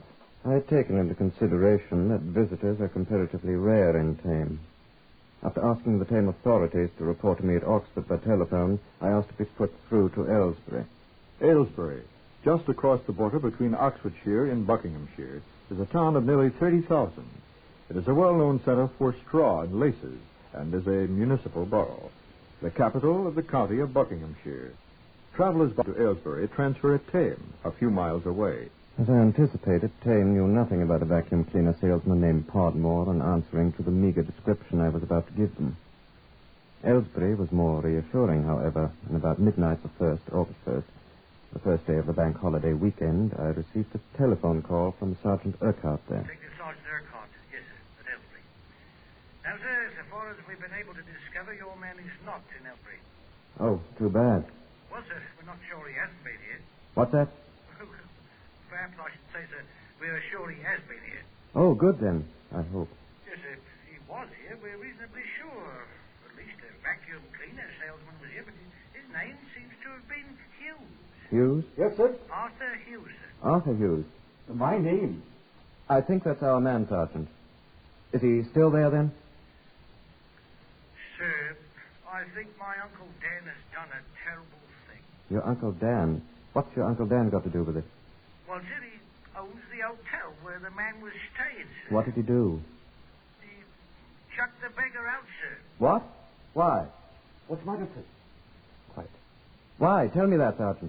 Well, sir, this Hughes was here the other day, and he went away yesterday without bothering to pay his bill, you see. And he came back this afternoon on the bus from Tame, and he came back to my Uncle Dan's hotel as big as life and asked for his room back again. Did he get it? Yes, sir. The clerk gave it to him. And then my Uncle Dan found out about it, and he went to this vacuum cleaner fellow's room, and he said, quite properly, "I'll have my money now, if you please, mister." And the vacuum cleaner man said, "I haven't any money," and he didn't, so my uncle chucked him out, and where he is now, I don't know. Your Uncle Dan? Isn't he at the hotel? The vacuum cleaner man, sir. He's gone? Yes, sir. He seems to be. Well. What is it now, sir? He's gone. Oh. You don't know where he is? Well, his suitcase is at the hotel, sir. He brought it in with him when he came back, and Uncle Dan made him leave it there, sir. Tell him to keep it there. Do you hear me, Sergeant? Yes, sir, I hear you. Yes, sir, yes, I'll tell him. What do you want me to do then, sir? Put your uncle in jail. What? Oh. Come on with me, Mr. Hughes. Be to goodness, sir. Where are we going then, Superintendent? We're going to Aylesbury. I think we found the man that murdered your sister.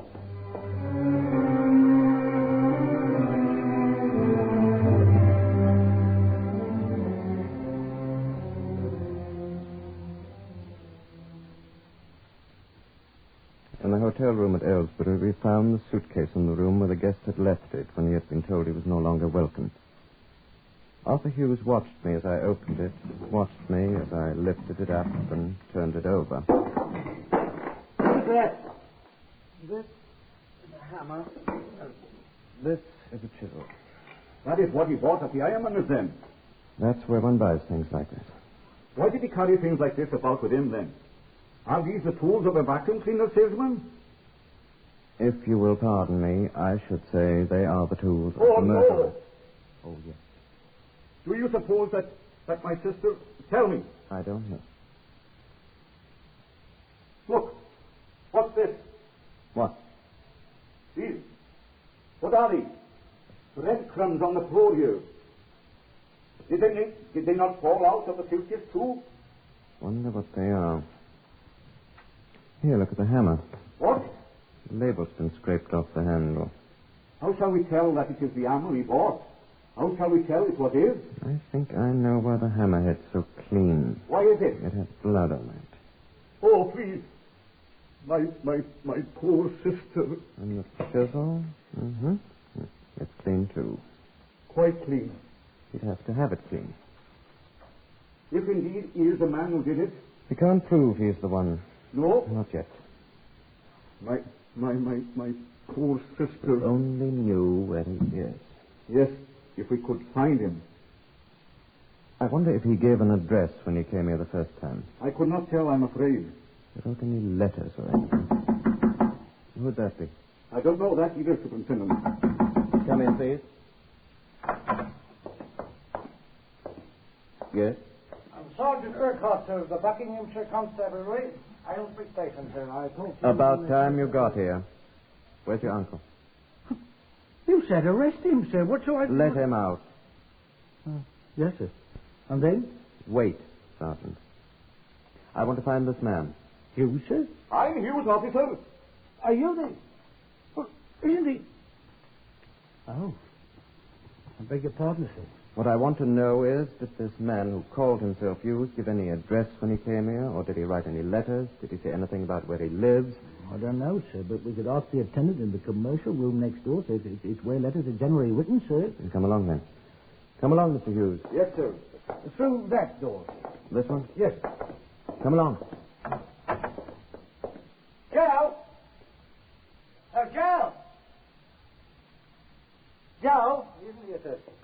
He's left for the bank holiday, I fancy, sir. I see. Here, these blotters. On the table, sir? On the table. Well, that's where the guests generally block their letters, sir. How convenient. Have you got a mirror, Sergeant? Mirror, sir? Mirror. Looking glass. A mirror, man. There's one on the wall, sir. There is indeed, sir. Shall I take it down? I'll get it, sir. Oh, don't drop the blasted thing. I'll look out, I tell you. I've got it, sir. What do you want me to do with it? See these signatures on the blotter? They're reversed, sir. That's a characteristic... Look in the mirror. Oh. I can read them now, sir. Can you, then? I can read them too, sir. Look, dearest neighbor... Better not bother with that one. What's this one say? Dear Uncle Dad... Oh, I wrote that myself. I shan't read that one either, sir. Read all the others and write them down. Perhaps one of them is this. Whoa, sir. I want them all copied down, and I want every one of them investigated, Sergeant. And if one of them is the man that murdered my sister... Someone murder your sister, mate? If we find him, I will kill him with my own hands. Oh, no, you won't, mate. I swear I will. Don't trouble, mate. We'll hang him.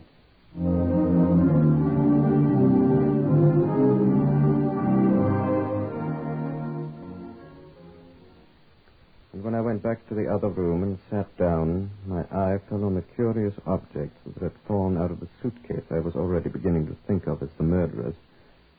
The things that looked like, as Hughes had said, breadcrumbs.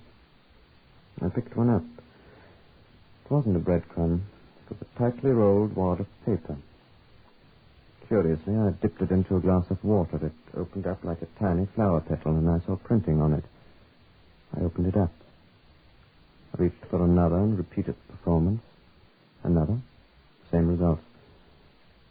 I put them all together after a manner of a jigsaw puzzle. The printing was clear now. High-grade steel forging. And there was something else, too. Bloodstains. There, on the missing labels, from the hammer and the chisel, from the man who came to change the dust back on the vacuum cleaner in the house of the little old lady in St. Clement Street. I hardly noticed when the sergeant and the brother came in with a list of addresses they had copied from the reflection of the names on the blotter. But 4 weeks later, when all the addresses had been checked by policemen working round the clock, there was one of them where a man named Podmore lived, and he was an itinerant salesman of vacuum cleaners. And when the time came, he confessed, and at the Oxford Assizes next spring, he was sentenced to hang. And hang he did. And Arthur Hughes smiled when he heard about it.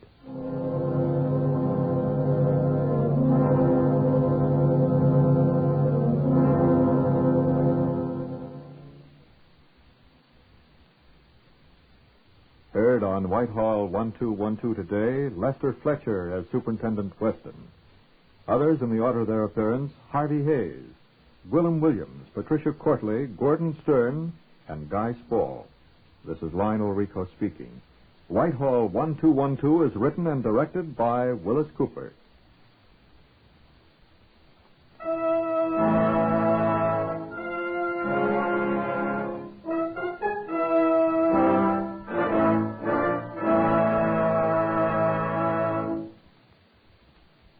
Whole blood and blood plasma are of vital importance in treating wounded men.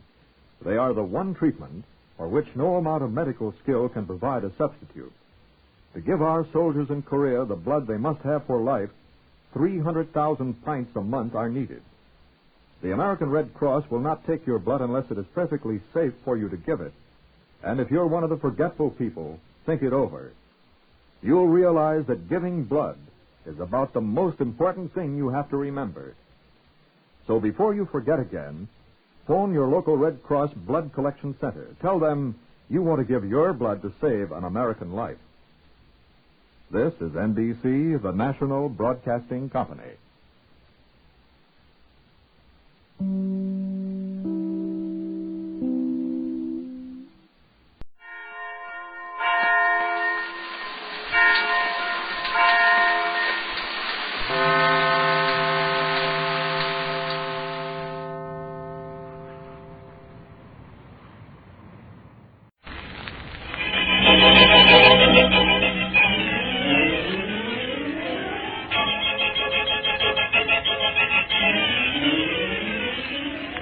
We bring you The Witch's Tale, written and produced by Alonzo Dean Cole.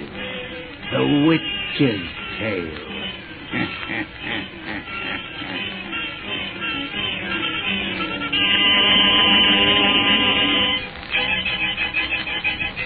It is our purpose in these programs to perform a double function by providing thrilling entertainment and also by bringing you important information in a brief message.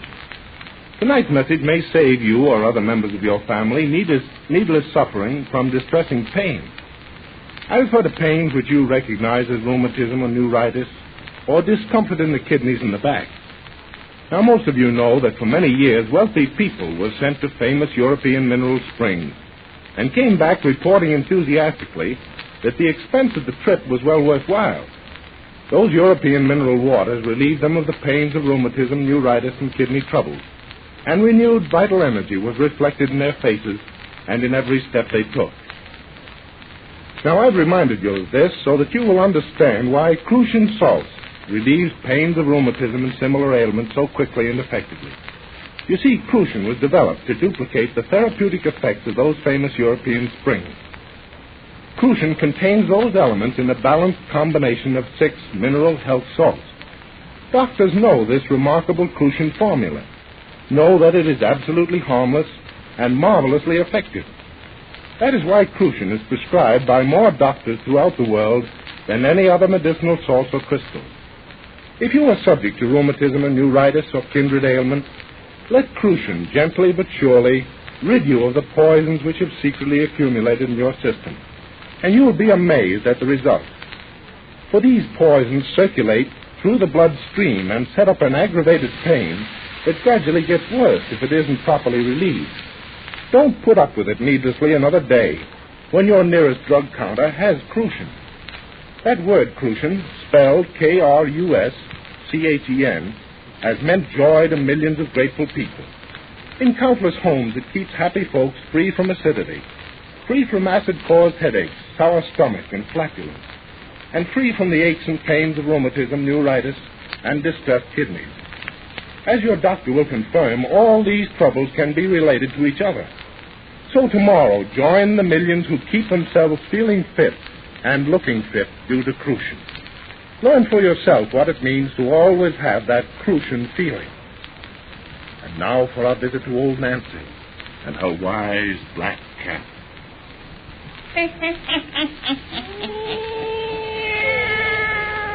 Hannah and 5-year-old I be today. Yes, sir. 105-year-old. We'll Satan. It's a real bedtime story we got for folks tonight. Everybody doubts out them lights, so's we have it nice and dark. Our little tales is best listened to amongst the ghostly shadows. Now draw up to the fire and gaze into the embers. Gaze into them deep, and soon you'll be across the sea in England. There begins our yarn of Rockabye Baby. Rockabye Baby.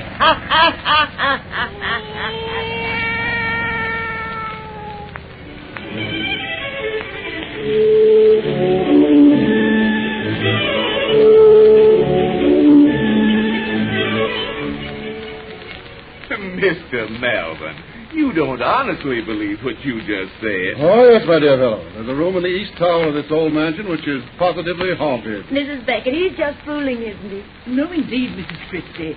I share Mr. Melvin's opinion that his tower room is queer. So do I. I wouldn't enter the place after sundown for £20,000. Robert, I never heard of such a thing. 3 grown-up people believing in ghosts. Well, everybody's entitled to their own opinions, honey, but I warn you, ladies and gentlemen, that my wife and I came from Missouri. Missouri? You know, so many Americans say they come from that great state. It must be very populous. But, George, I understood Mr. and Mrs. Christie to say their home was in, such a difficult name. Robert and I were born in Kentucky, Mrs. Beckett. It's only since you mentioned spooks that we've been from Missouri. I don't understand. I do. But whether you believe us or not, Mr. Christie, the fact remains that no one can pass a night in the room I speak of. You mean to tell me that I couldn't stay there? My dear fellow, you'd find it an utter impossibility. Is that so? Well, say, now look here, I'm just... be still. Let Mr. Melvin tell us about the place. What's supposed to happen that's so scary, Mr. Melvin? Wait till we have another drink to make the yarn seem better. Yes, capital idea. I'll be the barmaid. You better not taste any more like this. Of course I'm having more. But this will make you sick this evening. Well, what if it does? I know how to handle my liquor, Susie. When I hear you married couples quarrel, I truly appreciate my bachelorhood. Oh, please don't think that Robert and I were quarreling, Mr. Melvin. Oh, I should say not. Our little arguments never mean anything, do they, Rockabye Baby? Rockabye Baby? Now, that's just a little family secret. Yeah, one that goes way back. Way back, don't it, honey? But now, Mr. Melvin, suppose you tell us what awful things happen in that haunted room of yours. Yeah. Just what sort of a person is your family ghost? Well, it's the uneasy spirit of an ancestor of mine. His portrait hangs here upon his wall. That old gentleman in the red suit? Robert, he looks just like pictures of Sir Walter Raleigh. He lived at the same age, and like Raleigh, he died by the headsman's axe. His head was chopped off? Yes, he went to the block for murder. I blush to admit that my ancestor was a cold-blooded killer of the most depraved type. He was a sadistic strangler. Whom did he strangle? Old records placed the number of his victims as between 30 and 40. Say. That room in the tower was the scene of his crimes, which may be the reason his evil spirit lingers there. Oh, bunk. Pardon me, Melvin, but you can't convince me that spirits linger anywhere on Earth. Still, the fact remains that no one can remain in that room after nightfall. You said that before, so I reckon you believe it, but I'll remain in your haunted room any night you say. If I permitted it, you wouldn't see it through. Is that so? Say, are you a betting man? On occasion, why? Because I'll bet you $100 that I'll stay in your tower room tonight. Me too, Robert. I wouldn't miss it for the world. Sorry, old chap, but I never make a wager of less than £1,000. £1,000? That's $5,000. Well, if Mr. Melvin insists on throwing money away, I'll just take him for $1,000. Very well. I'll make out my check. You cover it. And Beckett here will hold the stake. I'll cover it. Where's the fountain pen? Oh, use mine, old chap. The terms are that you will remain in that room from midnight until sunrise. If you fail, your wager is forfeit. And when we come down cheerfully to a late breakfast, you forfeit yours. Exactly. Here's my check, Beckett. Here's mine. Right there. It's nearly midnight now. Take us to your tower, Mr. Melvin. I'm just dying to see the place. Very well. There's no electricity in the room, but you'll have plenty of candles. It'll be quite comfortable. At first. Oh, do you carry a pistol, Christie? A pistol? What would Robert be toting a pistol for? Since you have none, I'll lend you one of mine.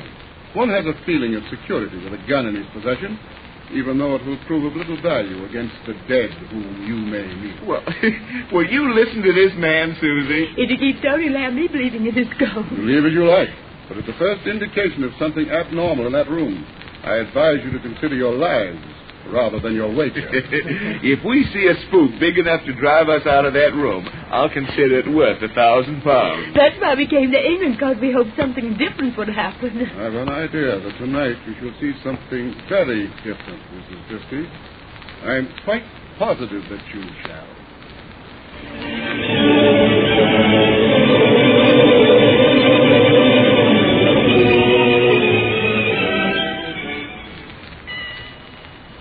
O'clock, honey. We've been here over an hour. This must be the night when Malvin's ghost don't work. I reckon. But I've got to confess that when we first came in here, I had cold shivers running up and down my spine. Well, I don't wonder. This is sure enough what a haunted room should look like. Yes, it's so full of spooky shadows and dark corners. You know, I'm not scared of anything, but I'm awfully glad we have so many cows here. It wouldn't be very cheerful without them, that's a fact. You know, to folks who are the least bit superstitious, all that talk that Malvin handed out and the appearance of this old room, well, their imaginations might get working so they'd be scared to death. Yes, imaginations are powerful things. Oh, what's that? I don't know. Oh, I see. Honey, it's just an old loose shutter banging against the window. Look. It startled me. Pretty old room, this, isn't it? I mean, if you let your imagination get going. No danger you and me doing that. Well, I should say there isn't. Only, Robert, what you think makes Mr. Malvin so sure that something's going to happen here tonight? Of course, we've only known him a couple of weeks, which is hardly time enough to judge, but he doesn't strike me as the sort of man who'd bet £1,000 for, well, just for the fun of betting. Well, Malvin isn't the kind you'd call a natural chance-taking gambler, is he? He must believe there's something queer about this room, insisting you take his gun and all. Oh, that's 'cause he and the Becketts are just superstitious idiots. Still, I shouldn't be making crackpot bets like this. Guess I've been drinking a little too much lately, Susie. I'm afraid you have been, Robert. Oh, I don't care about the foolish things that makes you do like betting, but, Robert, it's pulling you away from me. Oh, no, Susie. Yes. We're drawing away from one another. Away from the time you used to hold me on your knee. Sing your rockabye, baby. Like a crazy lunatic. Yes, but it wasn't crazy. It was something precious. We were just kids when you sang it to me first. I was only 5. And I was 9. With a mother instinct. Don't make fun about it. You did it because you love me. As we grew up, you kept on doing it all the time we were going together, while we were engaged, and first after we were married. You haven't a very good singing voice, Robert, and you helped me uncomfortably most times, but that song was a foolish, wonderful secret between us two.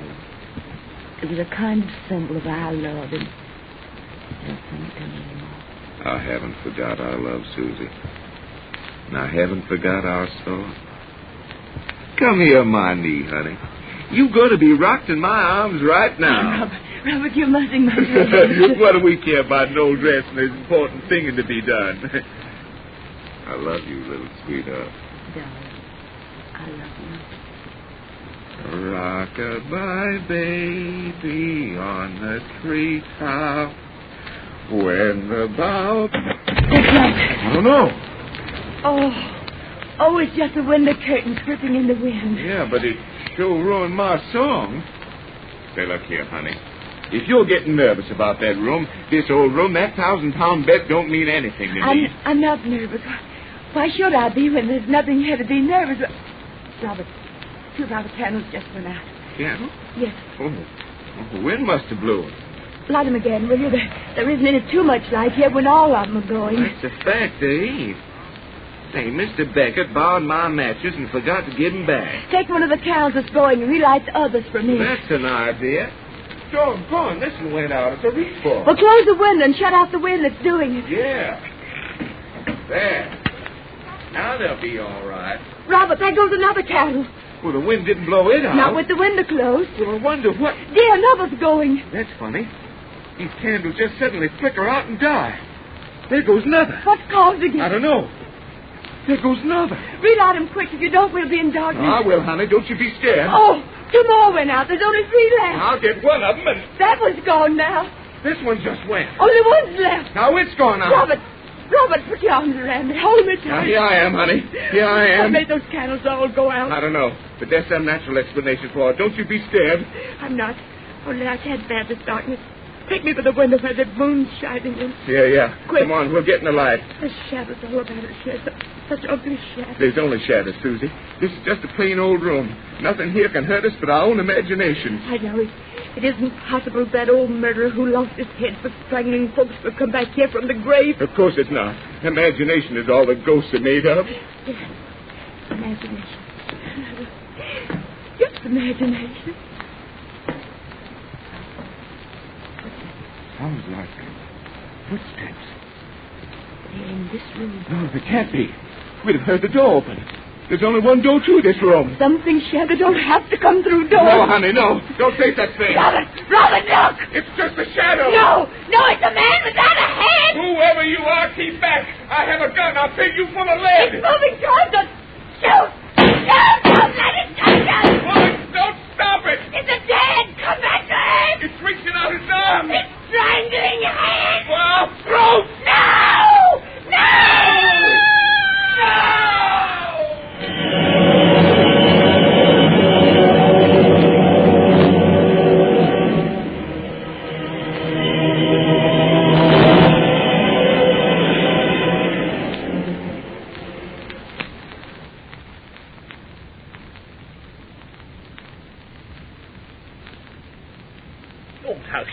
So did he. Then she dropped to the floor, fainted most likely, and I made my getaway. Quick, help me out of this costume before he brings her from the room. But Agnes is down the hall. She's stormed here already. Oh, what a cushy game this is. A secret passage-staff room, candles with prepared wicks, and your ghastly headless makeup. Not forgetting the way I built the story up. Any fool who bet he's not afraid of ghosts, and a gun with tampered cartridges made him sure it was the dead they shot at, besides ensuring me they'd use no weapons of their own. I told you this was the greatest easy money scheme I ever had. It certainly appears so. And this is only the first time we worked it. With all the silly chumps there are in London, you'll soon make a fortune at it. I'm all right now. Hide that costume in the cupboard. Right, so. Hurry. Agnes can't stall in the hall much longer. Well, I'm with you now. Open the door. Well, there's Agnes. George, she's alone. What? Christy's aunt with her? No. Agnes. Haven't they come out yet? No. And there hasn't been a sound from that room since they screamed. I told you this thing was too fantastic to succeed. You frightened them, all right. But then their common sense returned. And now they're in there laughing at us. I won't believe that. They were terrified. Then why haven't they come out? What's that? What? Listen. It's Christy's voice. He's singing. Yes, rockabye baby. A lullaby to let us know your ghost won't spoil his beauty sleep. You terrified him? Oh, be still. There's something queer about that song. What do you mean? That singing is queer. I'm going to find out why. Give away that door, you fool. No. There's something wrong in that room. Give me that candle, Agnes. Come on. George, the accent boy doesn't see us. And his wife lies so still in his arms. Oh, God. I think she's dead.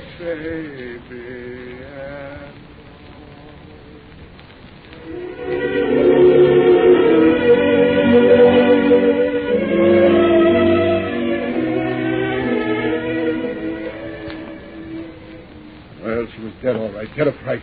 But he was mad, a childish innocent. God, I can still hear that lullaby he sang over and over and over as he rocked her body in his arms. Beckett and I left England the next morning. I've been here in Paris ever since. 5 years. The Beckett was dead, you say? Yes, train reckon tells you. 6 months after the Christie thing happened. Unfortunate. Unfortunately, it didn't happen sooner. The poor judge got drunk and blabbed the story. Never been known otherwise. That's how you came to hear of it, I suppose. Indirectly, yes. But it's only recently I learned that you were married. I had to change my name. Christie's relatives were looking for me. People from his part of the states go in for vendetta, like the crossing and banditti, I've heard. But since you're an American, you probably know more about Kentuckians than I do. But I know their reputations.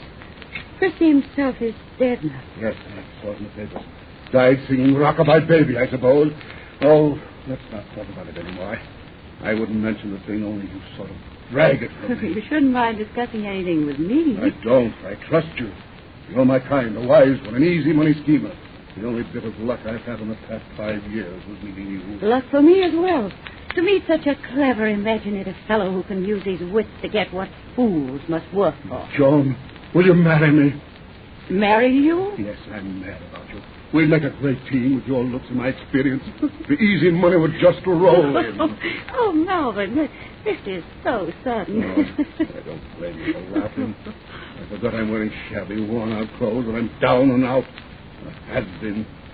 On my word, I don't know why you even sit and talk with me in such a public place as this cafe. If you can get back your nerve, you won't be a has-been any longer. My nerve? Yes.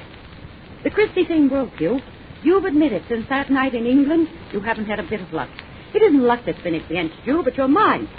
I'll tell you why I've met you here each day. It's because I think we would make a great team.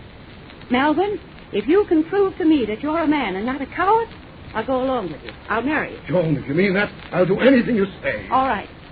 Tomorrow we go to England. I don't dare. Nonsense. 5 years is a long time. They'll have forgotten why you ran away by now. And we're going back to live in your ancestral estate of Melvin Manor. No. Yes.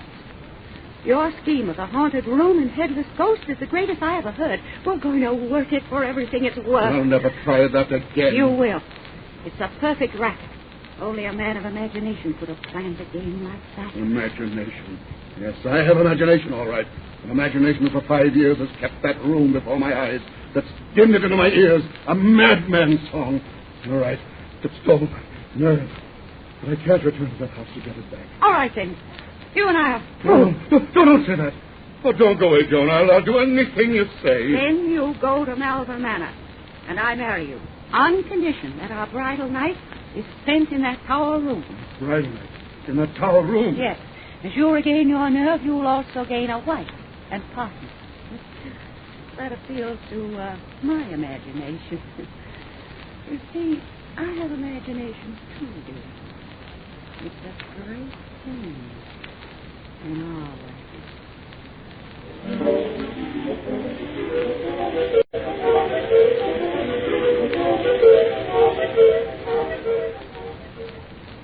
Mind these narrow stairs, Joan.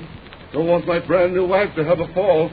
Gad, it's good to be in this old house again. I knew you'd enjoy your return to Melvin Manor. You're right. Make me come here.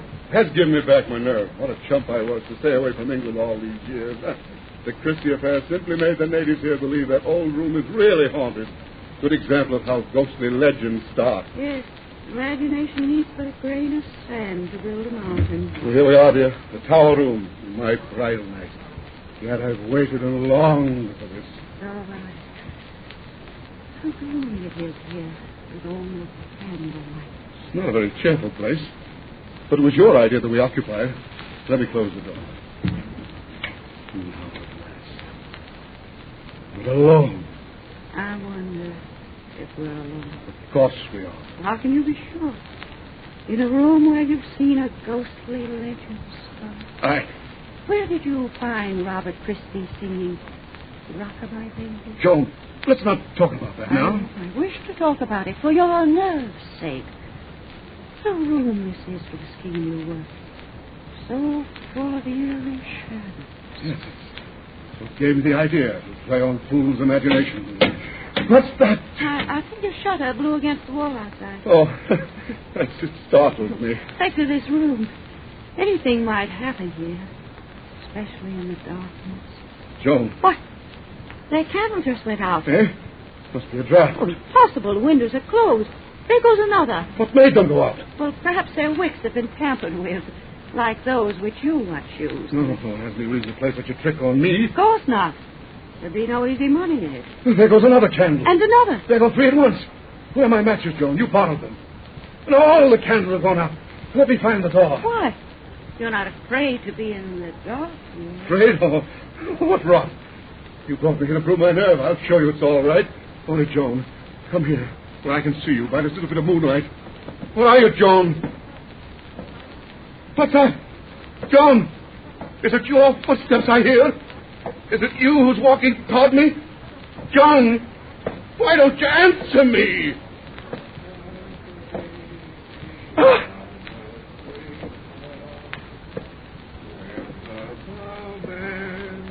Christy's here! I see him in the moonlight! Christy! Risen from the dead! That's what I brought you here to see, Malvin. To see and hear the walking dead. Now you know the terror he and Susie knew. It's Robert Christie's sister whom you married, Malvin. 5 years I've searched for you until I found you, to bring the only justice that would fit your crime. Go against that wall and stare at him in fear. Oh, Robert's still alive. I can't command the dead, or Susie would be with him. But you know the power of imagination now. Look at him, alive. A helpless, harmless madman whose only lucid moments are memories of horror. He and his physician have been hidden in this house for days, waiting for you to come here on your bridal night. Your bridal night. I promised you a wife and partner. Your wife is here, your partner death. So now I'm going to kill you. Turn your eyes from Robert and look into this gun. Turn your eyes and look upon it as I fire it at your heart. Say something. Look at me before I shoot. Look at me, I say. No one. Is that you, Doctor? Yes, that's it. Oh, wait. It's Christy. I've come to tell you. Oh, never mind. Come in and bring that candle. All I want you to tell me is, what's the matter with this man? Here he is, leaning against this wall. Look at me, Malvin. Doctor, he fell as I touched him. This man is dead. That gun in your hand, did you? No. Oh, no, I didn't kill him. Out of fright. Susie did. Imagination. Imagination. Miss, you're hysterical. You've got to pull yourself together. I don't know what's happened in this room tonight, but it's still another shock that you spare. Shock? Yes, your brother. My brother? Where did Robert go? He was with me here just before I let you in. He was with you here? Of course. You sent him as I told you to. Up that secret passageway when I pressed the signal button. But I couldn't signal. Before your signal came, your brother's heart stopped beating. My brother... Robert died 10 minutes ago. You knew his condition. His heart just stopped. That's what I came up to tell you. But I tell you, my brother was here. Doctor.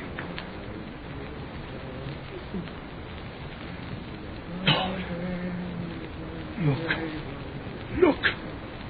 Among those shadows there. Robert. And Susie's in his arms again. Imagination. Imagination.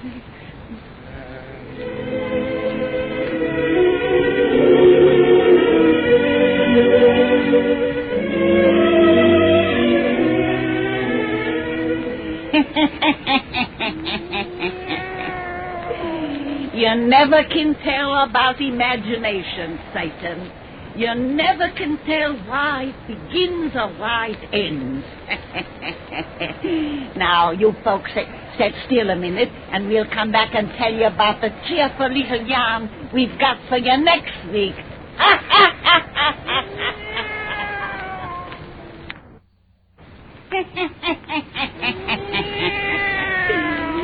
Satan, next week when these folks comes to see us, we're gonna take them to Chinatown at San Francisco. To Chinatown. And there we're gonna spin them our yarn of the confession. The confession.